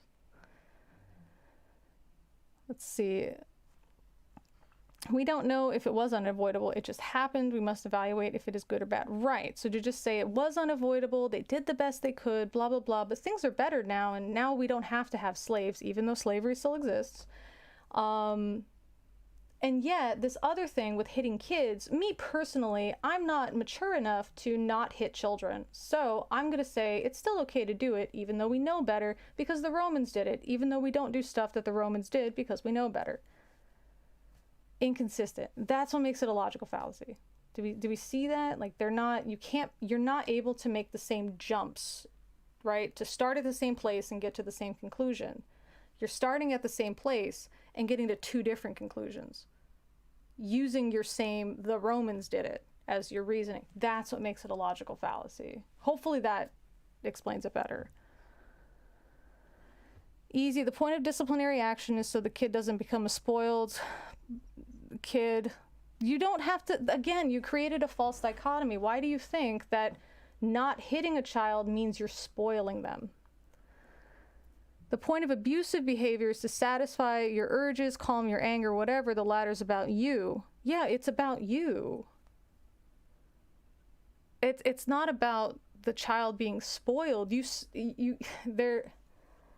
like saying if I don't exercise, then I'm automatically going to be skinny because I didn't build muscle. Right? No, you have to also diet. You could go a lot of different ways, right? You have to do an active thing. So just not doing a behavior does not beget the other behavior. You have to not do the thing and also spoil the child. Just not hitting them doesn't automatically create a spoiled brat. Why would you think that? We don't know better. Remove tractors and heavy machinery today and we'll have slavery in no time. I'm not saying that we... So what I'm saying is that the tractors and machinery that you're talking about as inventions against slavery, I'm saying that the studies are the inventions against child beating. Also, not making me angry is good for the kid's health, and so he needs to know that you are the adult.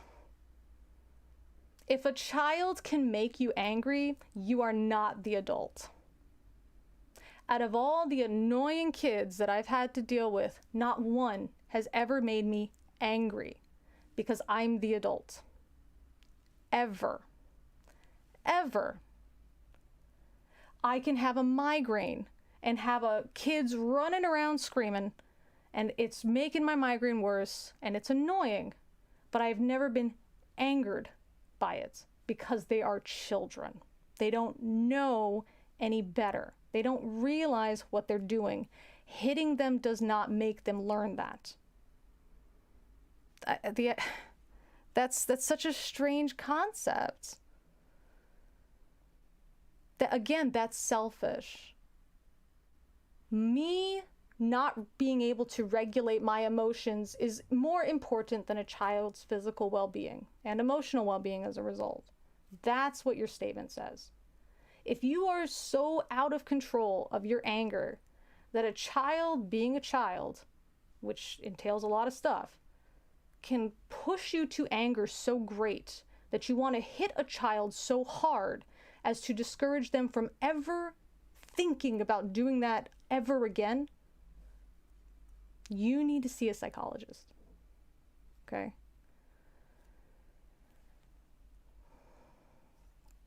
If my child talks back to me, he's either dead or homeless.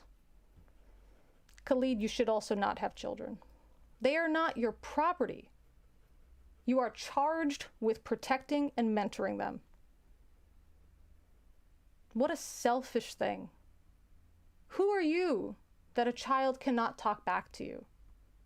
You didn't even understand stuff about World War II, and yet you're forming all these opinions. Are you really that wonderful and that great that a child cannot question you? That you are such an authority, you will end their life? Wow. I mean, that is sick. And then for Flavius to pat you on the back and say, yeah, brother, you're on the right path. Sick. Oh, you guys, y'all need therapy. and I mean, wow. Who are you that another human being cannot question you? Wow. You're saying slavery doesn't exist. Apparently, any kids next to you, you probably want to make slaves. Wow. Fear motivates, sometimes for good and also sometimes for bad. You tell children not to touch the stove. You can take things, but they still do it, so I let them touch it. They burn themselves. That's a natural consequence. Yes, that's a natural consequence. But if they touch the stove, hurt themselves, and then you hit them because they didn't listen to you, that's what we're talking about. That's what we're talking about.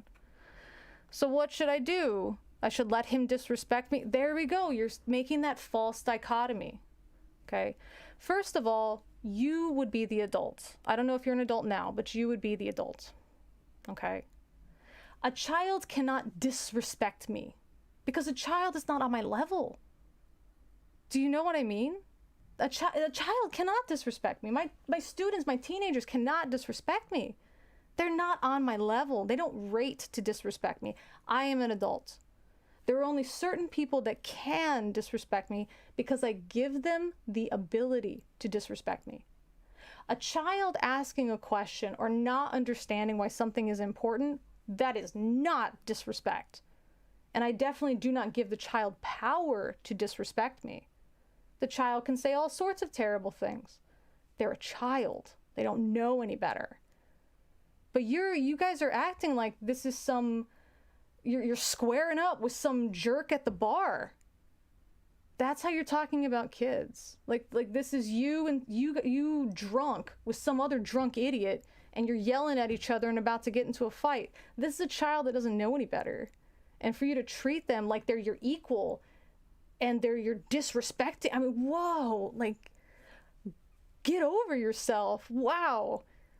Wow, get over yourself. Oh my goodness.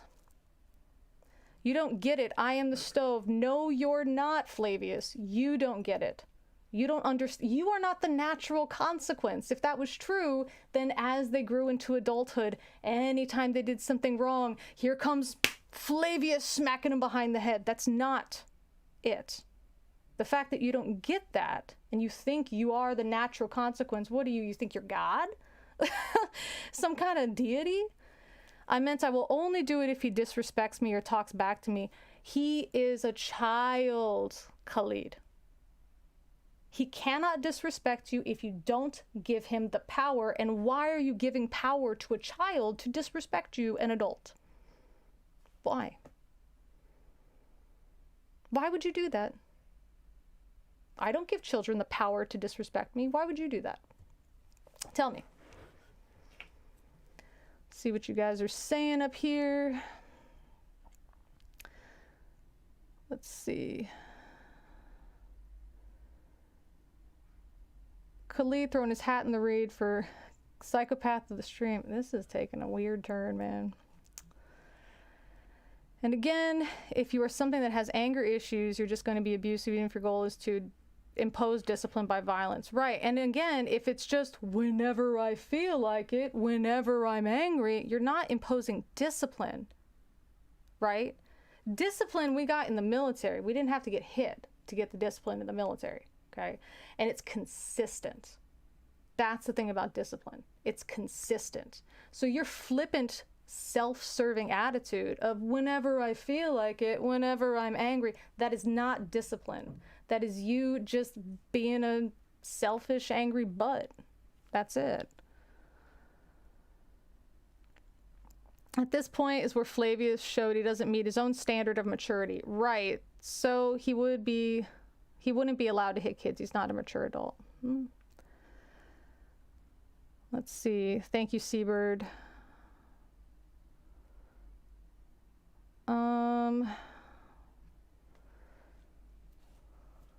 I feel good seeing people and you in the world. It gives me hope for tomorrow's children. Thanks, man. Much appreciated.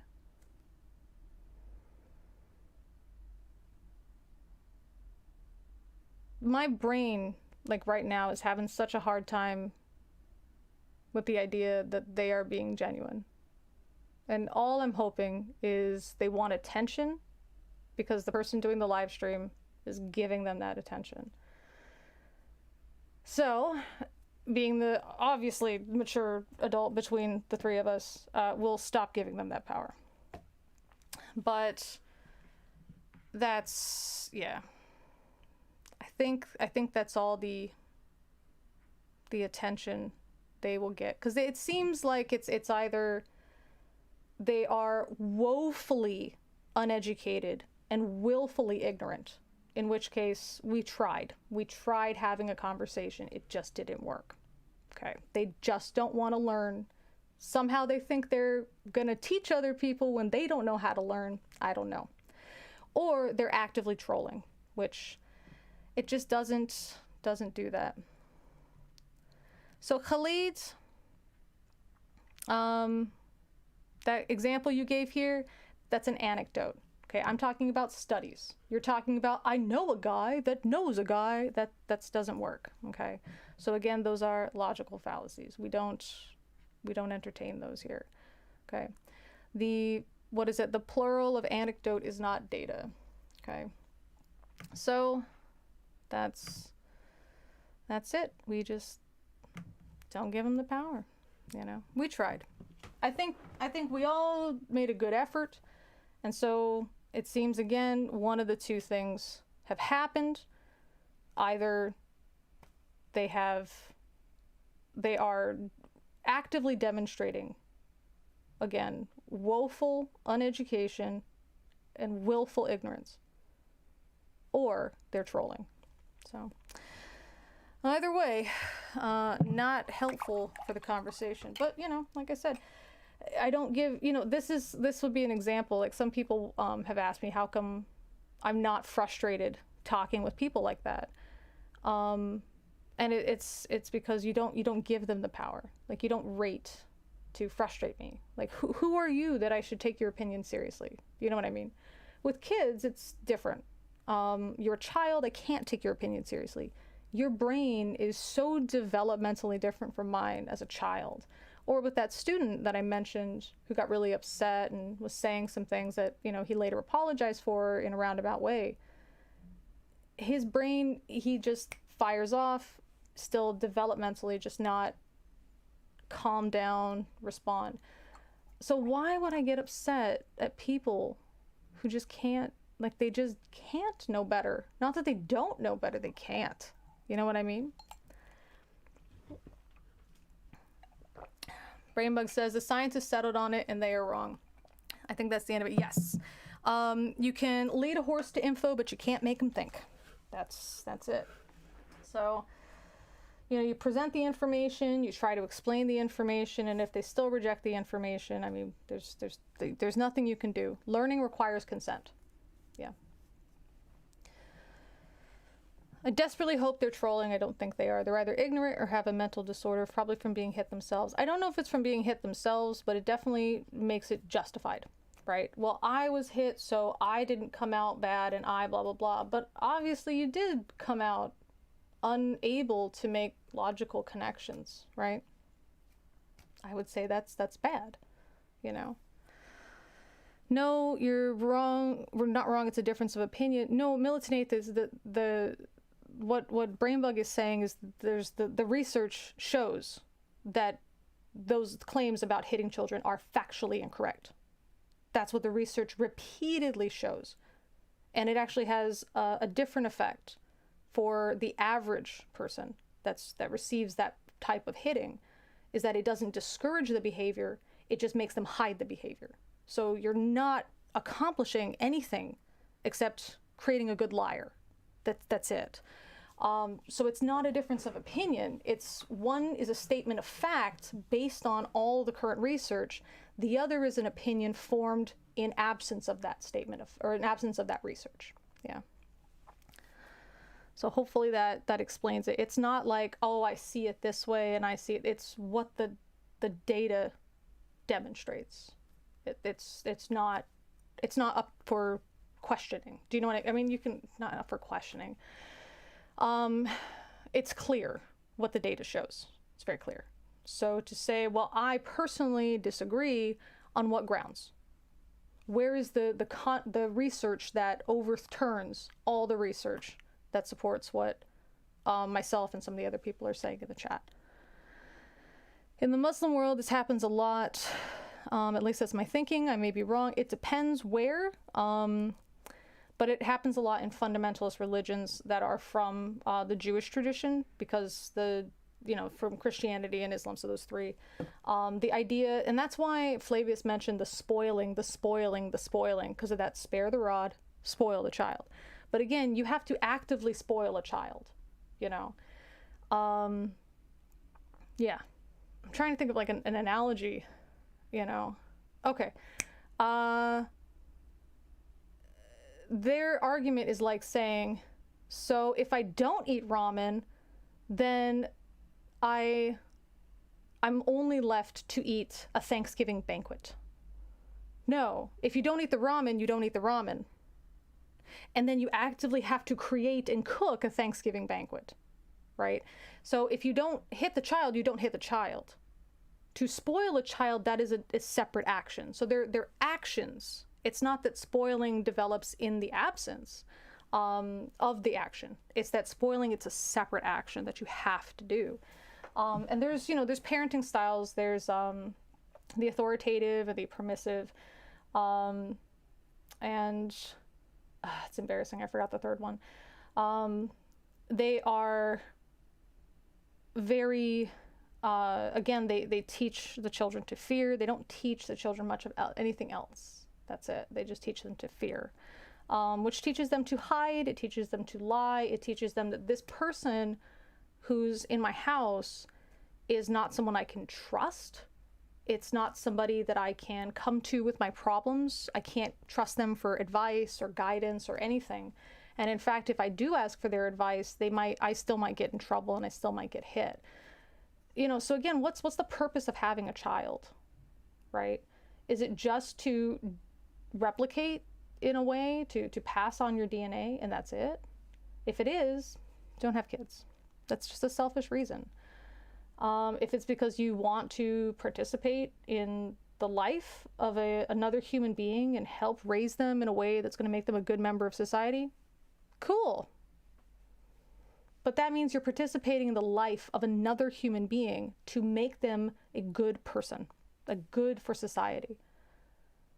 Hitting doesn't accomplish that. Being angry and taking it out on your child doesn't accomplish that. You know what I mean? And that's why I said when Flavius said if I could have been a teacher 30 years ago when it was still legal to hit children, I said, no, you couldn't have been a teacher. You just would have been a person in the classroom hitting children. That last part I didn't say, but that's what I meant.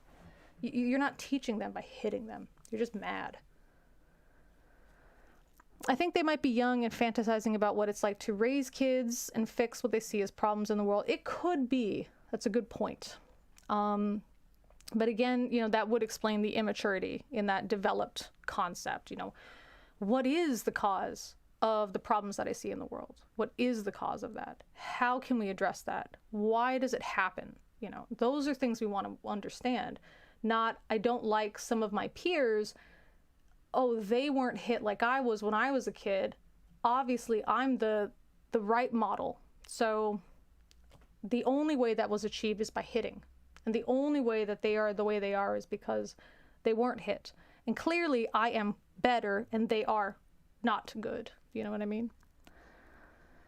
Lee is exercising discipline. That's an example. Right. You come here, you want to have a good conversation, you're acting a fool, you go away. I didn't have to hit anybody. I didn't have to be mean about it. I didn't insult them and say they're going to die or whatever. They're uneducated on this topic. That's it. And I even added that they are very likely educated on other stuff that I'm not, Also, when you take your anger out on a child whenever you want, that's a good way to make a psychopath in the future.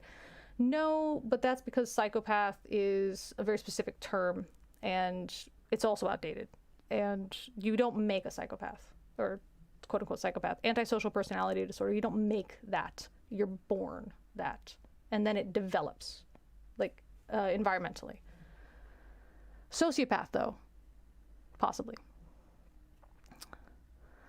The studies are fine. I didn't touch the stove again. Right, but the stove was not the parent. There are some lessons that you learn that are physically painful, okay? If you decide to skateboard and you try to do a trick and you're not wearing your helmet and you hurt yourself, you will really hurt yourself, get a concussion, possibly really damage yourself. That's a physical lesson you were taught. It's a painful lesson you were taught, for sure. It's not a parent hitting you.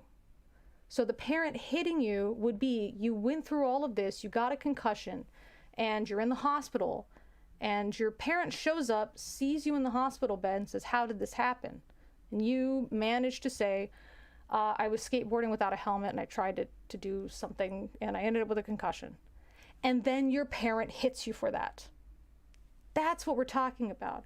Physical consequences or painful consequences that can be physical or mental or emotional. That's not what we're saying you should shield a child against. They have to learn that. And in fact, the studies that I've read anyway have shown that a child who is shielded from any type of physical pain as an outcome, those kids are more likely to, if they're more likely to develop anxiety disorder, it will be easier to develop under that type of teaching, that type of parenting teaching. So we don't want to avoid having physical consequences or painful consequences. We don't want to say, I don't want to see my child have a broken heart, so I'll never let them date. We don't want to do that. What we're talking about specifically is hitting your child as a response to anything, right? So the stove example, cool, you never touch the stove again. But again, just as I said, so please, so I don't have to say it again, you touch the stove, you get hurt. That's a consequence. That's a natural consequence. The inappropriate physical discipline is you touch the stove, you get hurt, and then the parent hits you for touching the stove because they told you don't touch the stove. So you've already experienced the deterrent, you've already experienced the physical pain, and then you get another physical pain because you didn't listen to me. That's the second one is the inappropriate one. The first one is a natural consequence. Natural consequences will teach you to behave automatically. They just will. Okay. Oh, so Khaled comes back. No, I explained why you were blocked. So if you need an explanation about being blocked, it's because let's see. You are chilling. You were defending attacking children. That's why. What did you do? Disagree? No, I don't know. I mean, is that to me? I didn't say that you disagreed. I'm saying that your statement is not supported by the science, like the research. And also, I explained the stove example, and then you, I guess, didn't hear it the first time, and then you still stood by the stove example, even though the stove example is nothing at all what we're talking about. That's what you did, I guess, did. Yeah. Getting hit was not part of my life. What type of environment are you where violence is so common in your life? Maybe I can help. The problem is you're going to create a psychopath. So remember, psychopath is an outdated term. We don't use it anymore. Okay? And again, you can't create a psychopath. You can't. Okay? I only support hitting their child if it's necessary. So Khalid, I think you might be like a teenager based on some of the stuff you've said. So I want to give you a little more leeway. Can you give me an example of when it is necessary to hit a child? Can you give me an example, Khalid? When you think, if a child did this, it would be necessary to hit them.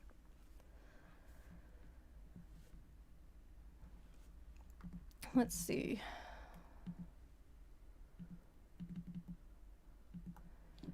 Do you get double credit since I'm streaming in 2 places at once? I'm on YouTube Premium, if that matters. I don't know if it's double credit. I don't get paid for these. That's why there's no ads on my videos. I don't get paid. So, but thank you. Thank you for, I can still appreciate the sentiment. Males do get hit. Females tend to mess with your mind. Yeah, men do get hit, absolutely. But I think it depends on the people that you're around.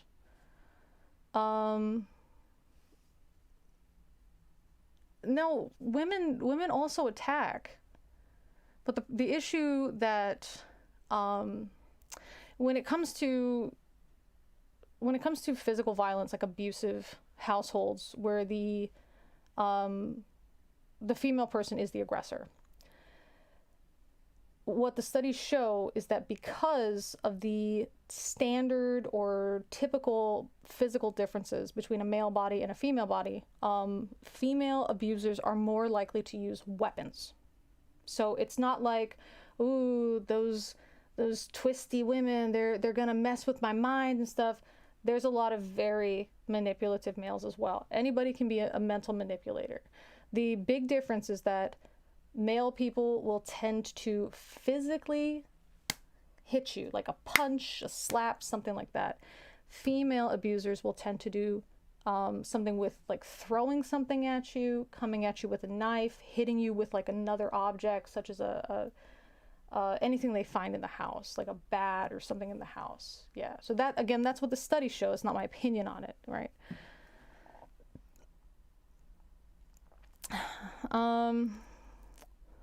Let's see.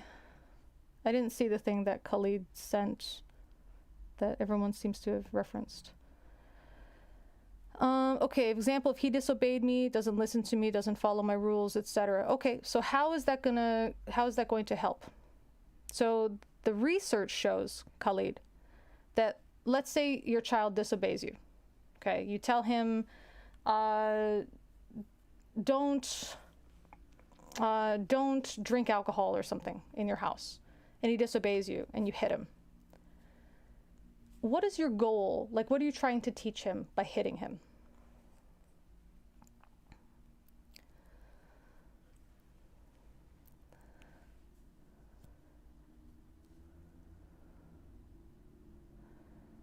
This sounds like, well, it sounds like it's coming from a person whose brain is not fully developed, and that's a teenager. Well, also Khalid had mentioned being still in school and talking about summer break. So that's why I was thinking maybe Khalid is a teenager still. Yeah.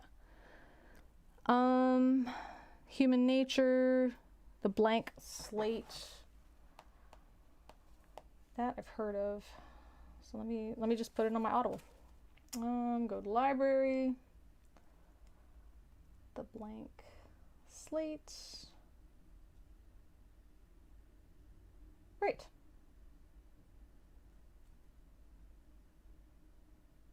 Buy with 1 credit. Confirm. Download. Awesome.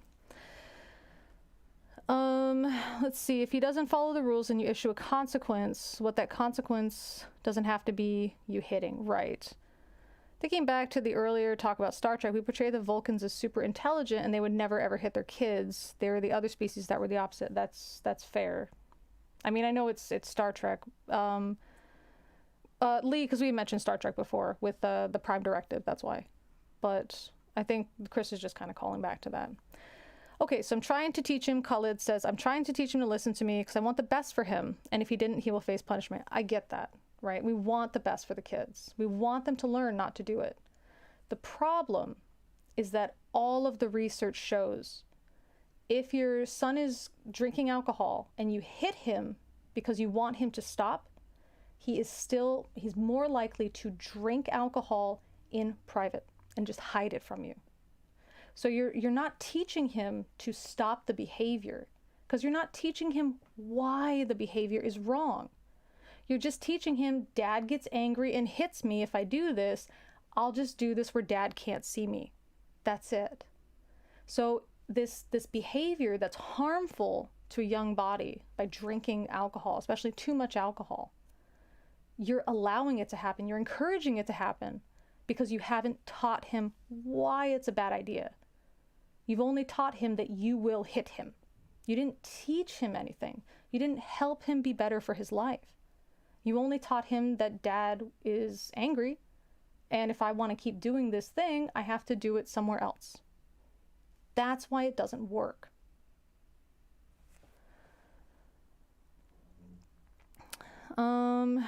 You can outsmart the child. Yeah, you're smarter than the child. That's the hope. You're smarter than the kid. A child who doesn't know better out of anger will hit you. If a child says, can you do this thing, and you don't do this thing, the child will hit you.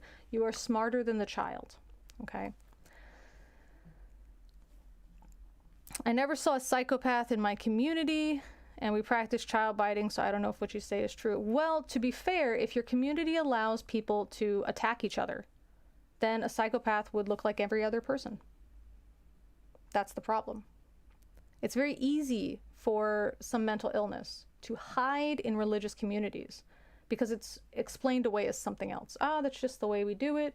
Oh, it's a religious experience, for example, with seizures or something. Oh, it's a type of negative religious experience, something like that. So we just don't treat it. That's the problem.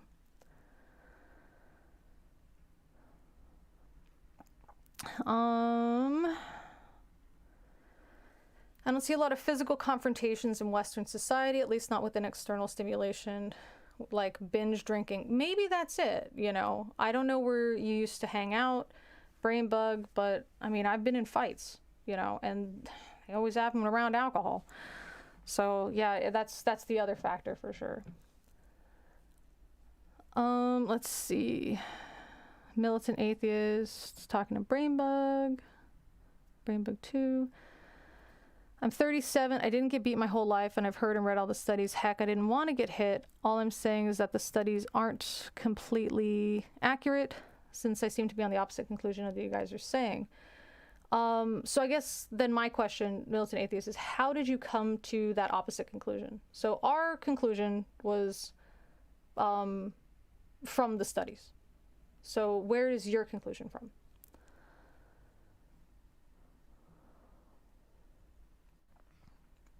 And I'm not like trying to be like shady or anything. I'm just asking you, like legitimately asking. I'm gonna give you props for all the clues you picked up. Situational awareness.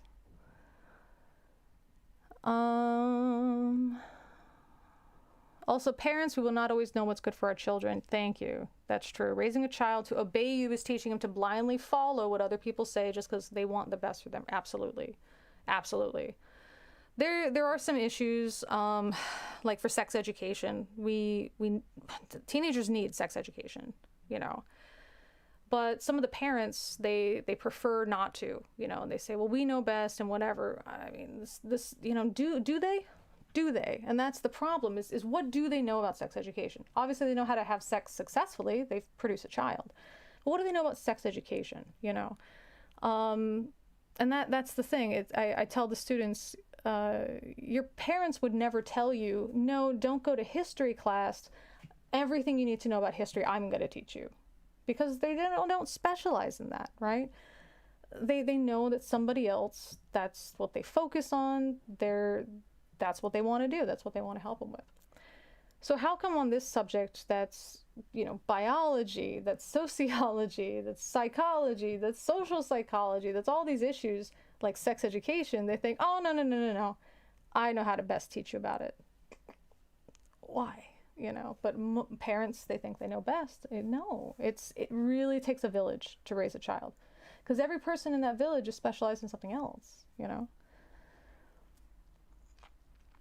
Some serious wisdom you dropped on me. Which one and what was it, Paris? Please help us out. Then I will have to say I don't trust the research based on personal experiments. But if they saw there's no effect by biting him, I don't know what you mean by biting him, because biting, so in English, when we use that word biting, we're talking about biting. Are you talking about biting your child? But we also have to remember, Khalid, that personal experience is not the research, right? We have to value the research. The reason for that is, let's say for you, for example, for you, you were hit by your parents. And so you thought, okay, I'm not going to do that behavior. There's a lot of reasons that you stop the behavior. That doesn't mean that if you have a child, they're going to have the same exact type of thinking. The way that we think is really about how our brains are put together, what chemicals are made, if the connections are good, if we're making too much of a chemical, not enough of a chemical, that kind of stuff, right? So what works for your thinking might not work for your child's thinking. So instead of saying, I'm going to take a gamble, I'm going to take a chance and hope that my child responds exactly like me, it's better to say, what does the research show that's best for everyone? Even for you, it would have been better for you or as effective for you if your parents didn't hit you or bite you to stop you from that behavior. You still would have learned not to do the behavior if they didn't hurt you when you did it. So it's good for you. It would have been good for you. And it's also good for people that don't have your exact type of brain set up. That's why we need to care about what the research says. I hope that makes sense. If you have any questions, please let me know. Let's see. In Muslim cultures, don't the kids, after growing up, take care of their elderly parents? There are plenty of elderly who misbehave. Should their now adult children hit the parent? I'm not in Muslim cultures, but I would say in my culture, we would never do that. Ever. Because the adult is the older the person is, the more right they are. That's the belief. I don't agree with that belief, but I'm just saying it wouldn't happen. And if it's something that I would disagree with and I'm going to hit my mom out of anger or something, that would make everybody else look very poorly on me. So I would, even if I wanted to do it and I didn't agree with the cultural idea on it, I would be judged by the culture. So I still wouldn't do it. Yeah.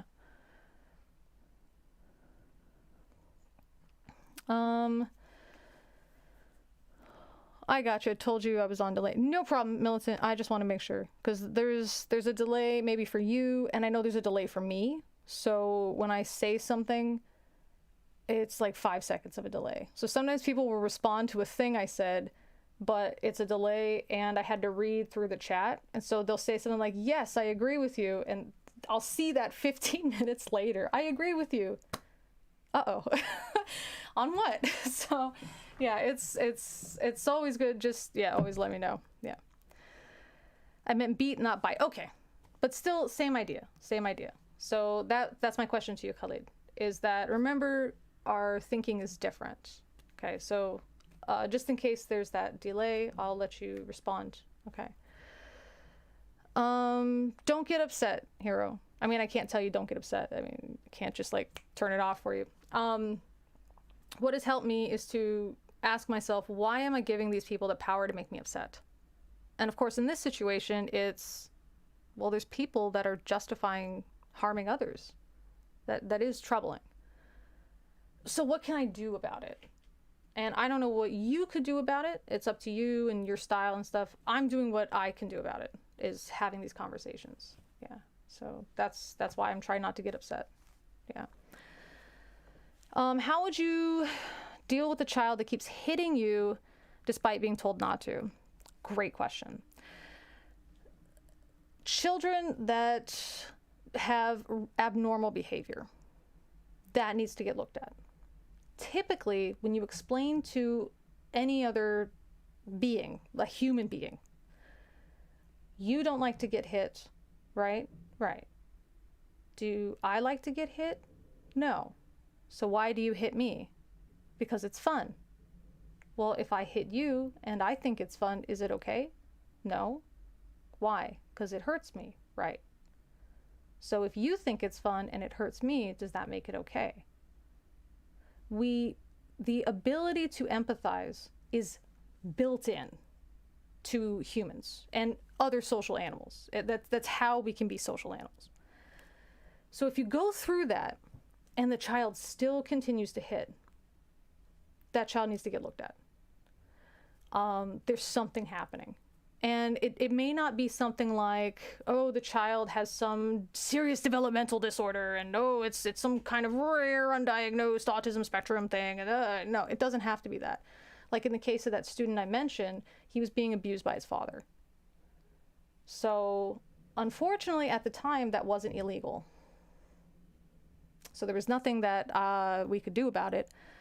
One teacher and I, the other teacher, had a son about his age, so we used to just take him after school just to like go shopping. Just, hey, we're doing this thing. Oh, we're going shopping. Oh, you know, she would have the kid stay at her house sometimes to, you know, like a sleepover with her son and stuff, just to keep him out of the house. But even he, despite living in an abusive household and being taught at home hurting other people is normal, he could still see from his time in school with other people, nobody else is behaving this way. And when I behave this way, I don't have friends. And I want to have friends. And I'm mad that I don't have friends. So I'm going to keep hitting them. How come I don't have friends? And just being, you know, having that explained helped that kid. So again, it doesn't have to be like a developmental thing. They might just, but for whatever reason, it needs to get looked at. Like I had a child when I taught children. She kept rubbing her underwear area a lot. That indicates a couple things. Bladder infection. The child feels like they have to pee, and they don't know how to explain that. And that's not normal for that age group. An adult touching them, or they're just being weird. Like, some kids are just being silly. It needs to get looked at. Yeah. But yeah, for a child hitting and hitting and hitting and hitting, you would definitely want to contact the parents and ask, what's going on with your kid. Bless those kids. They can't be in the class. They just can't. We had a kid that he really early, I mean, of course, can't diagnose, right? If I were to make a list of things, of possibilities, he hit some checks for schizophrenia, which is strange because he was pretty like young, like 8 or 9. We had to kick him out of the class.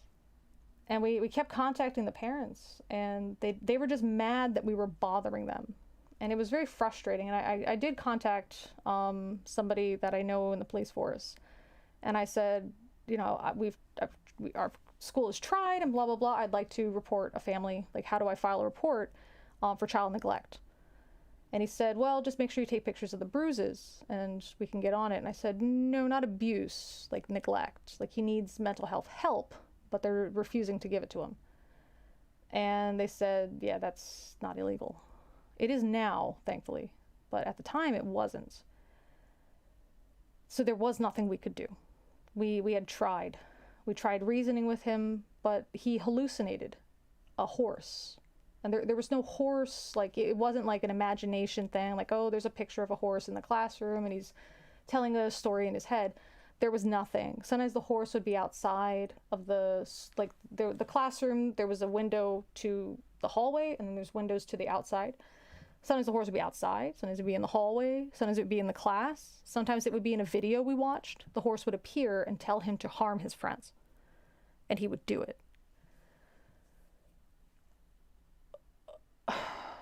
When he wasn't doing that, he was so sweet and so smart.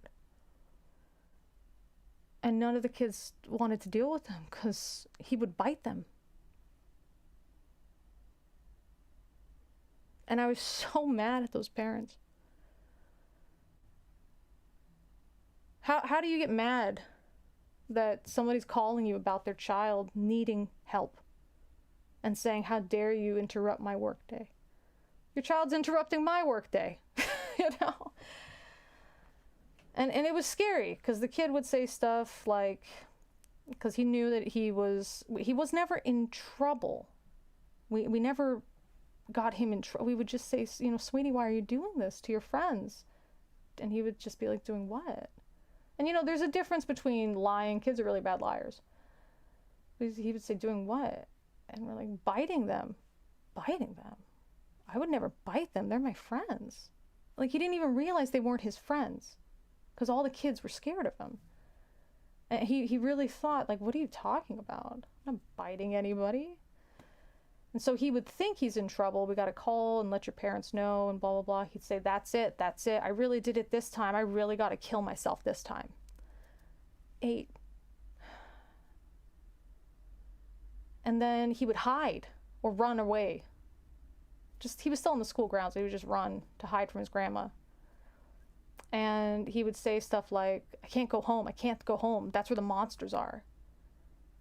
What monsters? Monsters like the horse that don't exist? Your parents are the monsters?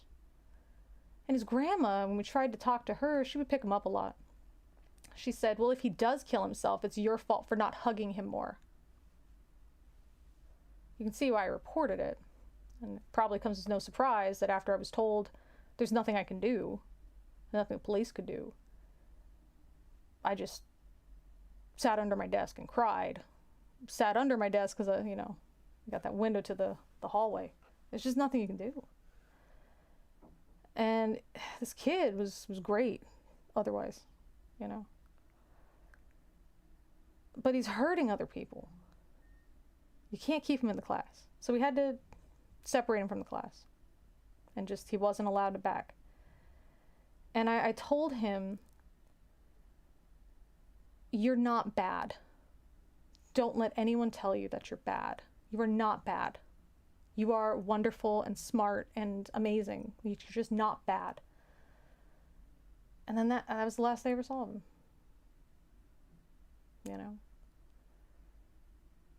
I mean, this is the type of person, I mean, not to sound like I'm bragging, but this is the type of person or personality that you want to be in charge of your kids. Because if I just hit that kid every time, it would just make a chaotic class. All the students would be scared. This kid would have gotten worse. Do you know what I mean? Like, to sit here and defend smacking a kid, this kid needed serious help. Serious help. And to just defend, oh, it's okay to hit him a few times. No, this kid had a problem. Imagine if I hit that kid that was abused at home. What would that teach him? All adults are going to beat the crap out of me. What a horrible lesson to learn. You know, at least he could understand and be happy knowing that everybody else wasn't like his dad. He could be happy outside of school. He could trust that other people are not like this and what's happening at home isn't normal. And even though the law won't protect me, at least I know that I can grow up and I can move away and I don't have to deal with this ever again. At least he got that message. You know what I mean? What a horrible message to send to a child. Just like your dad hits you, I'm going to hit you too. That's making me sick to my stomach. But it might be the impending migraine. So, both. Anyway, let's see what you guys are saying in the chat. Let's see. I don't have children. I probably never will. It's almost like you're coming at my ma like she was an abuser, which she was not. I get what the studies are saying. I'm just saying it worked. You know what? That's what I think I'll say that same thing that I said to Khalid. I think also applies to you. In your case, it worked. And I'm not saying your mom was a bad person. I'm just saying that the way she dealt with it, there was a better way. And if that didn't cause any negative things between you, your development, and your relationship with your mother, that is not the norm. That is by virtue of just who you are. And as I mentioned to Khalid, just because it works for you doesn't mean that it's going to work for everybody else. And on top of that, if the hitting wouldn't have been there and the other type of teaching would have been there, that also would have worked for you. So that's the importance of the research. Yeah, I'm not saying your mom's a bad person. I'm glad you have a great relationship with her. That's fantastic. If you know why your child is hitting you, you can address the reason behind the hitting. Angry, frustrated, show them a way to get those feelings out a healthy way. That's why I was a latchkey kid. I learned from the stove and ma. Definitely understand being latchkey, for sure. And yeah, speaking about your kids for why stuff is bad, I mean, that's one of the nice things about being able to teach AP psychology. You know, we have to talk about drugs, and we have to talk about why do people do drugs? You know, everybody knows drugs are bad. So why do people do it? Everybody knows drugs will lead you down this path that you don't want to be down. Why do you do it? You know? So we get to talk about that because it's not just so cut and dry. And now they know. And I tell them, I can't tell you how to live your life. I can't tell you not to do drugs. I can hope you're not going to. But I can't tell you not to do them. But at least you can have information on why. And if you're feeling like escaping reality for a moment, you can take a step back and say, well, do I want to do this thing? Because I know where this is going to go. Or do I want to analyze why I feel like this and try to find a different way? And that's the information I want to give them. What they do with that information is completely out of my hands. Completely. But I believe that information should be available. My dad would tell me, don't touch the stove while it's red, boy, and I asked why. He said, do what I say. So I touched the stove. Oh dear. My sister, I remember she had a butter knife. And so if you're not in the US, the outlets have slits. They're not holes. In Korea, you could stick like a chopstick in there. But in the US, it's a butter knife. And she starts looking at the knife and looking at the hole, looking at the knife, looking at the hole, getting closer, looking at the hole, looking at the knife. And I see it happening. I'm the older one. And I scream, Dad! She's gotta put the knife and the thing or something. And he's there. He's like, comes over to look, and he sees what's going to happen. He knows, because he deals with like buildings and engineering and stuff. That was his job. So he gets it. He knows what's going to happen. He knows it's not going to kill her. And I'm like, Dad. He's just standing there because there's like this little ledge, and he's looking down at her. And she's doing it, and I'm like, no. And I'm looking like, stop it from happening. He's like, just wait. So the two connect. She zaps, drops it, and starts crying. And Dad says, not gonna do that again, are you? And then he walks off. I think if he would have warned her and said, if you still, want to, obviously in kid language, but if you still wish to proceed, press okay. Let her do it, right? But at least warn her, Like when you're climbing a tree and stuff. Hey, be careful. Make sure you have good footing. It's not wet. You can slip, fall off, and break your arm. Okay. And then you slip, fall off, and break your arm. Well, you knew it was going to happen. But if you're really worried about it, maybe you play a sport that involves your arm, you play a musical instrument or something. Maybe you're like, whoa, I really got to protect my arms. I don't want to break my arm. So you choose not to, but at least you have the information. Because if you're starting to climb and you hear somebody, and I'm having mom flashbacks, and they take the slipper, you know what I'm talking about, and they say, hey, don't do that, don't touch that. I'll whack you one time. Okay. And then as soon as the adults aren't around, you go and do it, because you don't know why it's scary or why the parent is telling you not to. You just know, just like everything else, mom's gonna hit me if she catches me doing it. That's the other problem, is it's the same type of punishment. So there's different stuff, and I learned this from a new parent. I was at their house, and the kid's moving around. He's walking. He's early walking and stuff. And so he's exploring and touching stuff. And I saw him doing a thing, and I was like, oh no. And she says, oh no, we don't tell him that. For this thing, we tell him danger, because we want him to know the difference between it hurts you and will cause you harm, and I'm just telling you not to do the thing. That blew my mind. I never thought to differentiate to a child. One of them is harmful, and one of them is just, it's gonna piss me off or annoy me, you know what I mean? And that was the thing with the slipper, or with the back scratcher, or with the wire hanger.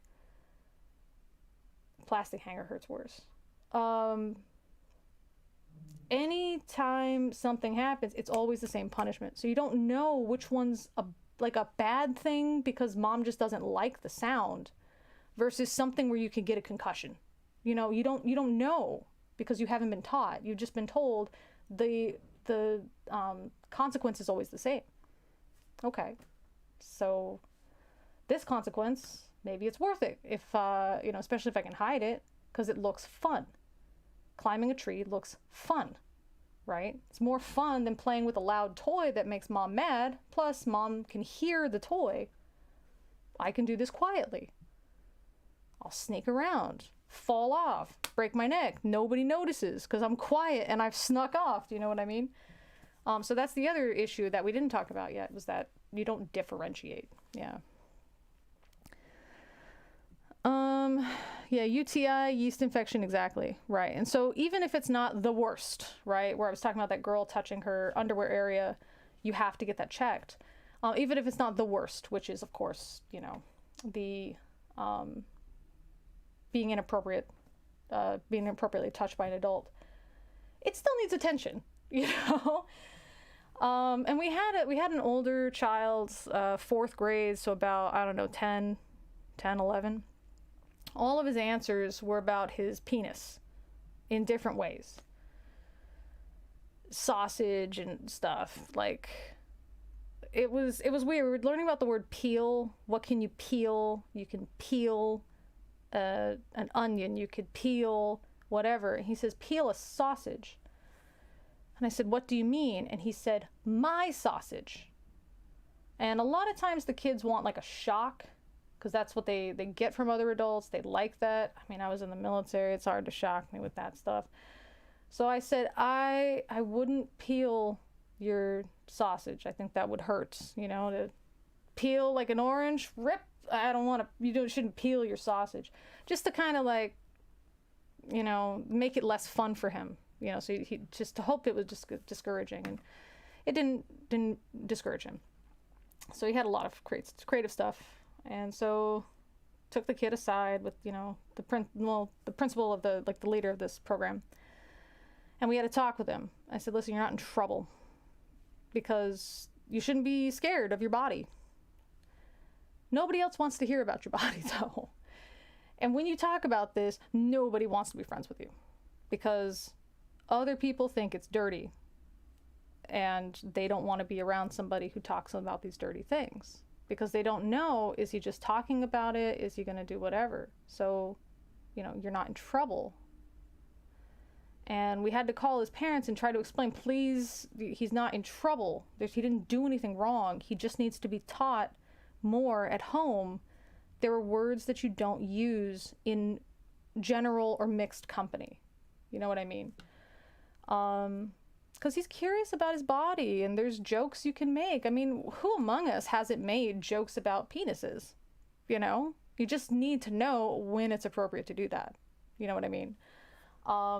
So to just tell him it's totally wrong, and it's bad, and your penis is bad, and you should never talk about it, I mean, that's inappropriate, you know? But to say, hey, if you don't know everybody, don't talk about your penis. If you know everybody, and it's a school setting, or a work setting, or a wherever setting, or some other setting, or this setting, you don't talk about your penis. Nobody wants to hear about it. If it's you and one friend, or you and three friends, and they're making penis jokes, maybe you can make a penis joke. Something like that, you know, kind of play it by ear, because you got to teach them how to navigate social situations. That's, especially for a kid that can't figure that out, they need to learn cues on how to navigate social situations, and just like a cheat sheet to have in the back of their brain pocket. You know what I mean? Like, okay, am I in a school situation? Yes. No penis talk. Got it. Am I in a school situation? No. Am I in this situation? No. Am I in this situation? No. Am I in this situation? I don't know. Should I talk about my penis? Why am I talking about my penis? You know, and you want them to have, like, is it going to be a good joke? Do I think they're going to like it? Do I know their sense of humor? And of course, that's more advanced type of reasoning, but hopefully by the time you're making penis jokes, you're a teenager. You've got some more reasoning to go through. There's not a lot of opportunities for an only child to be making penis jokes if he's got no friends. Do you know what I mean? I mean, little kids will make penis jokes, sure, by themselves, whatever, but like, you got to learn how to navigate it. You know what I mean? Let's see. Mr. Yuck comes from Pittsburgh. Oh, nice. The green sticker, yeah.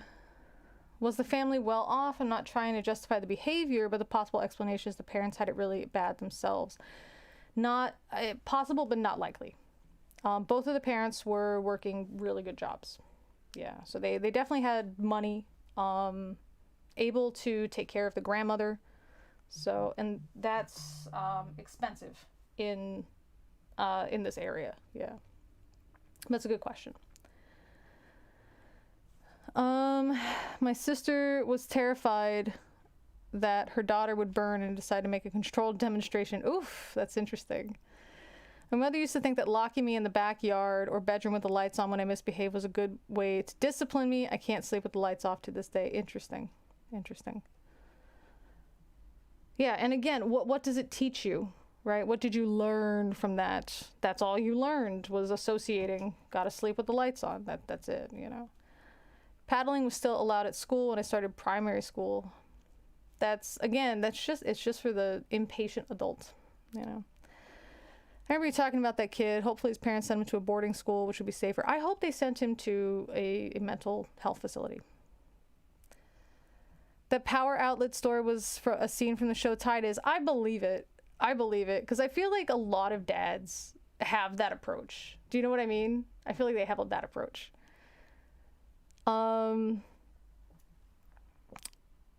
feel like an a-hole. One of my students picked something up off my desk. And I said, my desk, there's some stuff and it's interesting. And I've got another desk, a separate desk that's got interesting stuff for the students to just touch. Because they're, just be curious and learn about stuff. There's stuff with like old fashioned, there's like an old book about like different images of like Victorian fashion, for example. There's a lot of like rocks, like stones and crystals and stuff, and the students just like to touch it. There's something to hit and break stuff off of. There's just something to do. But they picked up something off of my desk, and I said, please don't touch that. That's personal. And they were still kind of playing with it, and I said, please, that has a very like a strong personal thing, like a strong personal meaning, please put it down. And I said, I sent that to a friend of mine, and for some reason it didn't get to her house, and it came back, and then she died by suicide. So that's very special to me. Please put it down. And the student was like, oh man, she put it down. She's like, and they were like, oh, I feel like such a jerk now. I said, no, you didn't know. But now you know in the future if somebody says something like, please don't, that's personal. The first time you'll put it down.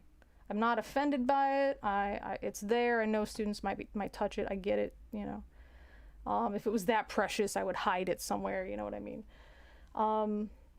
Not your fault, just learning experience. And the student's like, I still feel like a jerk. Like, no, I don't think you're a jerk. I just think you're curious. No, don't worry about it. Let's see. That's great. Danger. I'm definitely going to spread that. I thought it was awesome. So good. Check out the Air Force YouTuber Raymond Isaiah. You don't have to experience something bad and learn the hard way to know it's harmful. Absolutely, right? I don't have to go through all kinds of, drug runs, you know what I mean, to know it's not something I want to do. What kind of kids do I teach? These stories I've been telling have been around from other stuff. The stories about the student that was getting hit at home, the student that was biting other kids, and the student that was touching their underwear area. Those are all younger kids, but I don't teach that age group anymore. I teach teenagers now. Basically, there's no way for a young kid to bring something that inappropriate sexual connotation without being influenced. Not necessarily. I think I don't know. What I'm thinking is they watched something online, or they had like maybe an uncle who might make like penis jokes, and that's why they thought it was funny, because the uncle makes the jokes and he's getting laughs from the other adults. Or if you saw it on YouTube or something, there's all these like people laughing about it, whatever. So he probably thought, okay, cool, I can say it and I can get people to laugh and enjoy my company and have a good time. And no, doesn't work when you're a fourth grader in the middle of the class. Thank you, Kamo. There are very few places appropriate for those jokes, but you need to know which ones are the appropriate place. German definition poltergeist talks about a dimmer switch and a chandelier. It's taken off. Girl, you are too dope. I don't know specifically what that was in reference to, but if it's to me about a thing, cool. My parents said it wasn't necessary to learn everything the hard way or experience the worst things. Mind you, they thought it was great for ministry. No doubt. You always got the best or the most, I don't know, recognition if you had like a testimony where you're like, I was a serial killer that participated in the slave trade, and then I found Jesus, oh wow, I'm amazing. But if it's just like, one day I was reading the Bible and the Holy Spirit put it on my heart to come to Christ, and I did. Everyone's like, oh, lovely. You know, oh, I was a total drug addict who sold drugs to buy a car that I could use to run over kittens, and then I found Jesus. Oh, amazing, you know. So it's, yeah, definitely for the ministry. My aunt told me all the jokes that got me in trouble. Yeah, right? You always got that one uncle? Do you know what I mean? It's always the one. And the auntie. There's always the one auntie. She said we were driving past this, I don't know, like they had put a cow manure down. This is like out in the countryside. And it was all of the aunties in the car. Well, at least there was only aunties in the car. There's a lot of aunties. And one of them said, "What's that smell?" And the other one said, "Hey, you gotta close your legs." And the other one closed her legs. She didn't even realize it. And then she realized it and she went, I started hitting her. And I was like, I think I was 12 or something. And I was piecing it together why it was funny and they were all laughing. You know, it's just, it's like you learn that stuff and then you can't, they don't tell you when it's okay to, you know, because the adults know when not to say it. They would hope you don't say it. They think you're not going to repeat it. I don't know. But you always do. And, you know, where did you hear that horrible joke? From my mom. From my aunties. You know, that's where you hear it. But it's fun. I used it on my sister later. You know, I think we were adults or something. But she was sitting and, you know, comfortably in a car. You got one leg flopped. Just kind of flopped open. Hey, what's that smell? And I said, hey, close your legs. And she laughed it off and said something like, yeah, that's probably right. Just to make it even worse.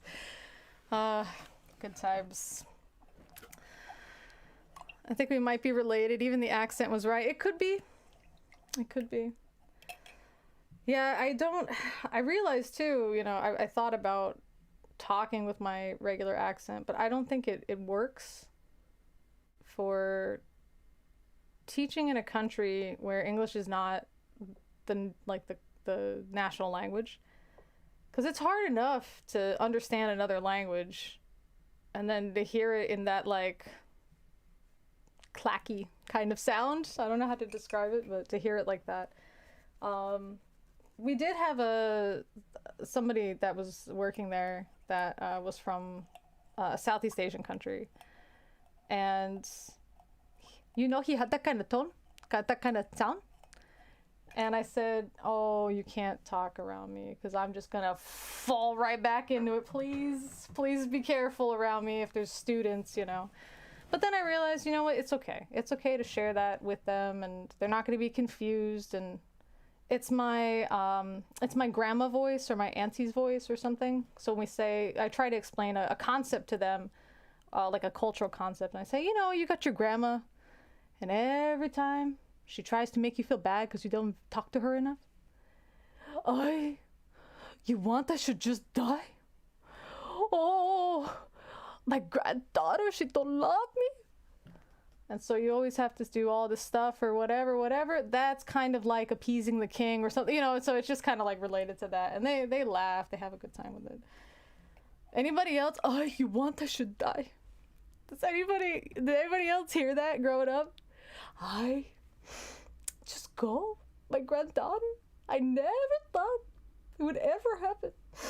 Oh, if I died, nobody would care.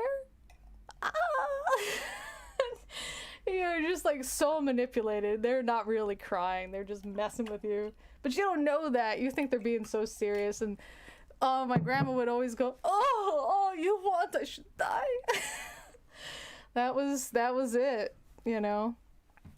Any of them named Dolores or Juanita? No, but there is that overlap because we were also invaded by Spain. I had a friend who always said it smells like lasagna when there was a bad smell. She always made people to smell it. Oh, yeah, I've heard that. Like, if you fart, tell somebody, like, ooh, do I smell popcorn? And then everyone's like, they'll take a big whiff.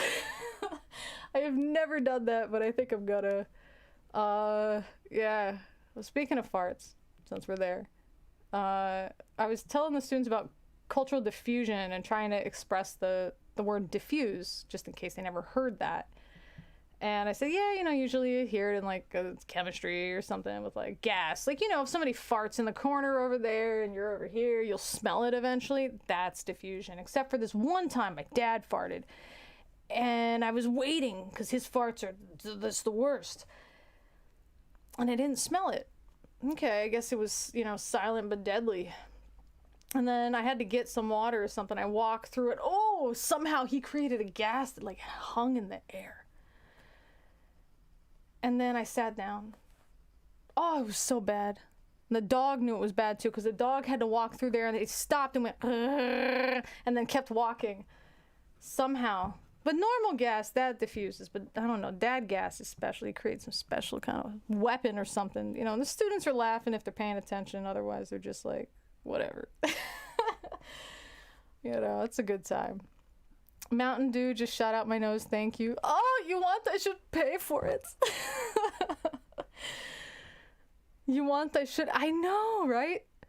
But you know what I think I learned? They invaded us. I ain't gonna respect their language. You know what I mean? You know what I mean. Why should I respect a language that didn't respect my people? You know? My family is Jewish, being guilt-tripped. It was a Tuesday. Right. I'm trying to think of something that may have overlapped, but all I know is based on Jewish stereotypes, so please forgive me, but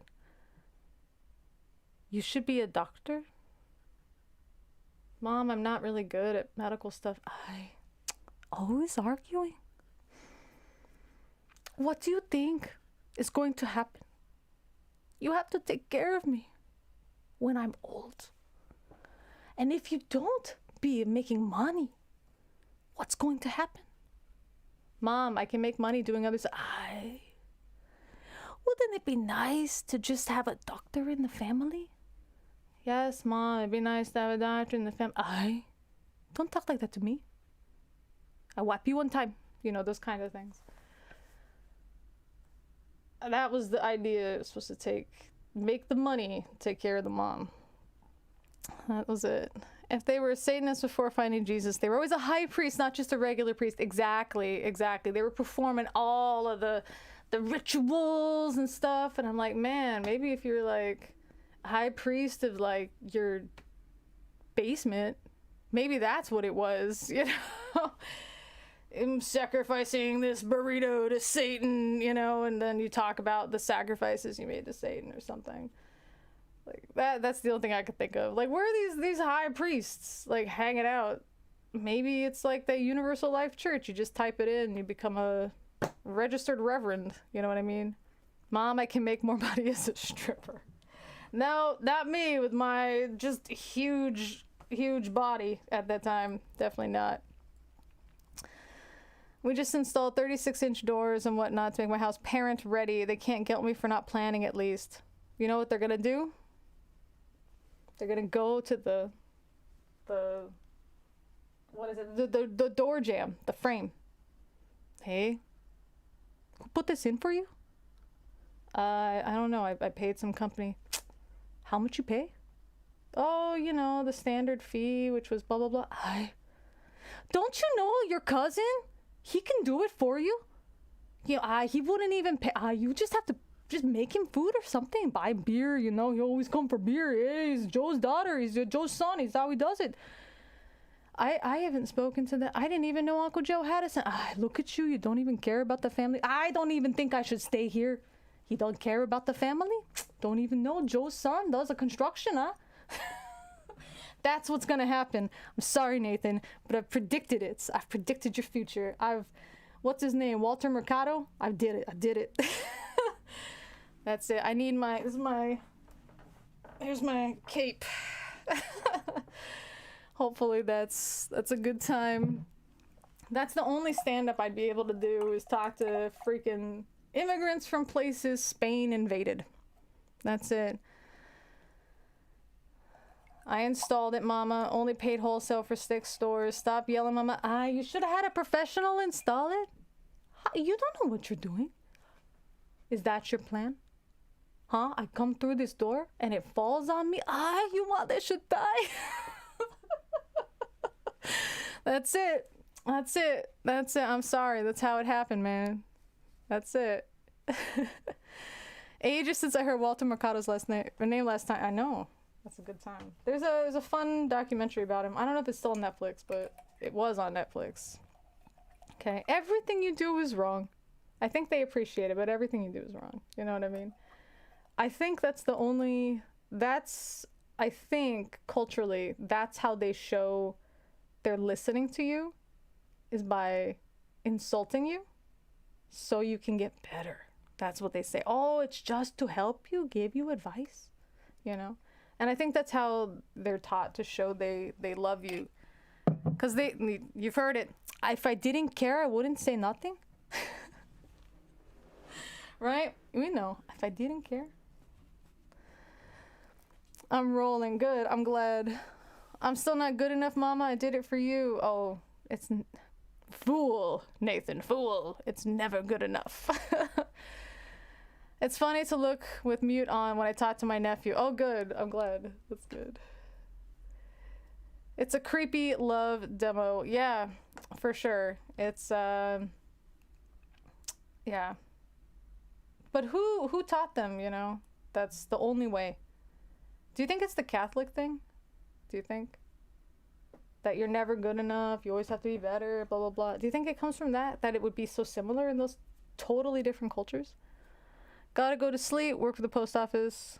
As long as I'm there, you'll get your mail. I'm assuming it's mail. See ya, have fun.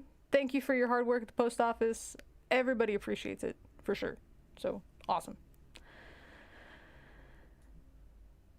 Yeah, I wonder if it's from Catholicism. Because how do you go back? Oh, I know how we go back. You know how we go back and check? Ask the ancestor. We should do it! That's what we're doing for Halloween. That's what we're doing. We're gonna consult a Ouija. No, that's white people stuff. We're not gonna consult a Ouija. We are gonna I'm gonna get some shells. I'm gonna get some salt water. I'm gonna get, what do we get? Coconut. Okay, that's what we're doing. And we're gonna ask the ancestors. That's it. Okay? That's what we're gonna do. We're gonna ask them, hey, why are we so mean to each other? That's what we're gonna ask them. You know? Because everybody undermines everybody, right? Did you hear what happened to Lisi's kid? Mom, I don't know Lisi. She's your auntie. I've never seen... she's not your auntie. Why are you always... you always against me? But she's your auntie. She's my friend, okay? She's your auntie. Her son, blah, blah, blah. And you're just like... I don't even know this guy. I've never met her. I've never met Lisi. What do I know about her? You know? But it's always talking about it. But that's kind of how it is, right? You're always talking negative about everybody. Is it, I don't know, why is that? Does it have to do with, like, God's always watching? And I don't know.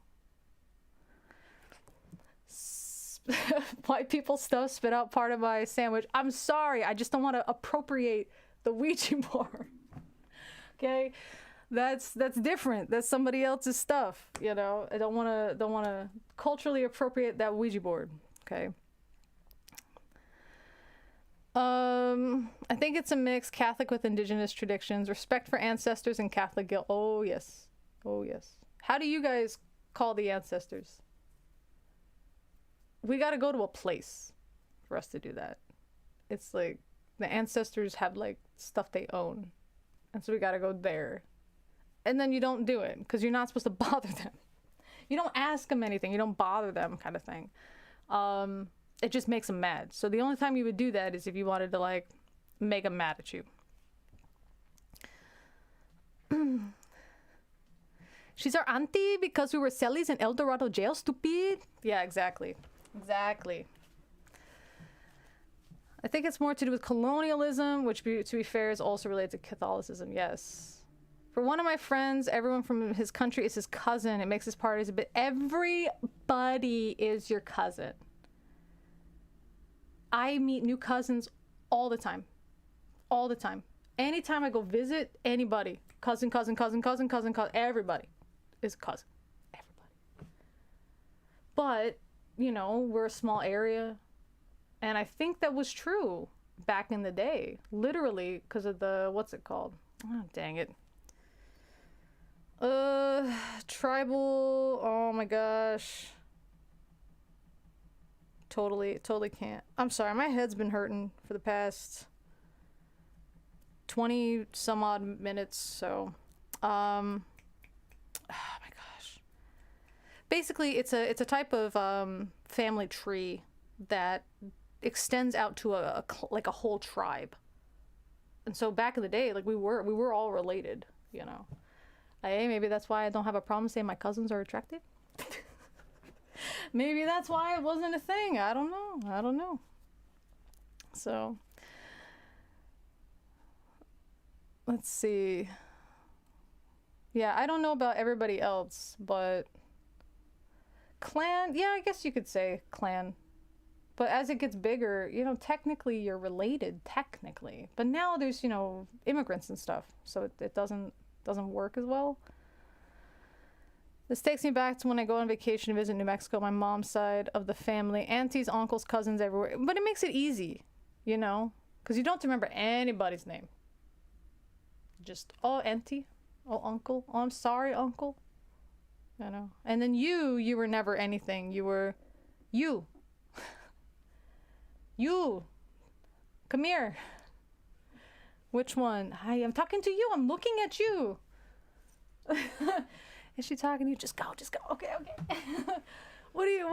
Auntie, what do you want? Hi, that's how you talk to your auntie? Oh, you just call me you know, but hey, what do you want, auntie? That's too disrespectful, you know. White people families are small in comparison. Even the larger southern clans don't compare. That's true. They are a lot smaller. Everyone has that hot cousin. I know. But there's so many cousins. They're all hot in their own ways. Do you know what I mean? What the problem is when you have the cousin that's not hot. Then you feel bad. Because they're brothers and sisters, they're hot. That's the sad thing. I was the not hot cousin. I heard once that all of us are separated by fewer than 16 generations. Don't know about the North, Sentinelese. Could be. Latino families tend to be large. I think some of that too was the Catholicism. Like my grandparents had 15 kids because they didn't believe in condoms, and they were super dirt poor. Yeah, my grandfather was a fisherman, not like commercial. He was like, "Can I catch food for my family? Oh, we caught more. We can sell this to get rice. Oh, we caught nothing. You know, go to the jungle, get it." Find it.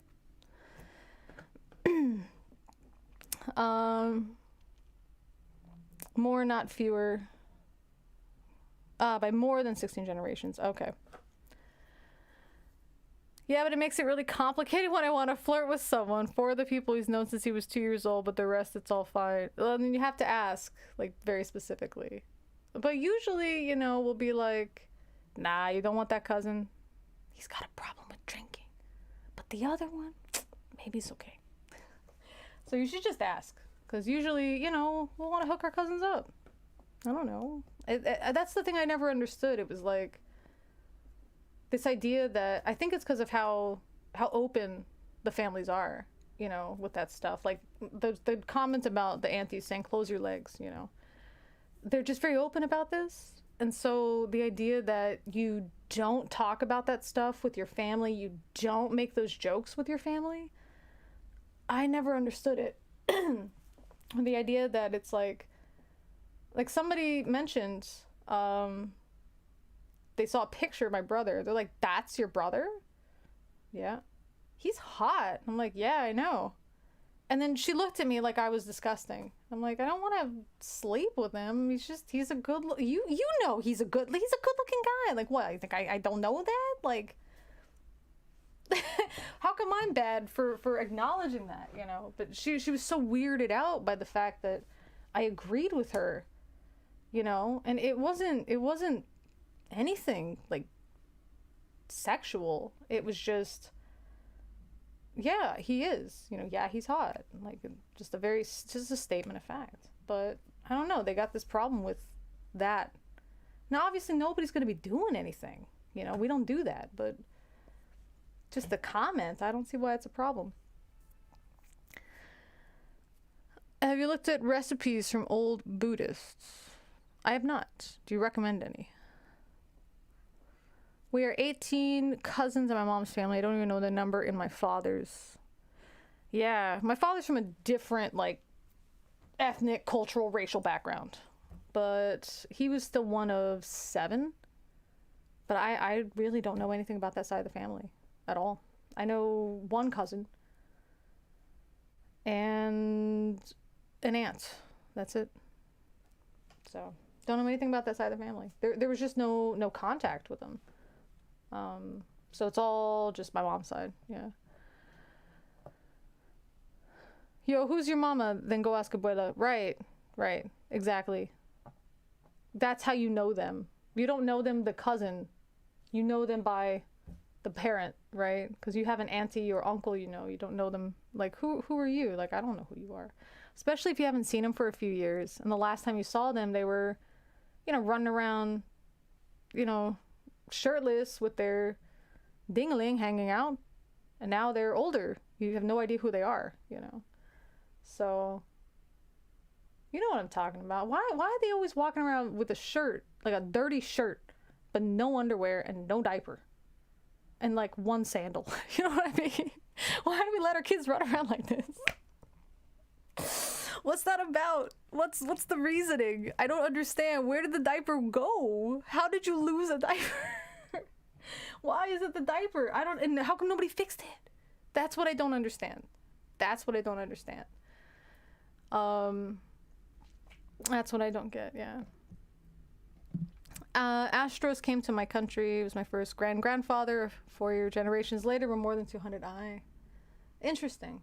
We had one that came from Spain. And it's interesting to see, like, his history. A lot of my students don't know anything about their grandparents. It's very strange. So I give extra credit for it. Hey, talk to your grandparent about this thing. You know. Kids are full-blown renegade. They are. You don't even know whose kid this is. They're just running up. And then, but you still, hey, what are you doing? Because they're in the thing getting a popsicle, right? And they're just looking at you, face smeared with dirt and red. You don't know where the red. You know it's some kind of juice or popsicle. You don't know anything else about it, though. You just hope it's not blood. And if it is, well, it's not a lot, so it's dried. Hey, what are you doing? Popsicle. Give me a beer while you're in there. And that's it. And then they run off. That's it. You know? Flirting can always be hit or miss. And I have poor eyesight, so I would come into the conversation. You mind if I talk with her, maybe her? He'd be like, dude, the last one is Steve. Aw. She gets some good glasses. I remember when everyone came by for family gatherings and everyone had a cooler full of beer. It was like a competition who could empty theirs first. Hey, you want a beer? Here you go. Diapers are gross and expensive. You know what? That's true.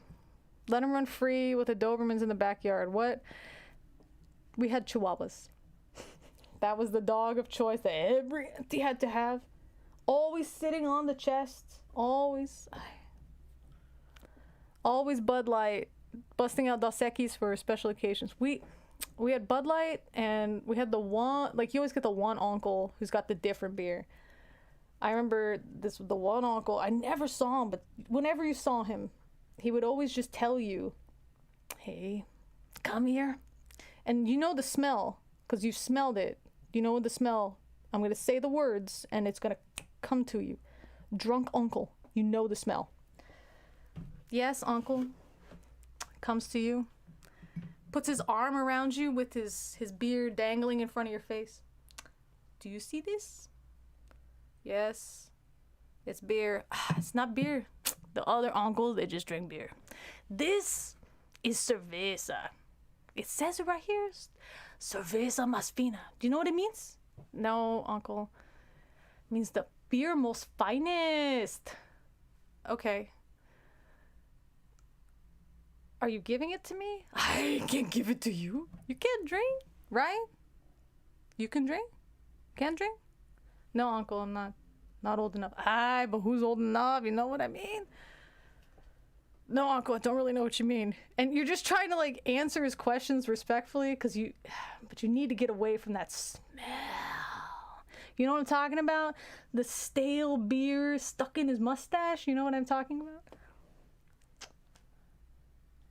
Okay, you can go. But give me a beer before you go.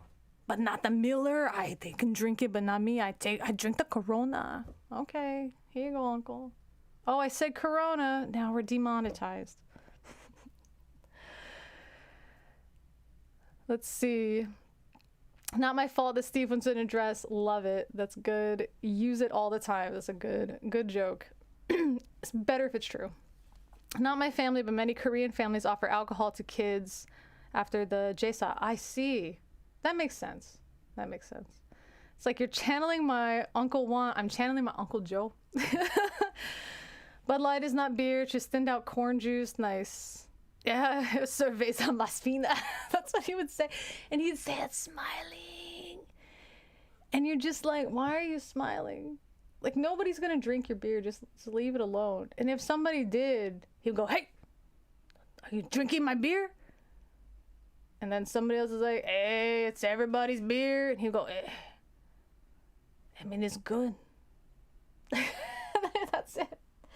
There was no argument, you know. Well, Lee, I always heard about your Asian side. This is the first time I feel about the Latina side. It's not Latina. This is the Asian side. Spain invaded lots of places. Let's not forget that. I caught a whiff of drunk uncle the other day. Never more embarrassed at home alone. Yeah, there was a beer. It was a Russian beer that I smelled, and as soon as I smelled it, I'm like, this smells like drunk uncle. Oh, why would you do that on purpose in a beer? You know. If the dress is really fit, is it wrong to ask which cousin he got it from and if she's still single? That's true. That's true. I don't think so. That ain't wrong. But yeah, no, this is the Asian side. Yeah. There's like, how would you describe it? There's like East Asian. That's not it. What is it? Is it like how would you describe it? Latina Asian? Latin Asian? How would you describe it? Because it's different, you know? It's like regionally, geographically similar. And in geography, I always teach the regions very similarly. But culturally, it's very different, you know? It's different to have like Confucian influence and the Spanish influence. It's very different. Yeah. But I think in a lot of ways, those are very similar. It's just, it makes you different from the ones that didn't get the Spanish influence, even though there's some similarities. Yeah. Lasian. There we go. I like it because it sounds like lazy. Can I ask which states you grew up in? Around. It wasn't just one, but West Coast. Yeah. So it was like half and half. Laotian. No, not Laotian. Lasian. That's it. That's it. I like it. That's it. We'll use Lasian. Speaking of being lazy, geez, I got a thing I gotta do in an hour, and I don't know if I'm ready. So we have been here for 6 hours. I'm surprised, but thank you guys for joining me. I hope that it was fun.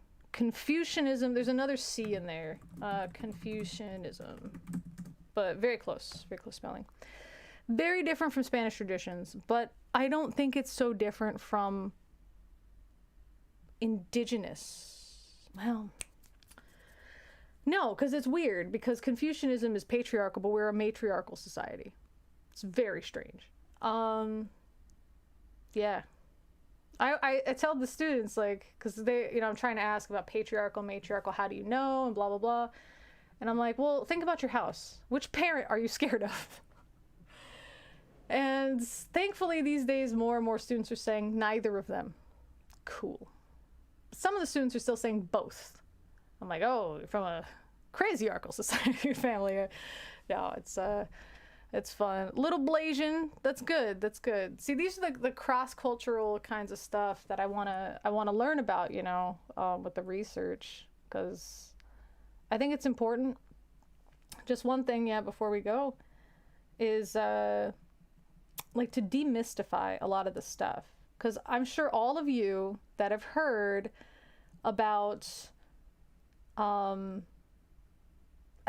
do we phrase this gently? White European background individuals making, like archaeologists, making judgments or guesses about your ancestral stuff, right? It's always magical, mystical, sacrificing. You know what I mean? Like, there's these stones that we have, and you ask somebody, I can just imagine this in the past. Hey, what are those stones? Hey, don't touch them. It's the ancestors.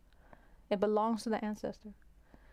And as somebody who doesn't understand the culture, especially from this like mystifying indigenous culture's background, oh, this is a religious site for rituals, and you sacrifice people or sacrifice things and offer it to the gods, and that's why it's on these tall rocks, because it's higher up to the gods, and they're structures, they're not like random rocks. No, it has nothing to do, we don't have a native religion. There's no native gods. The ancestors, you don't appease unless you make them mad. And that's like in the culture, it's this idea that the ancestors just are there. Like they still live there.